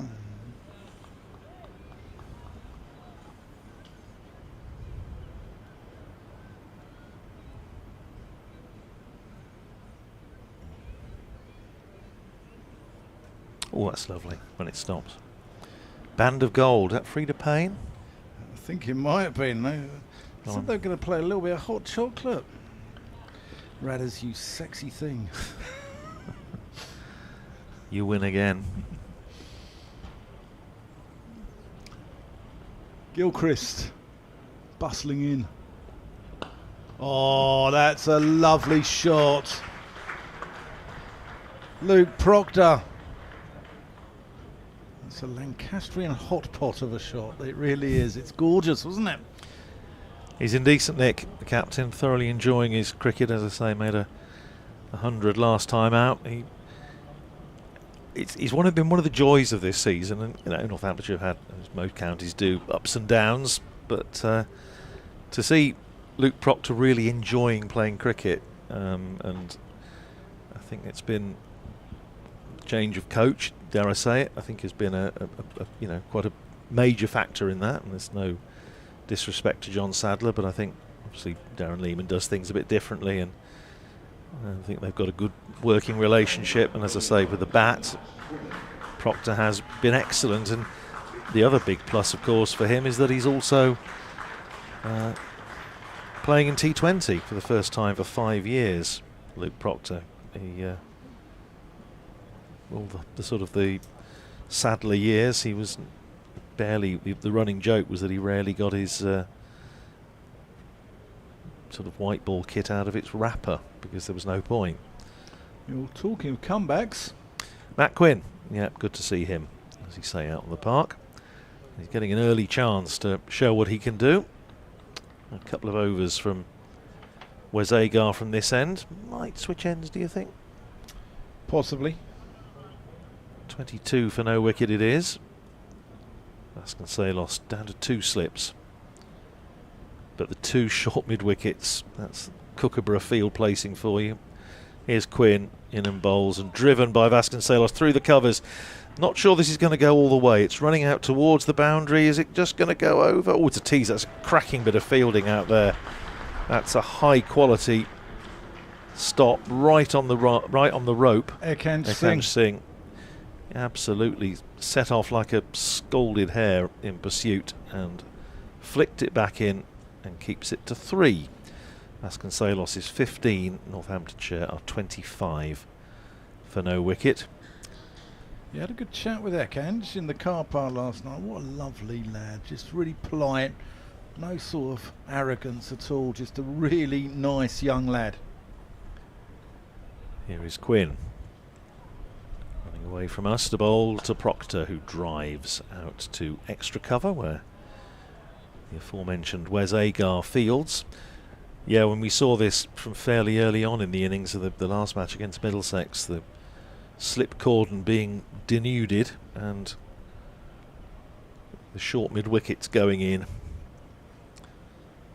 Indeed, at one point we had a sort of Carmody field in reverse, as it were. Instead of behind the wicket, we had a ring in front of the wicket. Here's Quinn.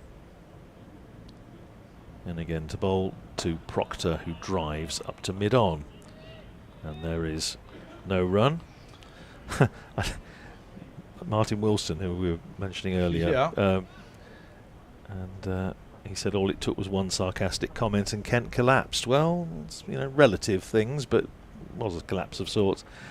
He says on another subject he wonders if Bobby Peel and Zaza Gabor have ever been featured in the same programme. Well, all human life is here, Martin, as you know. We cover an eclectic range of subjects. Or even Zaza Gabor's sister. Well, Zaza Gabor's sister, indeed. 25 for no wicket. Quinn in and bowls, and forward goes Luke Proctor.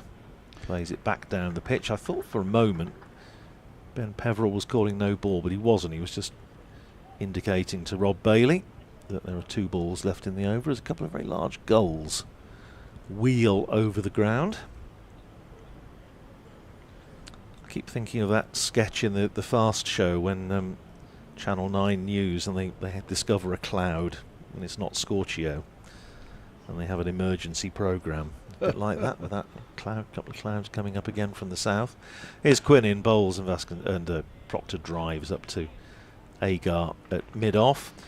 Wide open spaces, tempting Proctor to drive with 2 slips in, a point, and then a great yawning gap up to mid-off. Mid-on, the 2 men in mid-wicket. One a little bit straighter than the other. Deep mid-wicket and a long leg.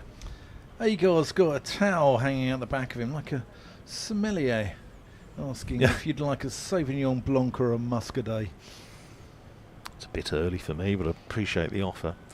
Here's Quinn in, bowls and driven nicely and deflected onto the stumps. Quick thinking from Matt Quinn, but Vasconcelos equally quick thinking, made sure his bat was grounded, and that's the end of Matt Quinn's first over. 3 runs off it, 25 for no wicket, 15 to Vasconcelos and 8 to Luke Proctor. If Vasconcelos had been run out there having spent a day and 3/4 in the field, then run out backing up, I'd just go in the dressing room. I'd actually burst into tears. Well, Vasco, as Northamptonshire listeners will know, is renowned for his very slow walk off when he's out, and is he a trudger? He's a serious trudger, and a slow trudger at that. So I think it might have taken him the rest of the session to prize him off the field, I think, but it's like a barnacle. Well, he's had it. I mean, he's had a frustrating season this year by his own high standards, but chance for him here. My goodness, there's a chance for him here.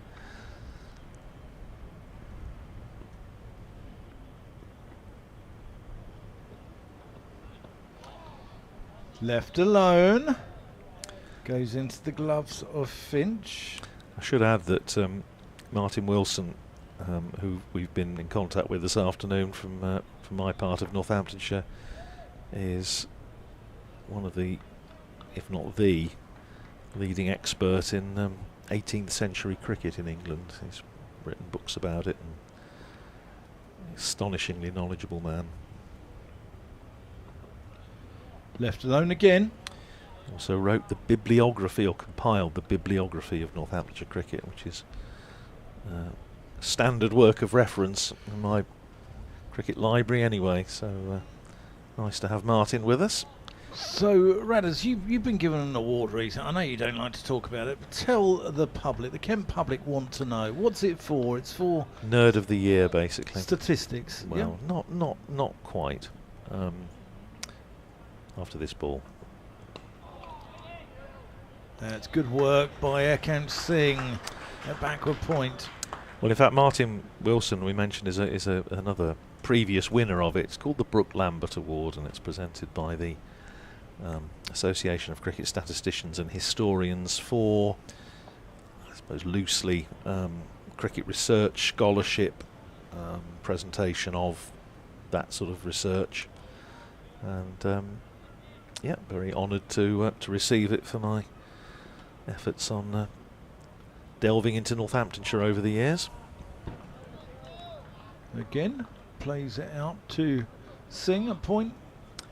And what was particularly pleasing was that the only other broadcaster to win it was the late Bill Frindle back in 1995. Okay. And I can remember as a kid writing off to Bill Frindle to get his score sheet so I could score test matches off the telly.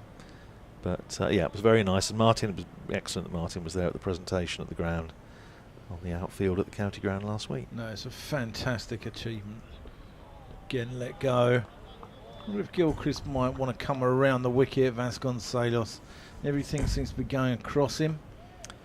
But no, I think it's wonderful achievement, and I think the people of Northampton are lucky to have you, Radders. Well, I think what it does mean is that my poor wife and poor son have to put up with a lot of winning anecdotes about long dead Northamptonshire cricketers, but they show admirable fortitude and patience.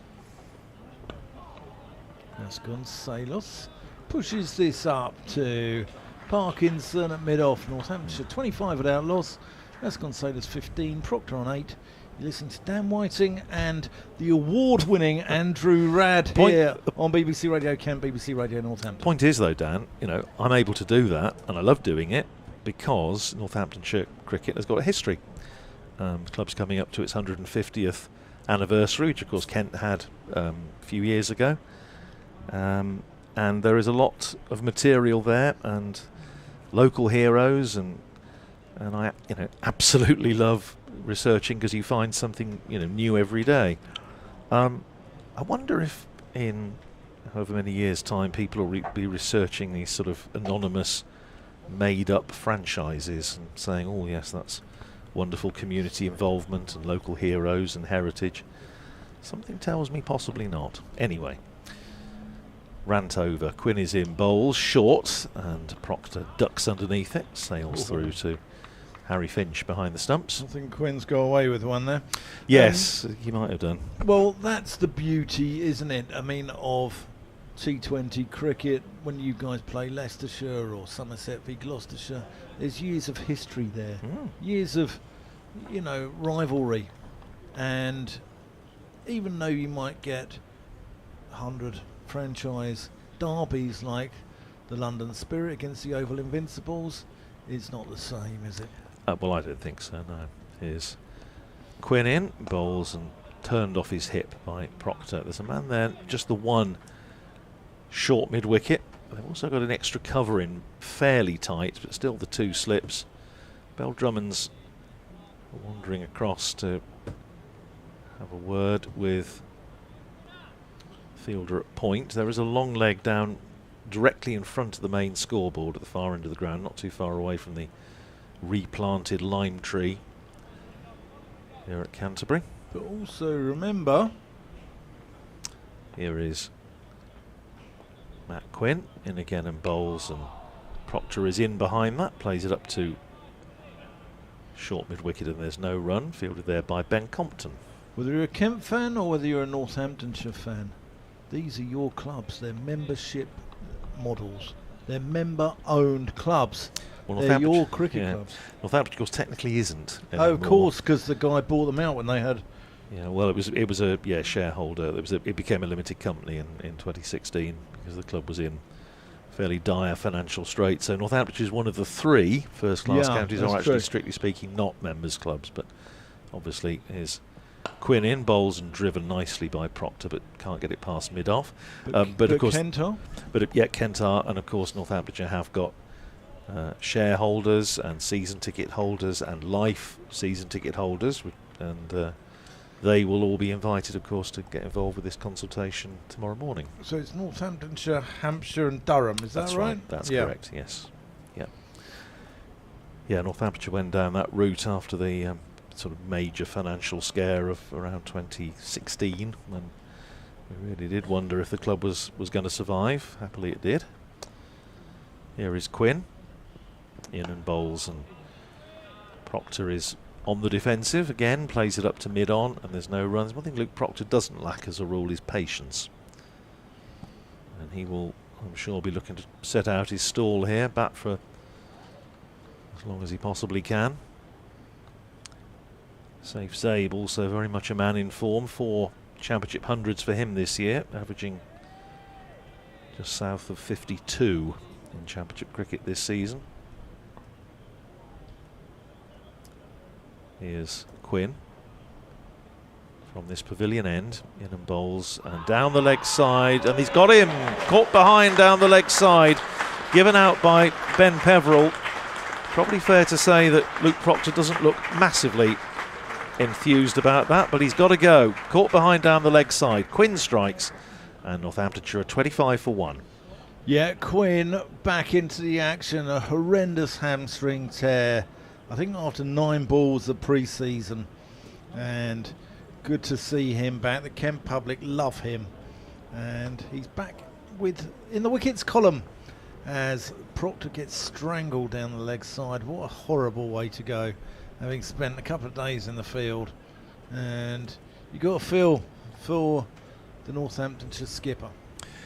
Yeah, I'd be quite interested to have another look at that. As I say, he didn't look massively chuffed about it. It may just have been disappointment, but usually Luke Proctor, once he's given, makes himself scarce fairly quickly. But anyway, the only thing that matters there is that he's been given out and he's gone, and Calvin Harrison comes in at number 3, having just bowled 1 ball shy of 33 overs on top of his 57 the other week. Yeah, Darren Lehman, He gets his maximum value out of his low knees, doesn't he? It's interesting in batting at 3. I mean, I think the feeling is, Northamptonshire, I don't think it's a state secret that Northamptonshire would be very keen to have his services on a more substantial basis. Obviously, he's very much part of Nottinghamshire's white ball cricket at the moment, but he's been playing all his red ball cricket this year for Northamptonshire. This is his 7th game out of 8th game out of 9. So I think maybe Northamptonshire are just, whether there's been discussion with Notts, I don't know, about where they think he should be batting, but he's been batting sort of lower middle order. But the previous game he batted at 3, got a couple of 20s.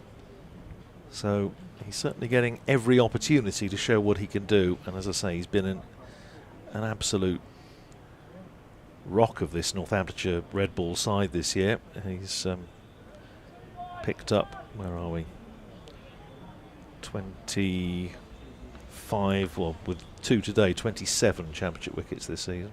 Gilchrist. Not much bounce there. Finch taking out on the half volley. And he's averaging, with the bat, 27 and a bit, having made a couple of 50s, and he's caught pretty much everything that's gone above ground, so he really has been an excellent fit, and he's a thoroughly nice chap as well, and he's just fitted in really well. Yeah, he seemed very nice this morning. I was downstairs just having a chat with, I think the guy's called Phil, the dressing room attendant here. He's a big Coventry City fan. There's Vasconcelos pushes that out to mid-off, and he came back and said good morning to us both. He seemed full of beans. Well, Northamptonshire will be hoping he's full of runs, but he had an amazing Northamptonshire debut with 11 wickets up at Old Trafford on debut for Northamptonshire, first class debut for Northamptonshire back in April. Shot. That's lovely shot from Vasconcelos. Through point, goes away down to the Freeman House retirement flats for 4 runs, and he looks in decent touch. I know you said he's not got the runs that he's got, but he looks in decent.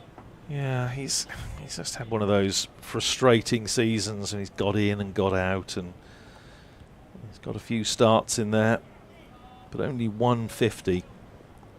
This is his 9th game, and yeah, better player than that. That's off the hip and dribbles into the leg side.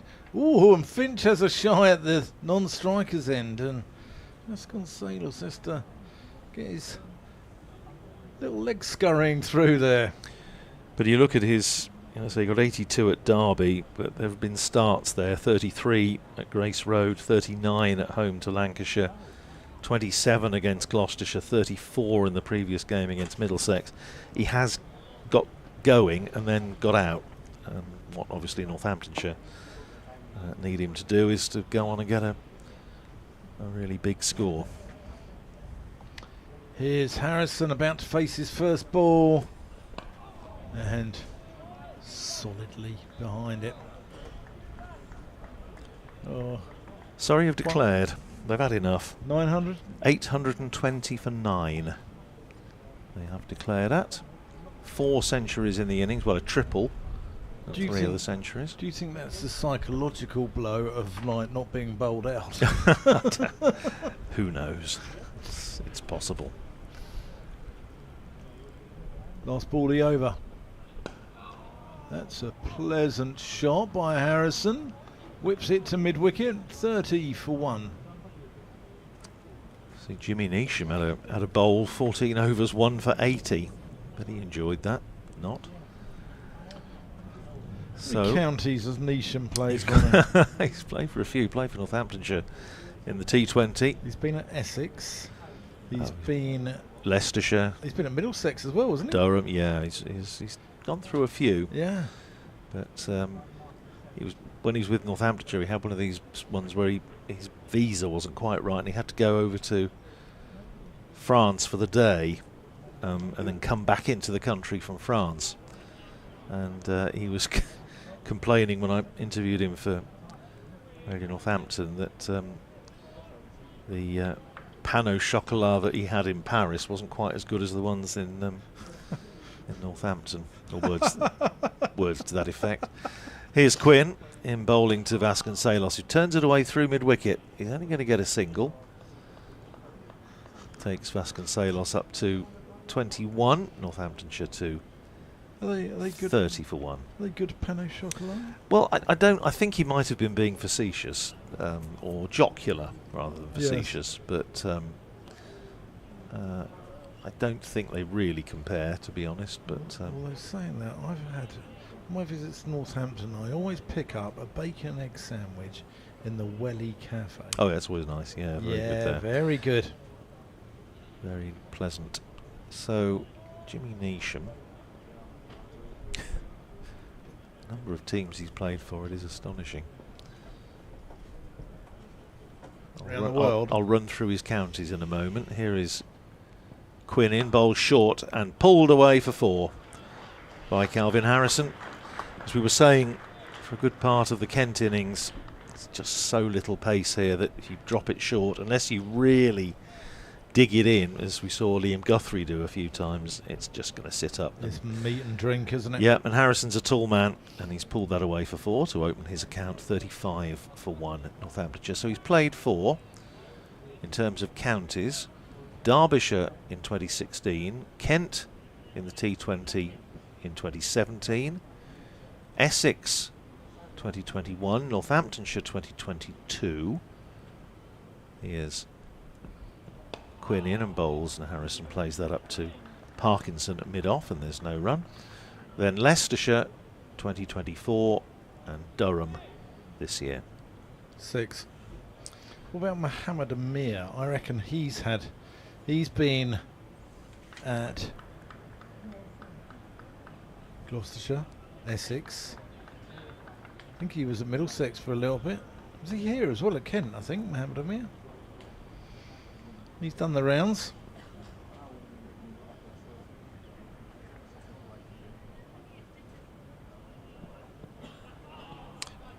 Quinn hanging that outside the off stump, left alone by Calvin Harrison. As well as playing for, they go all around the world. They play for like Quetta Gladiators or Islamabad United or... Oh yeah, well I mean I wasn't going through all Jimmy Neesham's teams. No, thanks for that. Otago Volts. Otherwise we might have been here for a very, very long time. But we only got 4 days. No, that's right, yes. But yeah, 6 counties. Here's Quinn, the end of his mark, down below us, running in from this pavilion end to bowl to Calvin Harrison. 2 slips in outside the off stump, and it barely carries to Harry Finch, who actually takes it well down by his boot straps. Left alone by Harrison, 35 for 1. I'm reminding myself that in about 3 or 4 minutes I'm just going to go and do a quick piece into the afternoon programme across 4 counties: Northamptonshire, Bedfordshire, Buckinghamshire and Hertfordshire.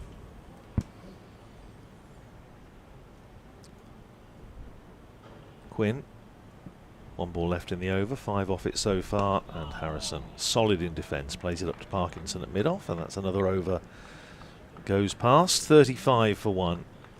Vasconcelos is 21, Harrison is 4. Northamptonshire, if you're just joining us, replying to Kent's mammoth 566 for 8, although not as mammoth as Surrey's 820 for 9. Northamptonshire have lost Luke Proctor, the captain, caught behind by Harry Finch down the leg side off Matt Quinn for 8. That was 25 for 1. It's now 35 for 1. And Wes Agar, who bowled a couple of overs from this end, is now going to take over the attack at the far end, the Nackington Road end. Mohammed Amir did spend a bit of time in this neck of the woods, but it wasn't at Kent County Cricket Club, let's Essex. say. Well, Essex he played for, yes, but he spent a bit of time on holiday down in this neck of the woods, shall we say. Agar in and squares Vasconcelos up first up. But Mohammed Amir around the world has played for Federal Areas, National Bank of Pakistan, Rawalpindi Rams, Chittagong Vikings, Karachi Kings, Dhaka Dynamites, Essex, Khulna Tigers, Gaul Gladiators, Gloucestershire, Jamaica Talawars, Sylhet Strikers, Desert Vipers, Derbyshire, Quetta Gladiators and Essex again. It's a solid CV. A lot of air miles. Yeah. Oh, that's a good delivery. Goes past the outside edge, and Vasconcelos staring at the pitch, looking a tad discombobulated. Well, I was reading one of the articles about Kookaburra, and they were saying that one of the things they were hoping it would do by having the matches at this time of the year, and incidentally, to answer your question that you asked about 3 hours ago, the next 2 championship matches are Kookaburra games, and they were saying that they wanted to get reverse back into it on drier surfaces. Vasconcelos pushes this up to mid-off. And we know that Wes Agar is capable of doing that, as I say, because Northamptonshire found it very much to their cost at Montage Road a couple of years ago when he was quite outstanding. And it did reverse. So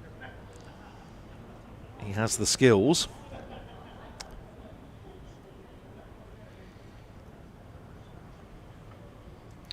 Here he comes. That's driven, but picking out Ekant Singh.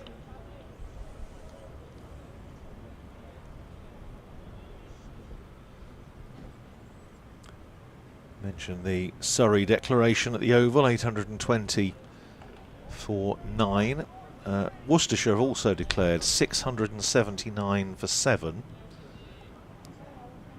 against Hampshire down at Southampton. Adam Hose leading the way with 266, Jake Libby 228 not out. Again, Vasconcelos pushes us out to point. I mean, you just wouldn't want to be a bowler at the moment, would you? I mean, really. Your average is going up like the inflation figures of a small South American country. Hampshire 13 for no wicket in reply to that Worcestershire 679 for 7. Somerset 379 all out. Nottinghamshire 142 for 2 in reply. Ben Slater 79 not out. Freddie McCann just out for 20. Surrey 820 for 9 declared. Durham 5 for no wicket at the Oval. Defended to mid-off. That's the end of the over. 35 for 1 Vasconcelos, 21 Harrison 4, and Radders pleased for Worcestershire, but they do look doomed at the bottom of Division 1. Who is your pick to go down with them? I don't. I mean, obviously we don't get to see very much Division 1 cricket, so you're going on sort of second-hand. I mean, Essex, who started well, have struggled. I'm just worried. Well, I say worry. I'm not really worried about them. But Hampshire, I think, maybe just seem to be running slightly out of form at the wrong time. Same with Essex. Essex have got a paper-thin squad, and with Cook sort of being dragged into the England set-up, and all it needs is an injury to Porter or Snater, and I think their bowling is decimated. 35 for 1. I say Northamptonshire haven't been to Chelmsford for a couple of years. Here's one outside the off stump from Gilchrist, left alone. There is no run, and I must just go and update the waiting millions in the South East Midlands. Back with you presently. Yeah, the Battle of the Bridge could be on here next year, which is the Kent v Essex derby. T20 is coming up as well against Sussex, which is known as War of the Wheels, as well as the derby against Surrey, which is known as El Claqueto, with the winner getting to keep Clackett Lane Services, which are on the border. Not sure that's a very good prize actually, but there you go. That's a very nice prize for Calvin Harrison though. pushes that through the covers pleasantly for 4 runs.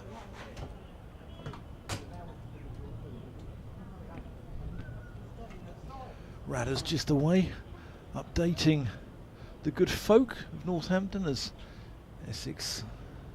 as Kent coach Simon Cook makes his way around the ground.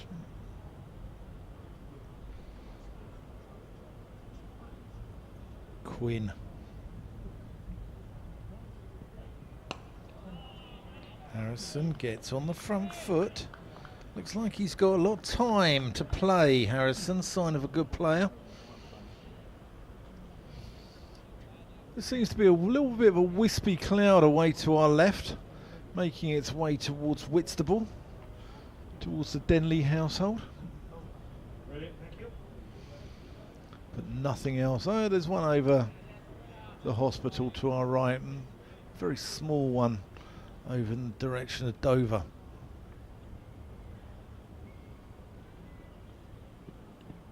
Short and pulled. Is that going to go all the way? No, I don't think it will do, as Jaden Denley collects it. Just plugged on the bowler's footmarks of the practice wickets. Down in front of the Sir Frank Woolley Pavilion. Pavilions here are all named after Kent stars of old. Got the Leslie Ames Pavilion, the Colin Cowdrey Pavilion, Sir Frank Woolley. We're housed in the Cheeseman. You've got the Underwood and Knott stand as well, and the Freeman House.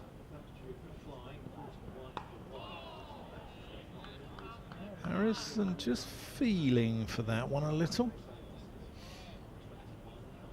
No harm done though, pushes it out into the offside.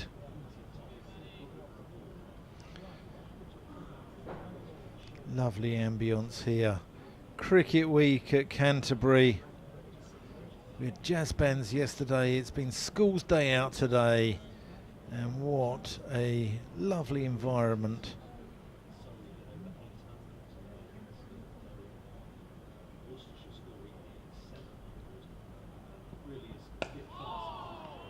As Harrison again pushes that out into the covers. In the over, Northamptonshire 41 for 1. Vasconcelos on 21. Harrison has moved into double figures with that one.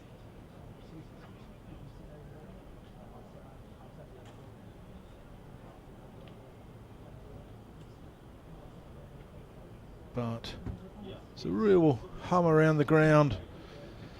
This is going to be hard work for Kent though.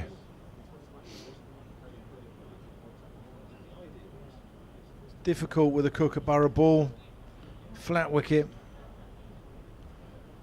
But if they can winkle out one more, 2 more perhaps before the close, they'll feel they can come back in the morning with their tails up.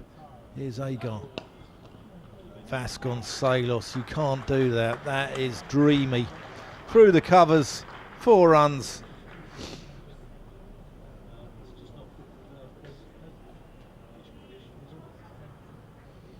That's a gorgeous shot.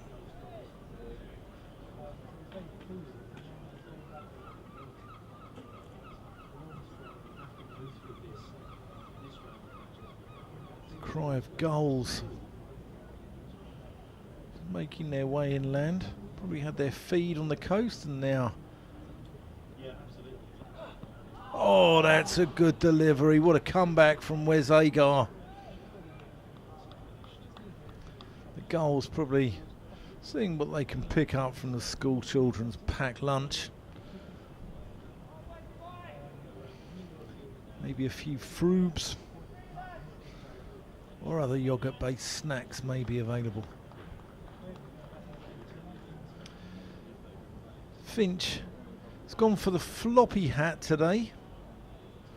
It's normally a cap type of chap. Daniel Bell-Drummond at first. Mayeye's gone floppy as well. He's at second. Oh, that's been pulled past the bowler. Unconventional, but effective for Vasconcelos and runs away up towards the Nackington Road end of the ground for 4 runs. Compton's in the gully, Ekant Singh backward. Point. Everson just getting loose at extra cover. And then Quinn at mid-off.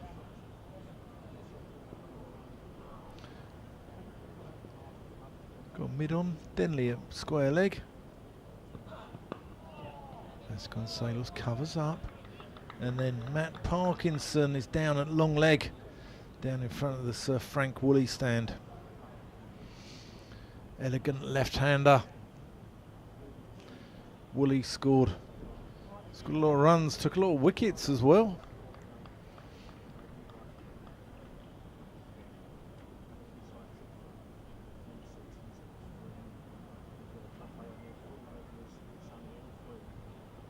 That brought up the Northamptonshire 50, by the way, that shot from Vasconcelos. Oh, Agar targeting the South African left-hander's front pad there. I think he's on a Portuguese passport, Ricardo Vasconcelos.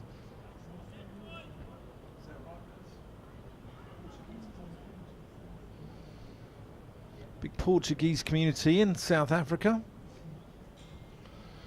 Sure, a certain chicken outlet that people are aware of. They're South African Portuguese originally. There's this little South African Portuguese opener. Pushes one to Joey Everson in the covers. Wonder if it is time to see Joey Everson. He tends to make things happen. He's got a golden arm. And yeah, he makes things happen on cricket pitches. He's getting loose.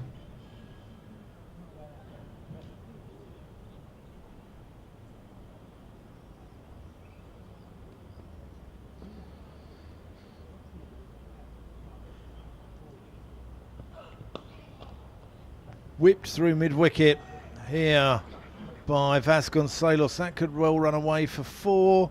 No, Quinn's pulled it back in. Gilchrist, sorry, has pulled it back inside the boundary. Good work from the big man. 24 overs left in the day. 4:45, so I think we'll probably go on till about 6:30 tonight. But Radda's being BBC staff's on double time, so he doesn't mind that sort of thing. If only. You're listening to Dan Whiting and Andrew Radd here on BBC Radio Kent, BBC Northampton, live from the Spitfire ground, St Lawrence. Yes, just updating our programme back at base, and just also making sure that the cricket show is all set to go at 6 o'clock. Jake Sharp will be in the studio as presiding genius this evening. But there's an awful lot to talk about, as we mentioned. We'll be touching on the life and career of Wayne Larkins, who we sadly lost at the weekend. We're talking league cricket with captain of Find and Dolben. We'll be talking Rory Kleinveld, who of course is off to take up the head coach's job at Western Province. He'll be leaving Northamptonshire in about 3 weeks' time. So we'll be talking about that, of course, reflecting what's been happening here today. So, and Daniel Bell-Drummond has read my mind, yes, and brought Joey Everson into the attack. Two Daniels, 2 great cricketing brains. Well, there you go. Keeper is standing up as well. So keeper standing up. We have a slip. Joey Everson is going to bowl from this pavilion end with Northamptonshire 54 for 1.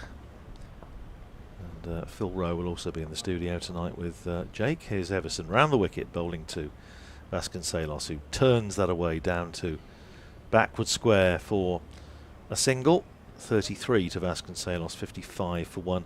I suppose, as I mentioned a moment or two ago, Dan, that this is, in terms of his scores this year, this is slightly danger territory for Vasconcelos. He's any number of times got into the 30s, late 20s, early 30s, and just not gone on.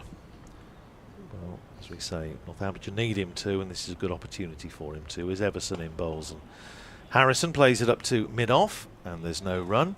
Did start to go through those scores, and oh dear. I see Durham have already lost a wicket, and it's just, as we said about Luke Proctor, he spent a long time in the field and then get out, and I'm afraid it's Emilio Gay. It was bowled by Matt Fisher for 7, and Durham are 11 for 1. Sussex 227 for 2 against Warwickshire. In comes Everson. That's a bit wide and plundered away through extra cover by Calvin Harrison for 4. Takes Harrison to 14 and Northamptonshire to 59 for 1. That's 227 for 2 for Sussex in reply to Warwickshire's 415 all out. And Daniel Hughes, the Aussie, is 126 not out. Essex 368 all out against Yorkshire, were 81 for 1 in reply. Here's Everson in again. Stroked out into the offside by Calvin Harrison, and there's no run. With Adam Lyth 38 not out. Finley Bean got that big score recently. He's out for 31 to Shane Snater. Innings apiece completed at Chesterfield. Lancashire 367 all out. Derbyshire 261 all out in reply. Wayne Madsen made 70. Martin Anderson 79. 4 wickets there for George Balderson. A couple for St James. Here's Everson in again. Bowls and pushed by Calvin Harrison up to mid-on, where Matt Quinn fields, and there's no run. At Cardiff, Glamorgan 134 for 4, replying to Gloucestershire's 380 all out. Sam North East out for 48.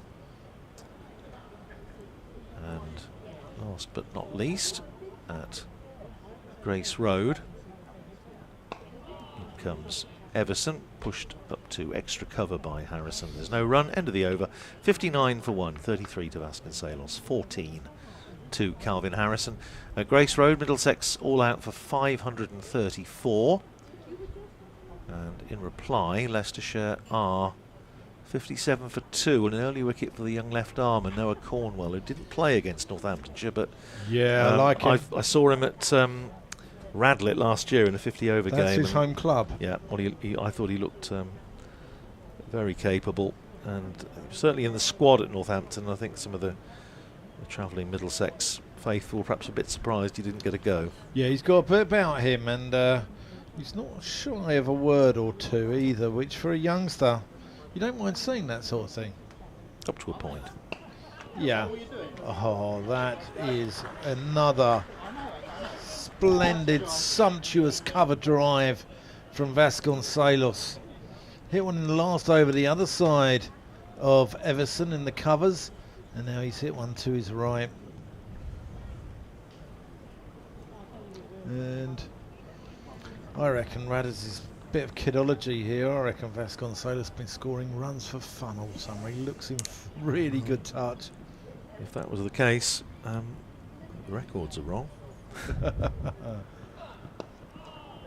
As Agon probes away. In all seriousness, it's interesting what you say, because he had 3 low scores at the start of the season. I remember talking to him up at Old Trafford, and he said, "You know, I really don't feel in bad nick. It's not that I just don't feel right." He said, "I just keep getting out." And Well, to say since then, he just hasn't really, as I say, got 82 at Derby, but starts without capitalising on them. Well, he got 1 and 5 in the first game of the right. season, and I believe that he was bowled both times, not playing a shot, by Keith Dudgeon. And he was one of those that Darren Lehman was talking about. If you spend 500 quid on a bat.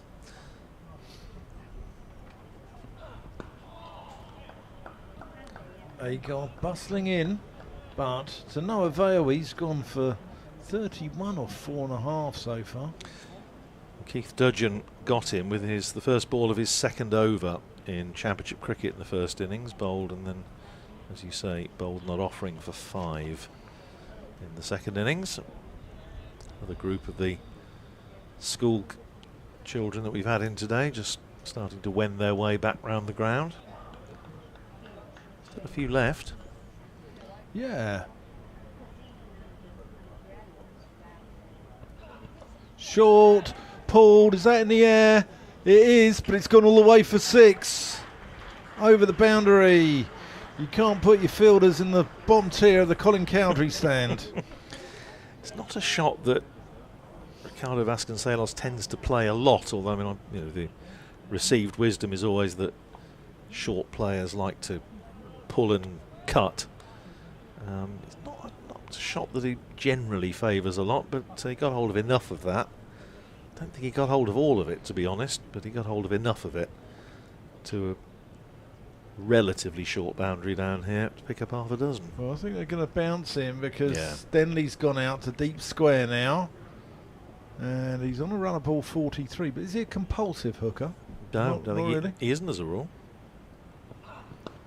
Double bluff as that played up to Gilchrist at mid-on. There is just actually, when we're talking about the fan at the back of the box, there is actually a little bit of breeze out there now, and hopefully that means it's a little bit more comfortable for all concerned. But I see tomorrow the forecast is supposed to be even hotter than today. Yeah. Here, and then Wednesday, chance of some thundery rain coming in. Oh, we'll feel cold in here. It'll be 25 on Wednesday. What is it they say? 3 nice days and a thunderstorm, English summer. Well, three days is officially a heat wave, isn't it? That's right. Yeah. Agar. Vasconcelos again pushes this to Gilchrist. End the over 69 for 1. Vasconcelos 43. Harrison 14. And we've probably got an hour and a half's play left here. A couple of international scores. We mentioned the test match in Bulawayo. South Africa eventually all out for 369 in their second innings, having decided not to enforce the follow-on. Zimbabwe set a target of 537 to win, our 32 for 1 at the close. And at Montage Road, where we've got the under-19 game, India under-19s all out for 290 in 49 of their 50 overs, and England in reply 99 for 3 after 23 overs. Rocky Flintoff is 22 not out. Thomas Rue captaining the side, 24 not out off 27, but Dawkins, Mohammed and Mays all out. Refreshment is being partaken of by the players out there at the moment. So drinks break after 14 overs. As we mentioned, this was once they decided that they were going to take tea between. It's always going to be a slightly extended evening session, 36 overs to bowl instead of the usual 32. So we've got another 22 to go, and as Dan was saying a few moments ago, you would think, although we may get some spin at some point, it's going to be a little bit later than last night, but we'll put it this way, they're not going to have to worry about the light, because it is the most glorious early evening down here in Canterbury.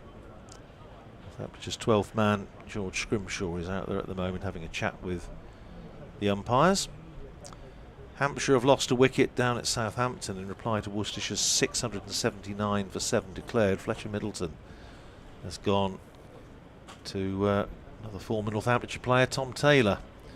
LBW for a single, 27 for 1. Hampshire are. But around the country, as we've been saying, possible exception of Chesterfield, the bowlers generally have been finding it hard going. Drinks have come and gone, and we're going to see some spin. We're going to see Matt Parkinson for the first time in the innings. We saw an awful lot of Northamptonshire's 2 leg spinners, in Yuzi Chahal and Calvin Harrison. We saw 70, very nearly 75 overs from those 2. Chahal 0 for 129 from 42, and Harrison 2 for 124 from 32 overs and 5 balls. So not a great deal to shout home about for Northamptonshire's leg is, can Matt Parkinson do rather more? He's going to be bowling from the pavilion end. There is a slip. There is going to be a forward short leg once the shin pads and necessary accoutrements have been donned. That Jaden Denley waving, he's been waving for some time to the balcony. It is Jaden Denley for something or other. But Parkinson, who this season picked up 12 championship wickets at about 57 apiece. Former Lancashire player, of course. In Lancashire colours, he produced what was described at the time as Ball of the Century Mark II to bowl Adam Rossington in a championship match up there 3-4 years ago. And he's going to start his bowling to Calvin Harrison. Down the leg side and helped on its way for 4. That was a bit of a drag down. Larry Loosener from Matt Parkinson and Calvin Harrison pulling it away down to the front of the Les Ames pavilion for 4. 73 for 1. Harrison goes to 18. Silly mid-off and a slip. Parkinson is in, bowls short again and punched away out through the covers by Calvin Harrison for a single. He goes to 19, 74 for 1. Sun is behind a cloud at the moment. Oh. It's freezing. Glad I put a cardi in the car. Couldn't believe on BBC Radio Northampton's breakfast programme, I was doing a piece into the programme, that I hadn't brought a jumper with me, because I'm a bit renowned for my my jumpers, but no, I didn't bring one with me for this trip. Apart from the emergency cardigan. Here's Parkinson bowling short and pulled away by Vasconcelos out to deep mid-wicket. Come through for another single. Vasconcelos goes to 44. Northamptonshire to 75 for 1. Radders, would you be putting a big X next to this one on your pools coupon? What, for draws? Yeah. Absolutely. Yeah, I think so. Can Northamptonshire win it from here? Here's Parkinson in bowls and forward goes Calvin Harrison. Well, as we were talking about earlier, I think the only way Northamptonshire could win it, without obviously, you know, some agreement and jiggery pokery, is by getting 700. Is by getting 700 and trying to put some pressure on Kent on the last day. Here's Parkinson in bowls short again and cracked by Harrison to short extra. I think you might feel he's just missed out there a little bit. I don't think they've got enough time to get 700. No, I'm not at all sure they have. What are they going to finish on the end of the day? Probably 125. Here's Parkinson in, flights that one up, driven by Harrison on the second bounce up to mid-on, where it's fielded there by Tuwanda. That's the end of Matt Parkinson's first over. Bit of a mixed bag, but 6 runs off it. 75 for 1. Vasconcelos is 44. Harrison is 19. Yeah, I don't think they necessarily have got time to do that. No, I mean, even if they got, you know, they ended up on 150 at the close of play tonight. They double their score, got another 75 off 21 overs. Even if they scored 400 tomorrow, they'd only be on par with Kent. Yeah, no, absolutely. Well, that's the, I mean, that is obviously the issue.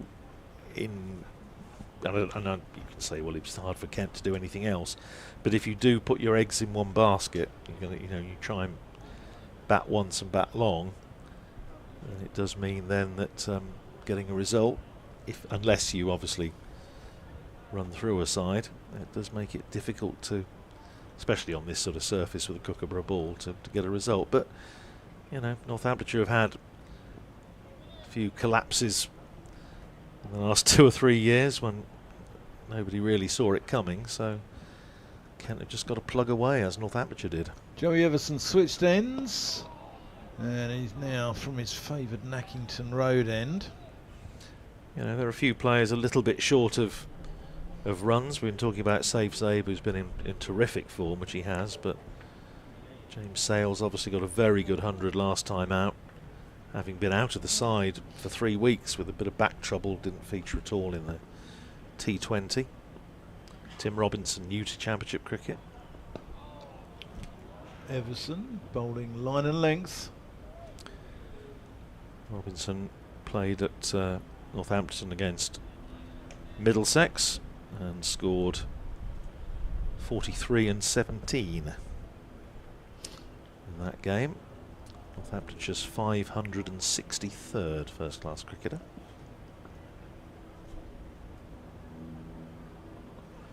Short and pulled.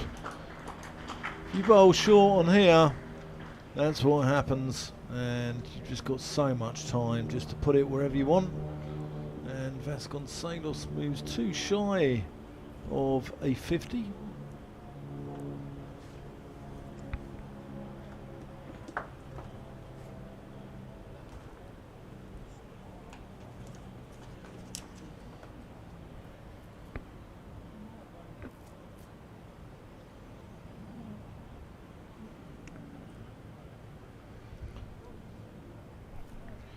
Durham 14 for 1, still trailing by 806. Merry Christmas. Yeah.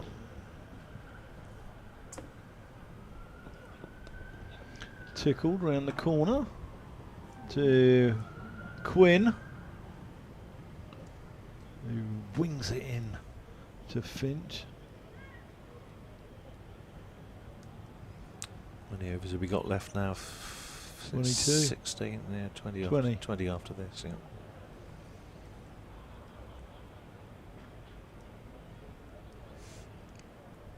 I'm going to do an update in a minute when they come to me. Have they forgotten all about you?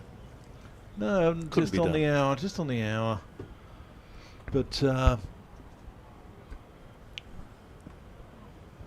there you go. I'm running out of things to say. Yeah, I know. It's that sort of day, isn't it?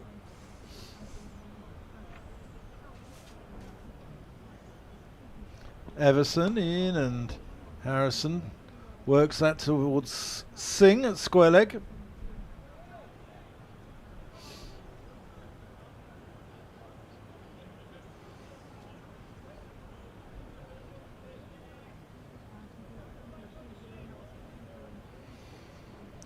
I'll just be updating the listeners of BBC Radio Kent.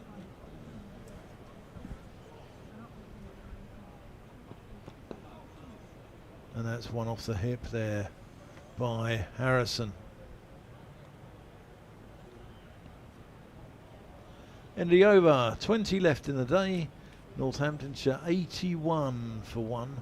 Vasconcelos, he's on 49. Harrison has played very nicely, I think, for his 20 of 25 balls. As Andrew Rad and I will take you through the last hour and a bit here from a sun-drenched Spitfire ground, St Lawrence. Darren Lehman on his latest perambulation around the ground, and of course because Northamptonshire are batting, he's going anti-clockwise, whereas this morning he was going clockwise.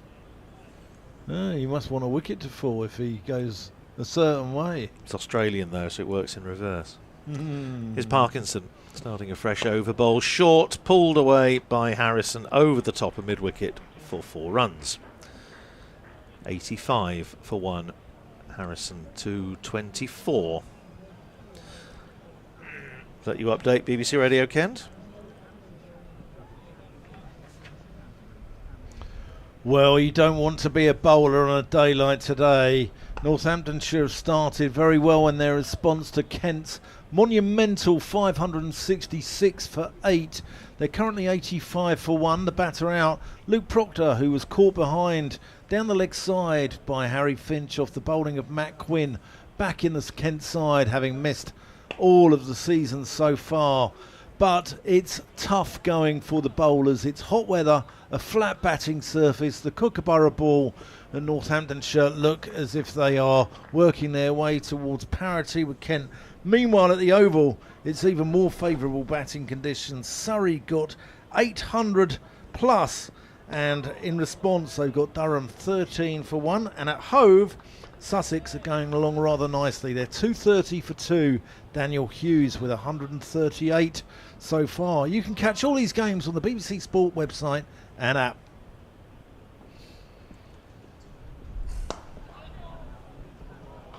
That's 4 runs. 4 runs despite the dive from Tawanda Miyeye. Yeah, a couple of balls in this over now. Parkinson erring on the short side, pulled away for 4. That was very full and driven and hit pretty hard by Calvin Harrison between the bowler and mid-on for 4 more. And now Millet is dropping back.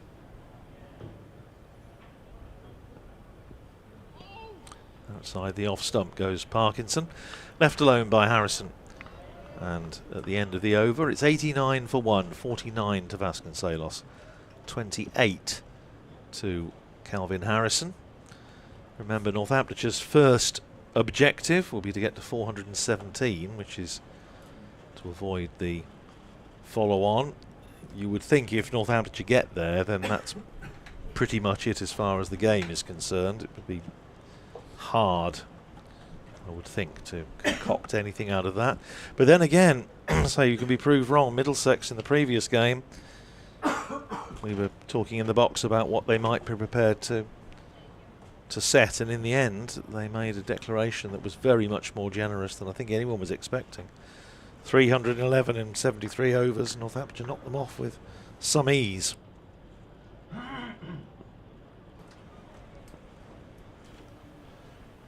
Everson and Salos gets to his 50 with one just run through backward point out to Nathan Gilchrist of just 51 balls, and he's played some spanking shots in that as well.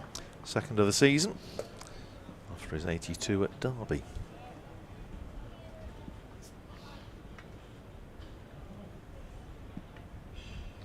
Yeah, I like watching him as a player. He's certainly not dull.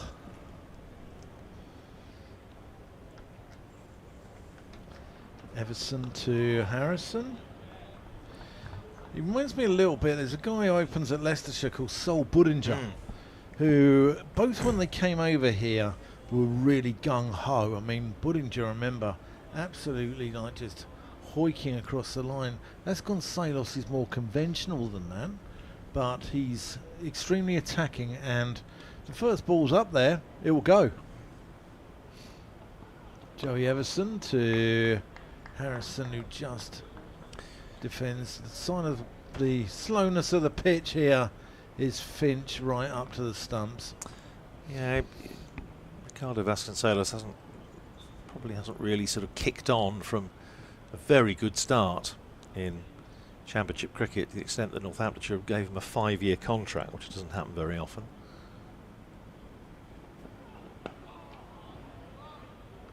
Deja vu, forward defensive. First season in County Championship, having played obviously a bit of first-class cricket in South Africa. He was averaging, in his second season, had a particularly good year, averaging nearly 45. Averaged 54 last year. Driven up to mid-off. I think one of the finest players that I've seen as an overseas player, played for Northamptonshire, that was Ryan Rickleton. And I thought he played 2 innings of 80 odd at Cheltenham, which we both covered that game, and I thought that some of his shots were just outrageously good. Here's Everson, defended again. Well, I said at the time, and I remember vividly that innings that you're talking about, and it gave Northamptonshire victory, and I said then I thought it was one of the best short innings that I've seen in Northamptonshire colours, and it reminded me very much of one AJ Lamb, not in terms of style, but just the way he went about his business and went up through the gears.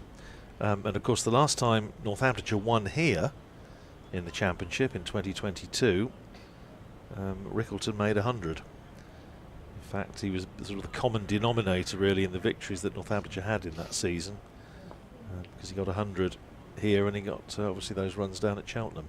Parkinson starts a fresh over, forward goes Vasconcelos, takes him on the pad. Which kept you up that season. Did, yeah, absolutely. And also Northampton was quite flat that year, and you got a lot of like 500s, Draws, didn't you? yeah, a lot of draws. Big draws, and with 8 for a draw that year, yeah, before it went back to 5 and then back up to 8, it helped.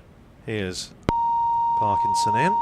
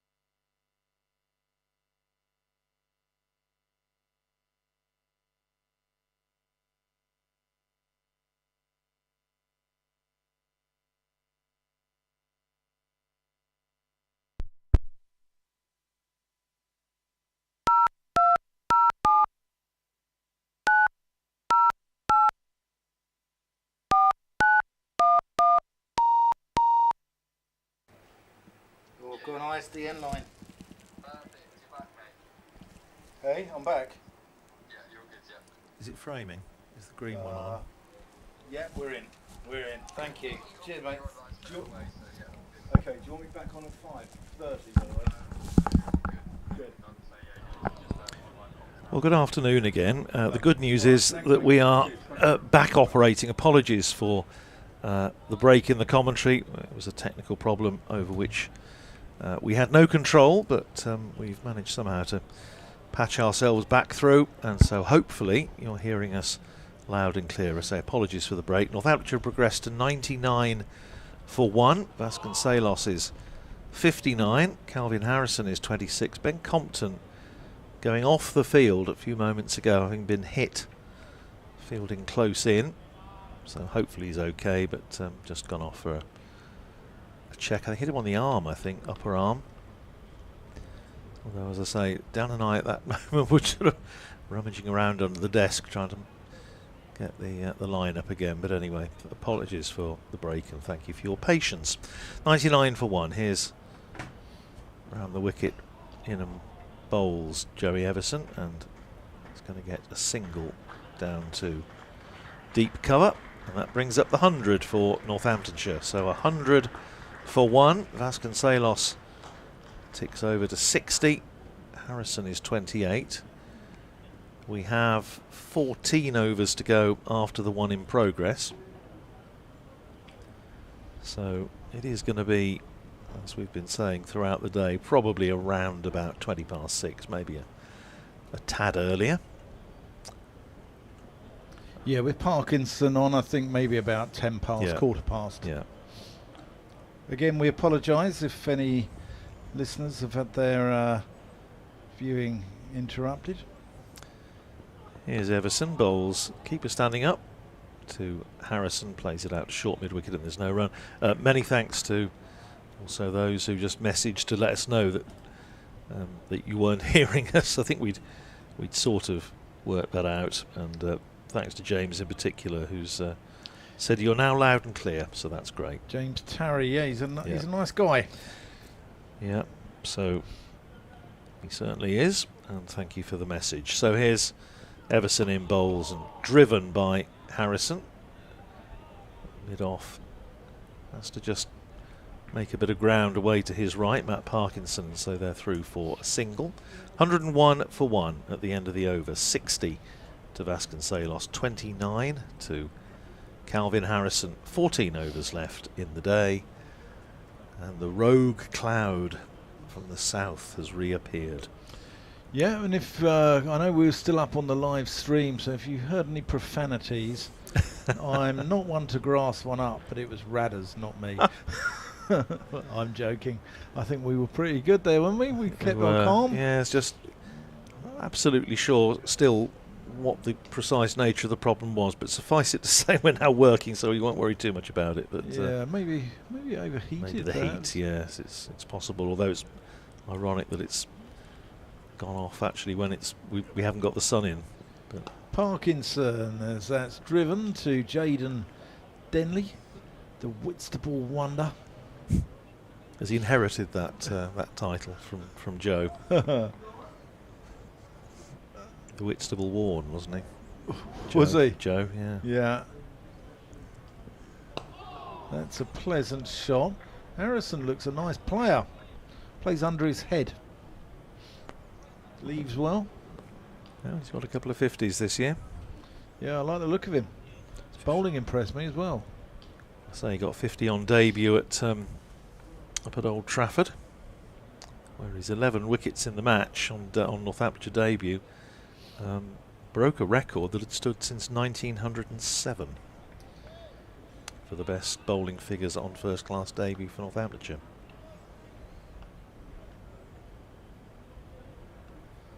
So who's on as 12th? As I'm just trying to see. So yeah, Kent Singh's got the job at short leg.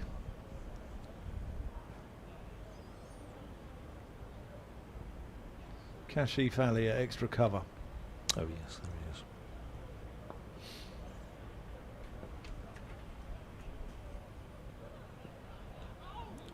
he is. It's turned to backward square. It'll just be one. Harrison also got 63 against Gloucestershire at Northampton. Yeah, he's a good player. You've got a good one there, Adders. Well, Tossed up. And again, Harrison just works this one quite safely out to Wenda Miye. I mean, it's an interesting one because obviously we're not privy to his contractual details, but you know, he's very much involved with Nottinghamshire's white ball side, but he can't get in the red ball side, which is why he's played for us for Northamptonshire throughout the red ball season. So, I mean, there's the precedent of Ben Green, of course, who's playing for Leicestershire in red ball and Somerset in white ball. Parkinson just saw Vasconcelos coming there and just angled it down into his pads.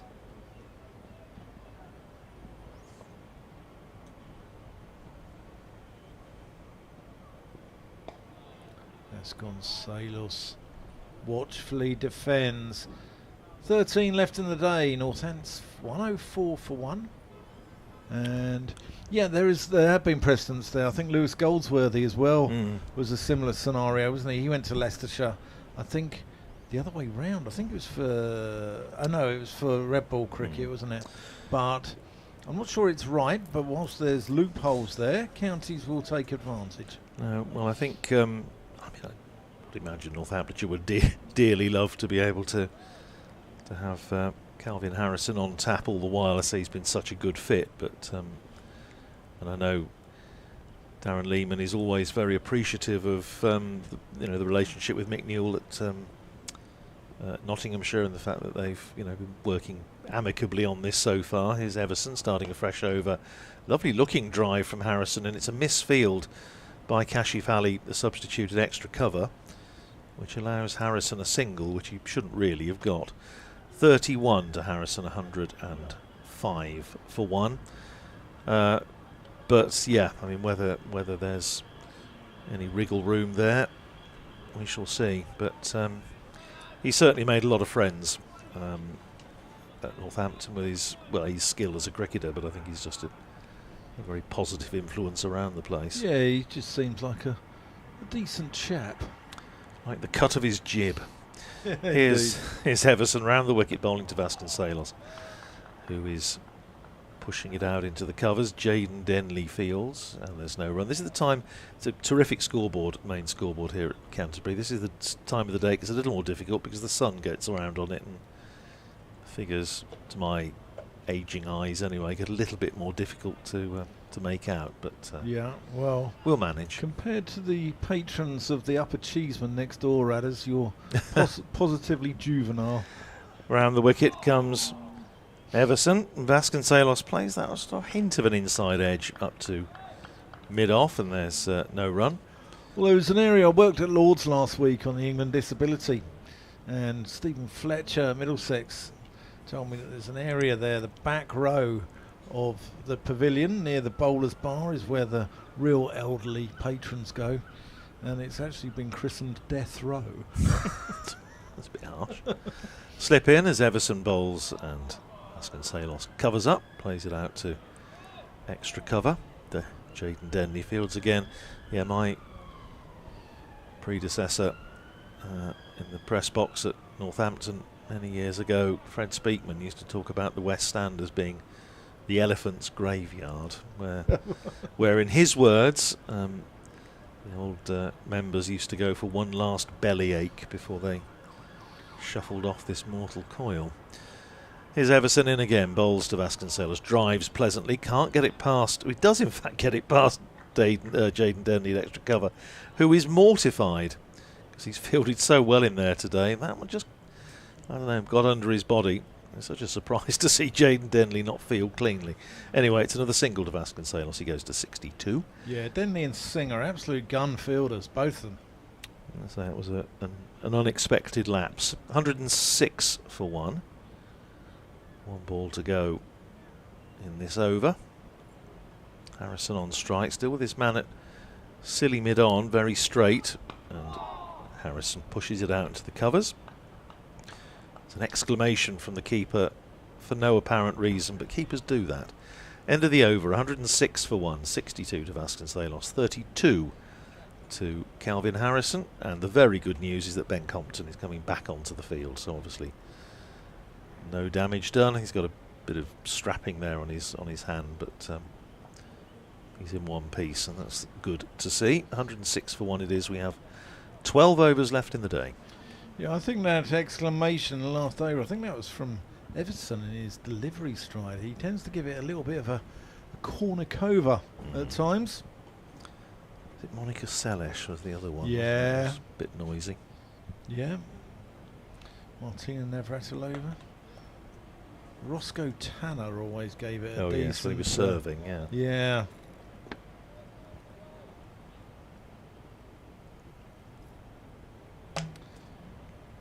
Wimbledon starting today. I believe Alcaraz is through.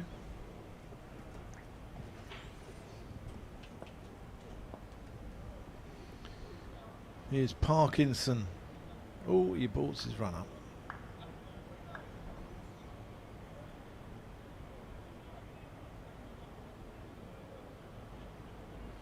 None for 25 or 5. He's bowled better last couple of overs. His first couple were not up to his usual standards, as that's pleasantly flighted. A few of the pigeons coming down and having a little snack on the grass feed that's used to repair the nets down in front of us. That's reverse swept. That's 4 runs. You're not going to stop that running away towards the real ale tent. So I didn't realise until we were discussing it earlier. It was at lunchtime, wasn't it? That is the camera tent campaign for real ale. Yeah. Proper. It's been very well supported, I have to say, over the couple of days. People down here do like to imbibe. Not to excess, I'm sure. No. Defended by Vasconcelos, although it has been known. If you walk around Canterbury at midnight on a Saturday night, it can be a tad lively. That's all right.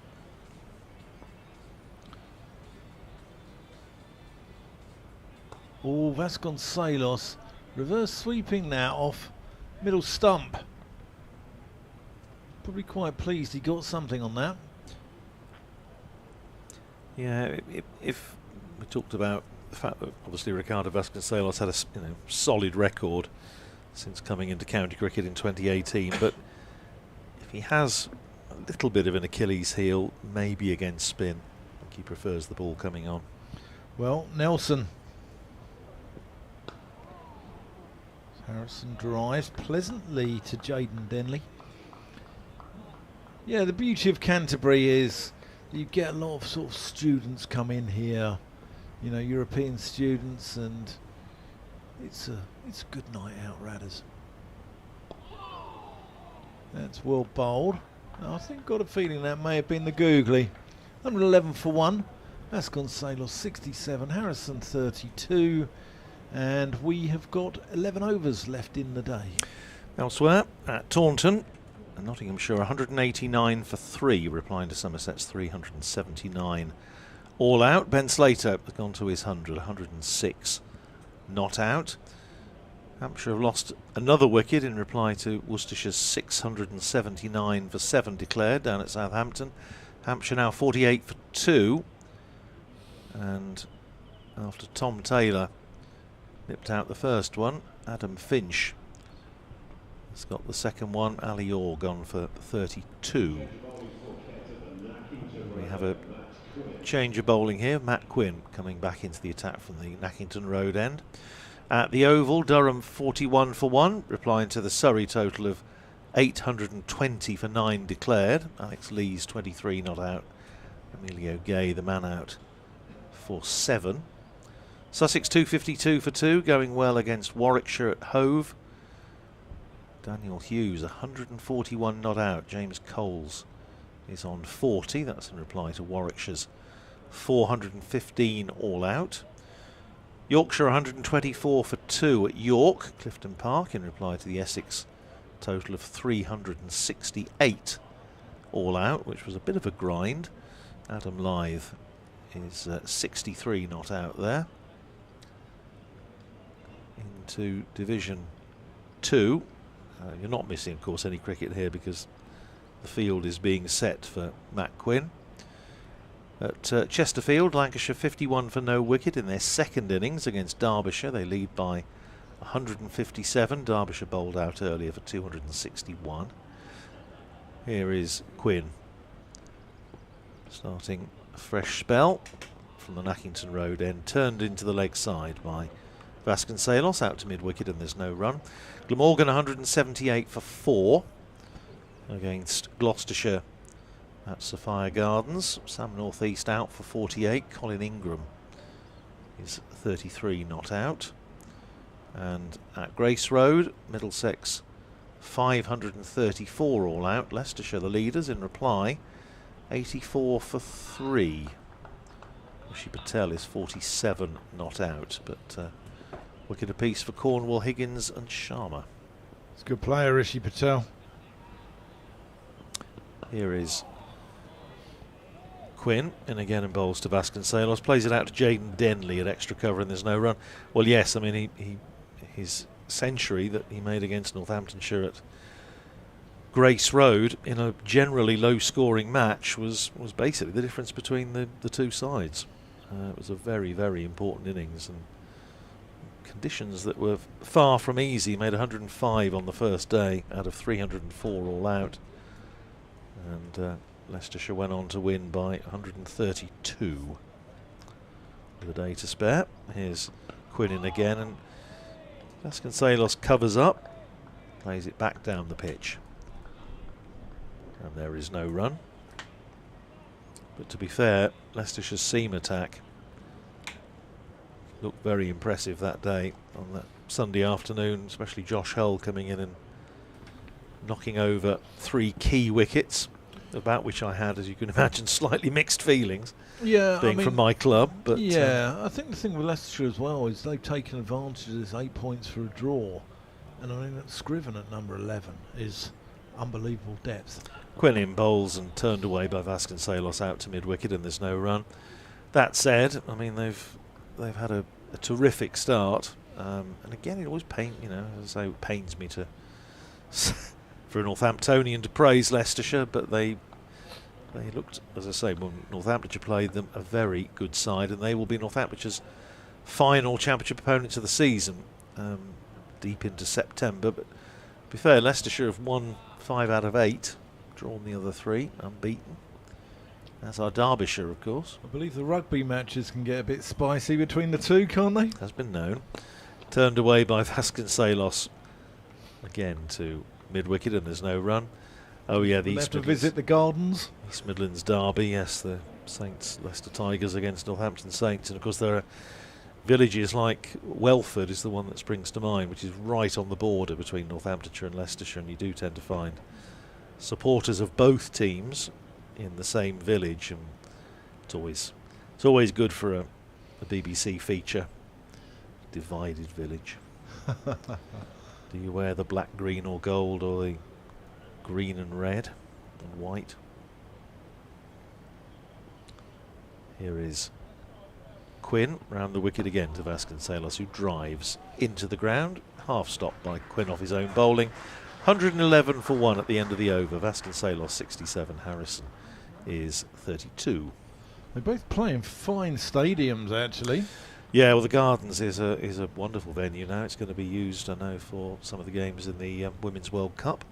Yeah, Welford Road's bang in the city centre. Yeah, well, we don't talk about Welford Road, do we? No, but, no. Sorry for swearing, BBC Northampton listeners. Got to say, you'll get you'll fall foul of the Saints faithful. This Day 2 here is slowly closing its eyes and drifting off to sleep with 10 overs left. Scoring rate's just been slowed considerably. Parkinson comes in to Harrison. They're going to take his single and they scamper through. That was a curious bit of running there by Vasconcelos. It was kind of dangerous, I thought. It was tight. Yeah. It was tight, and I suppose you could say unnecessary, but taking on Agar as well. yeah, quite. England announced an unchanged team for the second test against India at Edgbaston, so all the speculation about Jofra Archer is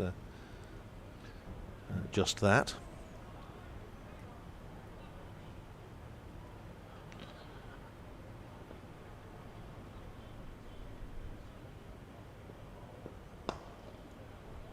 Drilled back to Parkinson. They think about one.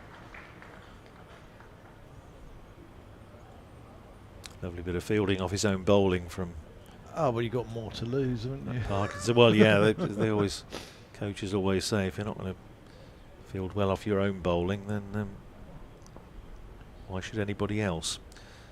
Is the Boltonian coming in? As that's swept out to deep backward square. Vasconcelos moving on to 68.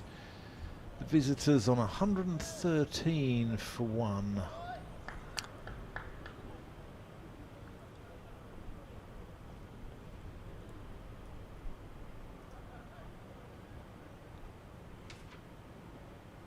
Tossed up.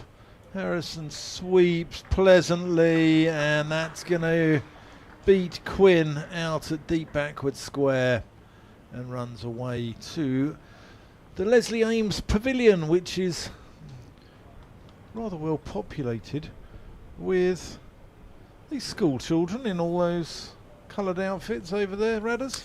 Yeah, I think there's most of those. I think have probably gone home now, but or gone back to school. But I think there's a few still here.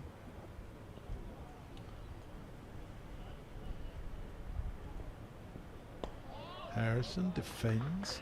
It's like sort of Lords or the Oval, isn't it? The history of one end of the ground here with the elderly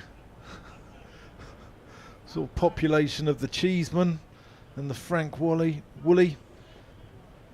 Different demographic as Harrison defends compared to those in the Leslie Ames stand over there.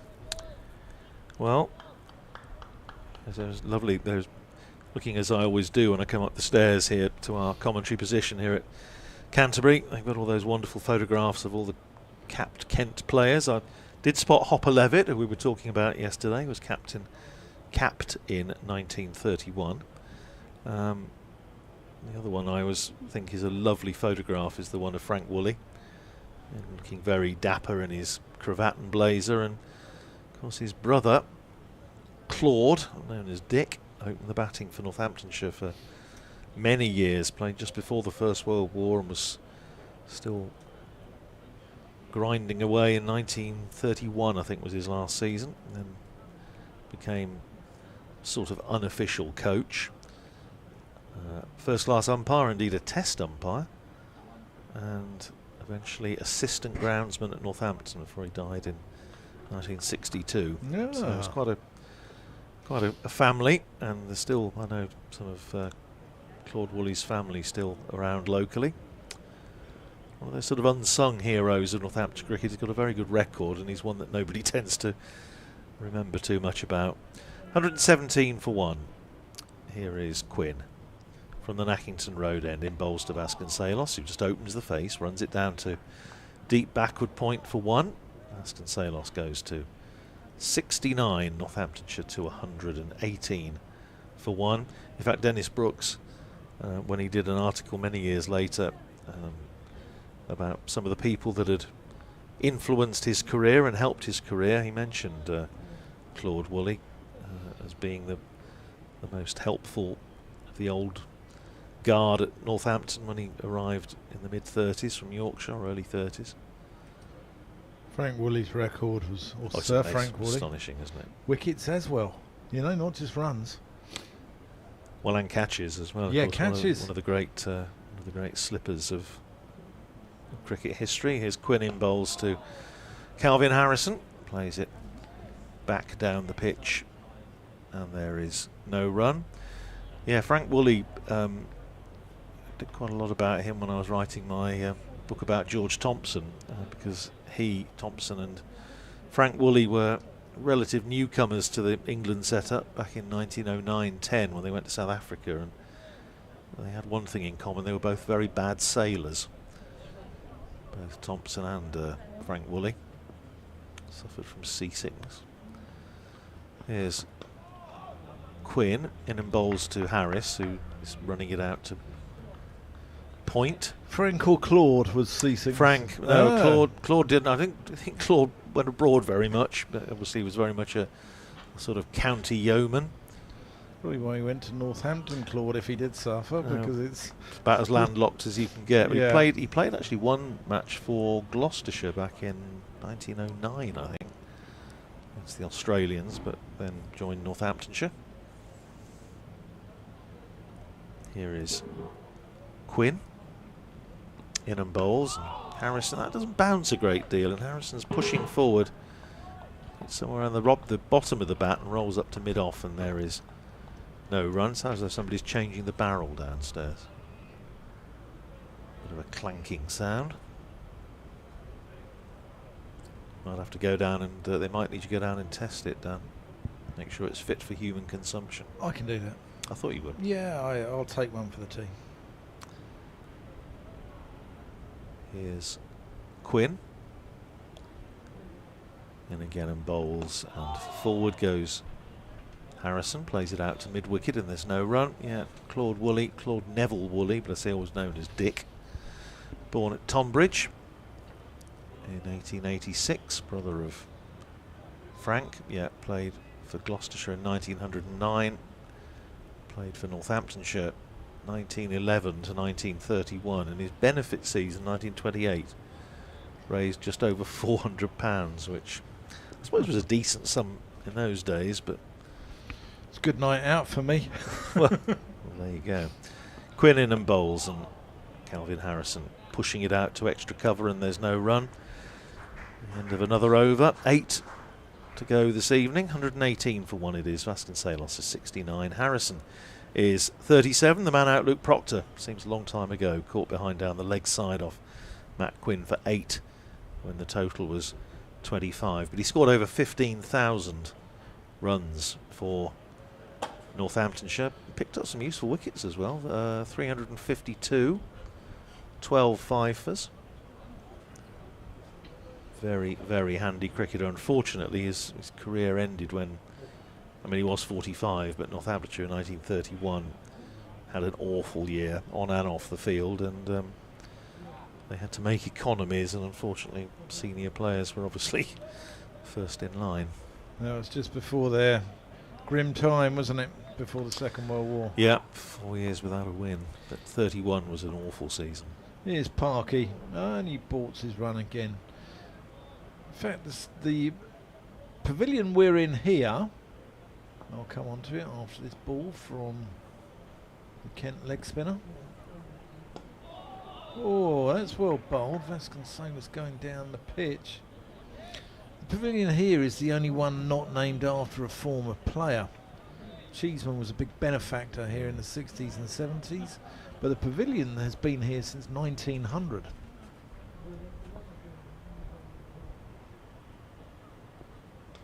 Oh, Vasconcelos taking that off. Middle stump, he's got to be careful there. He's trusting the bounce of the pitch. Although saying that, having been on the pitch for all of the games so far, I think he knows what he's doing.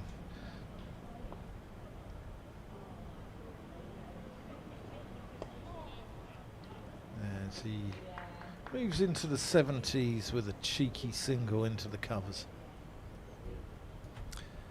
Yeah, Frank Woolley in first-class cricket, 978 matches, Yeah. 58,959 runs, including 145 centuries. Reasonable. 2,066 wickets at 19.87. Push to Agar. No run. And 1,018 catches. Not bad. Not bad. So at it's all. a sort of decent return, isn't it? Really. Yeah, you take that. 64 tests for England. Chopped away. Agar picks it up. Vasconcelos has to be quick here. That's a really dicey single. It's a very, very good bit of fielding though, because he stopped it and got rid of it so quickly. And I mean, if the throw had hit the stumps, Vasconcelos would have just kept on running. You'd have to go in a very wide semicircle, but he would have been out, I think. He might have ended up in the village of Nackington if he Yes, kept on running, yeah. but Yeah. But that was tight, extremely tight.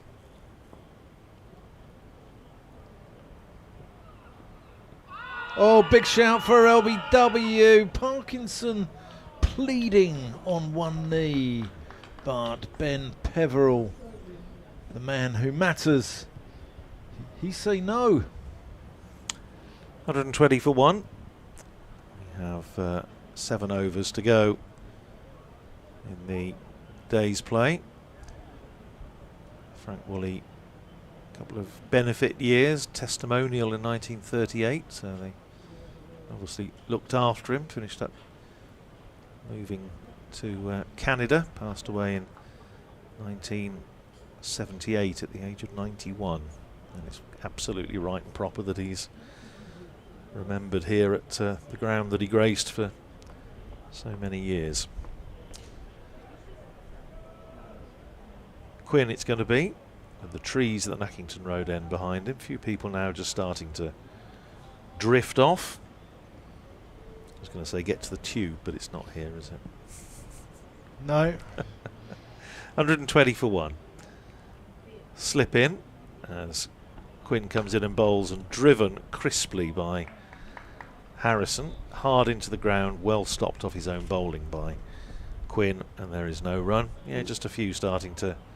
Yeah, well, a very quick train line into. Yeah, I know. All with the HS, I did it the last time I was here because I was actually at a prom concert in London, the Albert Hall, in the evening. So you came from St Pancras. Yep, and it worked extremely well. Very good line. Here's Quinn in again, bowled short, pulled away for a single down to deep backward square. One more to Calvin Harrison, who goes to 39, and Northamptonshire to 121 for one. Partnership now worth 96 between these two. Ben Peveril, the umpire, walking across with left-hander on strike. Ben Compton having a chat with Calvin Harrison at the non-striker's end. Funny feeling they may have been born in the same part of the world. Who, Peveril and Harrison? Compton and Harrison, both born in Durban. I thought they were. Born in Durbs. Zulus.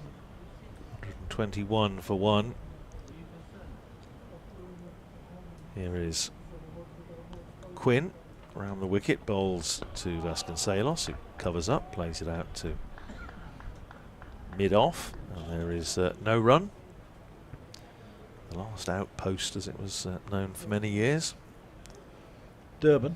Yep, was there in March of this year, visiting some friends there. It's quite tropical, isn't it? Durban? Yeah, it gets a bit steamy there, a bit like here, really. In fact, I was saying to my friends a couple of weeks ago, and I was sitting in the garden at in East Northamptonshire, and it did feel a bit like Rushden, a bit like Durban. Round the wicket comes Quinn, and Vasconcelos is in behind that. Obviously, wants to make sure that he's coming back tomorrow morning. Well, he'll be coming back tomorrow morning, but to resume his innings. Produced some good cricketers though, Durban and Peter Yeah. Maritzburg. Absolutely.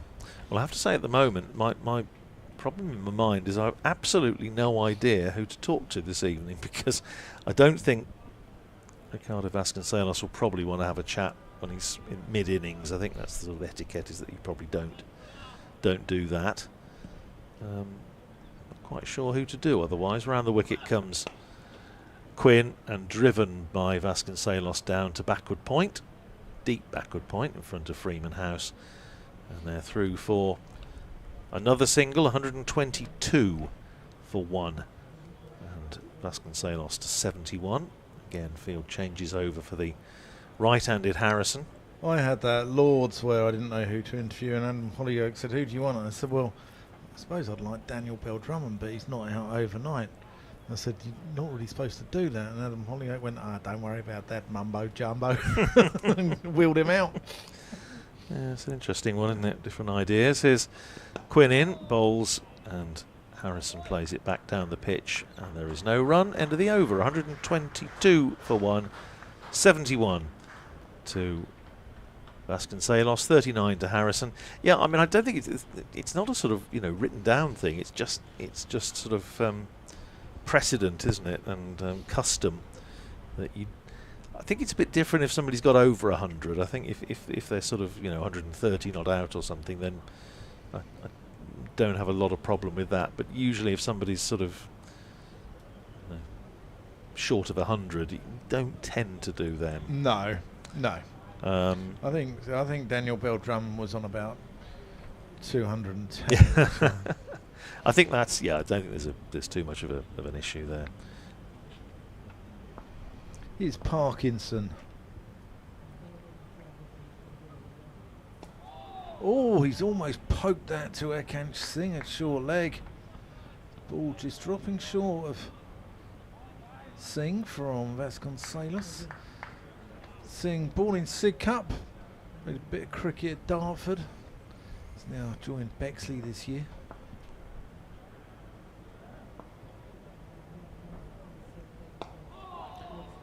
It's driven. Parkinson.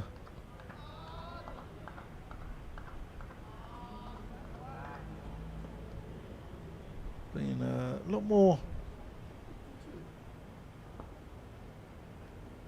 lot tighter last few overs. That's reverse swept. He's actually got this quite a long way in front of square. Big boot of Matt Quinn comes out.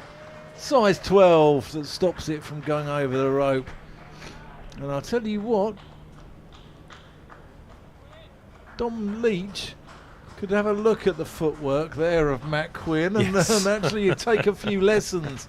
Because his first touch does need a little bit of work on it, I think, Dom Leach. But Matt Quinn there. Oh, that's well bowled. Going past the outside edge of Harrison. A little bit of turn, a little bit of purchase. We saw Chahal turn a few, didn't we? Just the odd one or two. But Matt Quinn showing a better touch than Niall Quinn or Mickey Quinn. Or Quinn the medicine woman. Oh, I think that might be the googly or the slider. Not sure. Harrison read that. A bit like the way that I read Dostoevsky read us. Rarely. Yeah, not very well. That's defended. Out to the covers in the over. 5 left in the day. Northamptonshire 125 for 1. Vasconcelos 74. Harrison 39. And you're listening to Dan Whiting and Andrew Radd as the over rate seems to have slowed quite painfully, actually. Yes, and interesting to see what the Kent over rate is actually. But I mean, this was obviously going to be a bit of an elongated session. We've had 2 hours and 20 minutes in the innings so far, and they've bowled, what's that, 31 overs. That's not great. It's not great. It's not awful, I suppose. But anyway, India here, India A in the Lions. bowled 17 overs in an hour and 40 minutes at the end of one. Dear. That is not good. No, and there was no regulations to stop them No. because it was an unofficial test. 125 for 1. Northamptonshire with 5 overs to negotiate before close of play. And we have a change with Nathan Gilchrist coming back into the attack from the Nackington Road end with a slip and backward point going in there.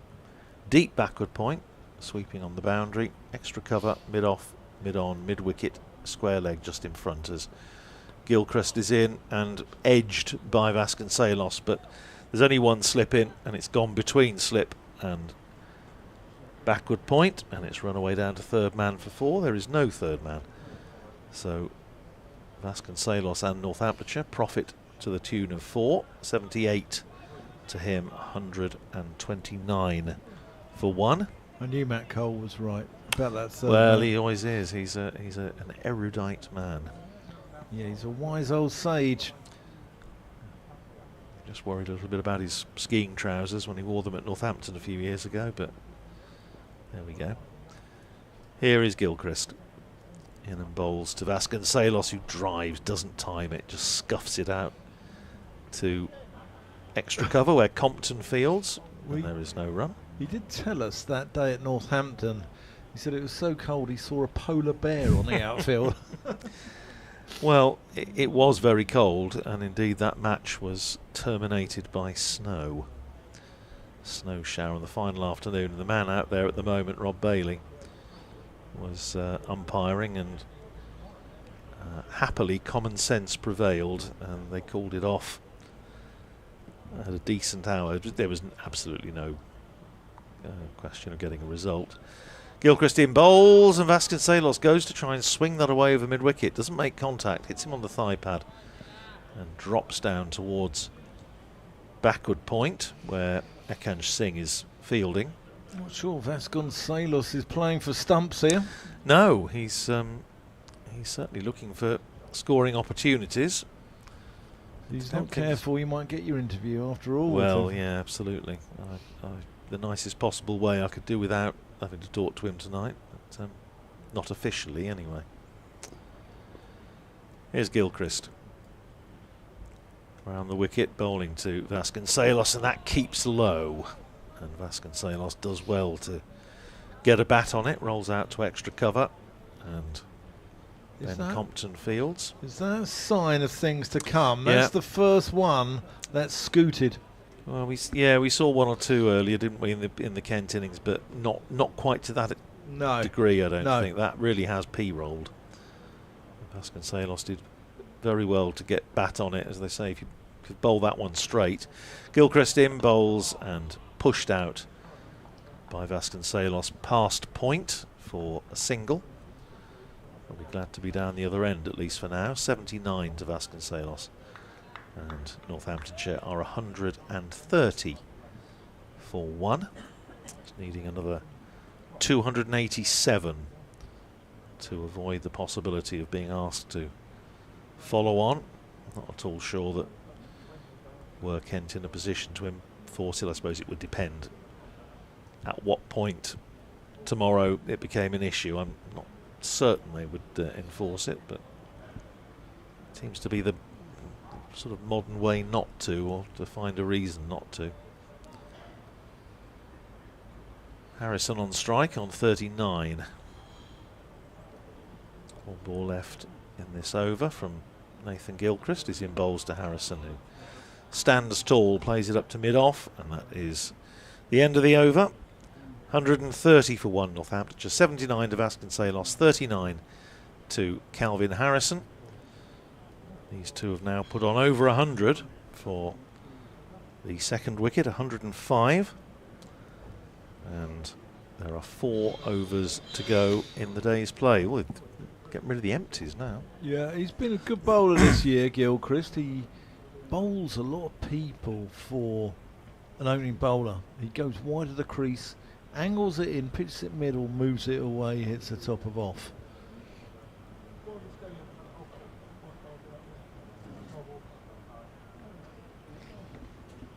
4 overs left, and the over rate really slowed down here, but I'm sure Kent should probably want to get off this field now for the day. Sure, all of them do.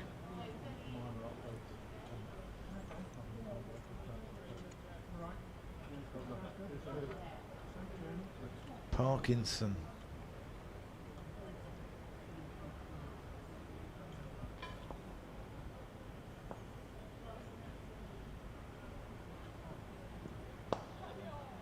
Vasconcelos uses his feet, plays it out to under Miyeye at long on. Shadows just creeping across the practice wickets in front of us.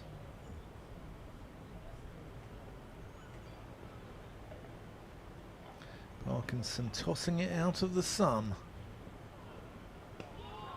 Oh, Harrison goes back there to oohs and ahs from Finch and Bell-Drummond, keeping wicket and at first slip respectively.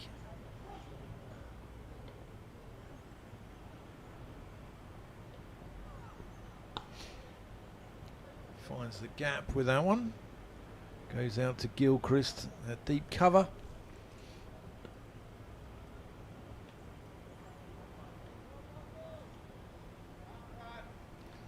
There's a lovely ambience to this ground this time of night. Beautiful cadence.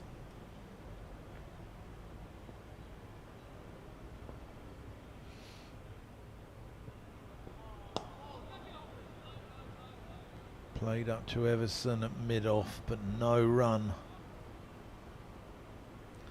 20 balls left of the second day.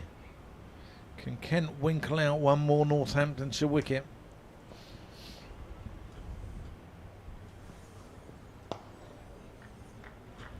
Vasconcelos serenely moves on to 81.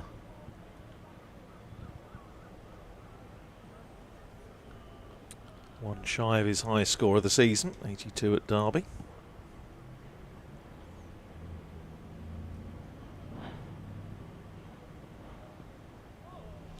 That's left alone by Harrison in the over.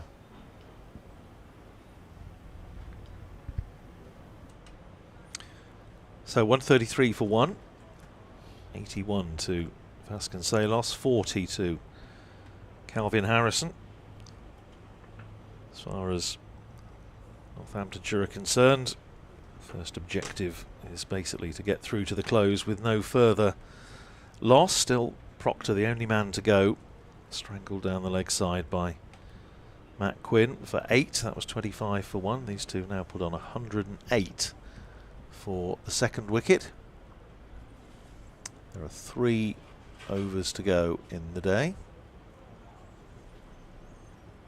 and Harry Finch dispenses with the helmet, tells you he's not going to be standing up, and dons the slightly Paddington Bearish sun hat that he wears.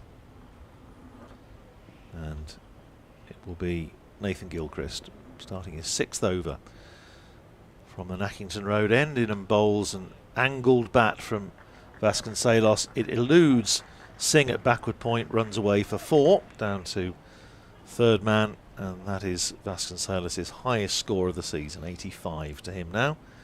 And Northamptonshire to 137 for 1. Yeah, I don't know if Finch has worn the floppy at Blackpool last week, but he's normally been capped up. Well, does like to be beside the seaside. Nice ground, Stanley Park. Yeah, I've never been there. Yeah, did a 50 over game there a couple of years ago, and it was a day like, well, it wasn't quite as warm as this, but they brought this huge meat pie, communal one with a sort of slice each for lunch. It was enormous. It laid a little heavily towards the back end of the afternoon. Here's Gilchrist in bowls, and Vasconcelos I think was looking to play a similar stroke, but this time it was a little bit close to him and just drops it down at his feet, knocks it out towards Ben Compton. What about Southport? You ever been there? No. Northamptonshire have played it. They won there in '84, but I wasn't there. Liverpool, lovely ground, of course, at Aigburth. Yeah. Lovely pavilion there, Where isn't it? Bernard Tyler, who played for Northamptonshire a bit in the 20s, was once the groundsman for a long time. Short goes Gilchrist. Vasconcelos ducks underneath it. And he's just maybe looking a little quizzically at Rob Bailey. Could I really have got anywhere near that? Well, the umpires have decided not to call it a wide. Rob Bailey's slightly more concerned at the moment at where Nathan Gilchrist's front foot is landing. Get your step ladder out, Ricky. Absolutely, yeah. Here's Gilchrist. In again and bowls to Vasconcelos outside the off stump. Left well alone. Talking about his Portuguese antecedents earlier, his family are actually originally from Madeira. Of course, part of Portugal, but where Cristiano Ronaldo hails from as well. So we should call Cristiano Ronaldo football's Ricardo Vasconcelos, but didn't seem to think that was probably going to happen. Here's Gilchrist in and bowls to Vasconcelos, and he cuts that away down to wideish third man, very well fielded down there by Ekhansh Singh, who's been dropped back there for that very purpose. That keeps Vasconcelos to a single. He's 86. Northamptonshire 138 for 1. I heard possibly one of the worst jokes ever. Cricketing jokes about Madeira once. There's a chap in the ladies' pavilion at Worcester. There's a big sign up on the wall saying, all cakes, £1. So he said, I'll have that one. I'll come on to it after this ball. Gilchrist to finish the over, bowls to Harrison. Harrison solidly in defence, plays it out to extra cover. End of the over, 138 for 1. 86 to Vasconcelos, 40 to Harrison. 2 overs left in the day. So there's a big sign on the wall saying all cakes £1. He said, I'll have that one. She goes, that'll be £1.25, please. He said, well, there's a big sign there saying £1. She said, yeah, that's Madeira cake. Oh, that's a serious dad joke. I like that. I'm out of here. No, any like that I'm a big fan of, and I try them out on my son, who then looks pityingly at me. But anyway, like that one. It's good. 2 to go. And it is extraordinary. We had not a cloud in the sky this morning when I arrived at about 8:30. I And think we've seen about 3. yeah, and here we are at 6:15, and again there is not a cloud in the sky. And tomorrow will be even hotter. So they say, yes. Parkinson. Poked to Ekhansh Singh at short leg. Last over of the day from the pavilion end. Well, I'm sure Northamptonshire will be hoping to keep Kent in the field all day tomorrow if they possibly can. Yeah, I think it's going to be tough going.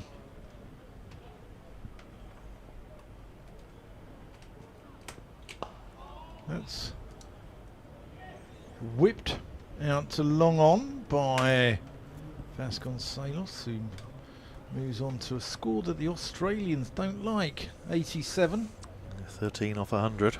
Yeah, they have to be different, don't they? I mean, even their water goes the other way down a plug hole. I mean, come on. Not just them. No, not just them. Ah, the gulls. They must go down to the sea again, to the lonely sea in the sky. Yeah, I think they found a bit of food somewhere. Saying that, if you're a seagull, right, and you're a bit hungry, the last thing you want to do when you find food is to probably alert all your mates to it, because they're not the most gracious people when it comes to a bit of food, are they? Here's Parkinson, as that's pushed to Ekhansh Singh.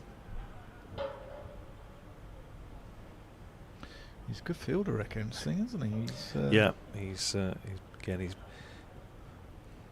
the energy of youth, and important that just helps to keep everybody engaged.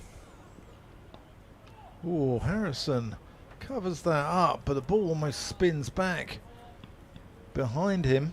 Nowhere really near the stumps, but Finch getting a little excited. Lovely century from him earlier on.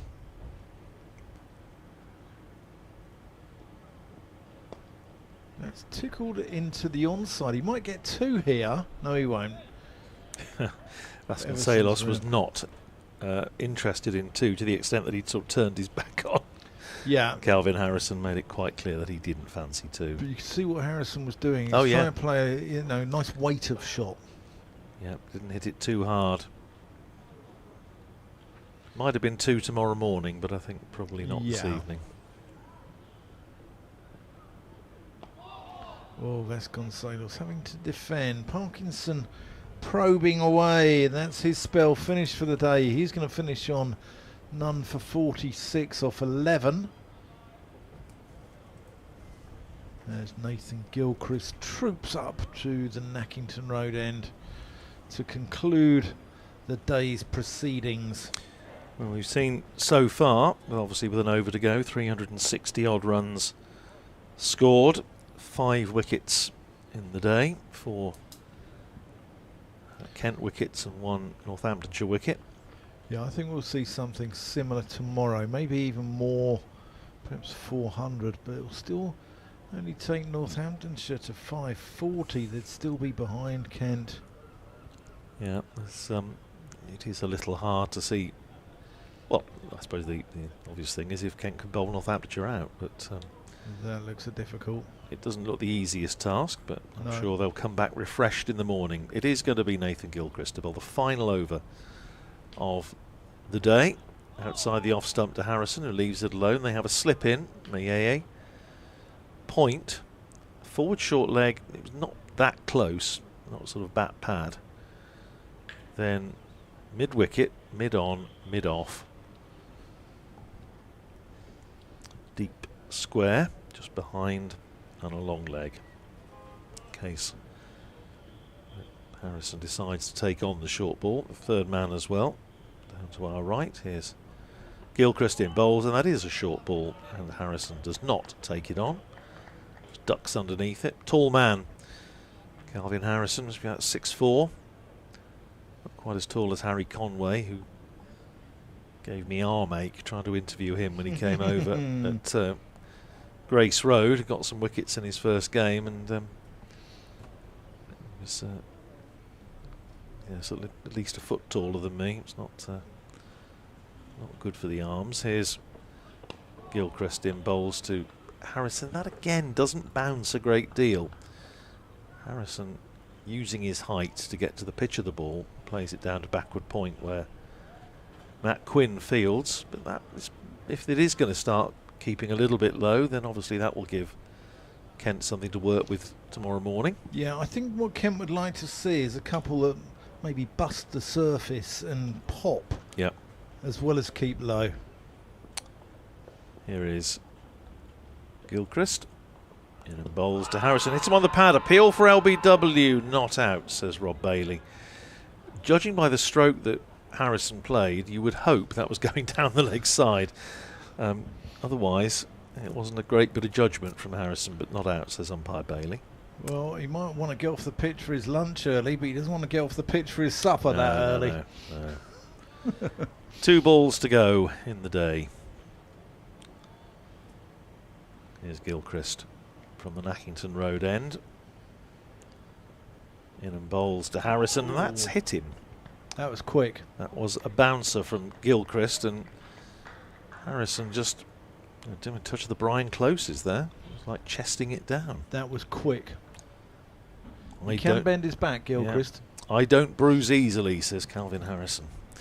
So that brings us to the last ball of the day's play at about 25 past 6. Gilchrist, fair enough, just put things in, doubts into Calvin Harrison's mind by just moving his captain Bell-Drummond in a little bit closer at short mid-wicket. Gilchrist in, bowls, full length, pushed up to mid-off by Calvin Harrison. That's his close of play on day 2. as umpire Rob Bailey removes the bails at the Nackington Road end, and Northamptonshire go in at 140 for 1 with Ricardo Vasconcelos 87 not out, his highest score of the season so far. Calvin Harrison on 41, partnership between these two worth 115 for the second wicket. It's always going to be a tough session for the Kent attack there, 36 overs, making it quite an extended session. But they did pretty well, and Northamptonshire just about managing to see it through despite a little bit of erratic bounce. But Vasconcelos and Calvin Harrison leaving the field, followed by the Kent fielders. And we shall be back tomorrow morning with, of course, the prospect, as Dan was saying, of temperatures being even higher today than yesterday, tomorrow rather, than they have been today. So 140 for 1 Northamptonshire. They need another 217 to reach their first objective, which is to avoid the possibility of being asked to follow on. But Northamptonshire, I think, will be reasonably happy to go in having lost just 1 wicket in that final session. Yeah, I think they will as well. We'll be back at 10:55 tomorrow morning. Thank you to everybody who's interacted with us today, for all your emails, for all your posts on social media. But from a rather hot, sultry Canterbury, from Andrew Radd and from me, Dan Whiting, we wish you a very good Monday night.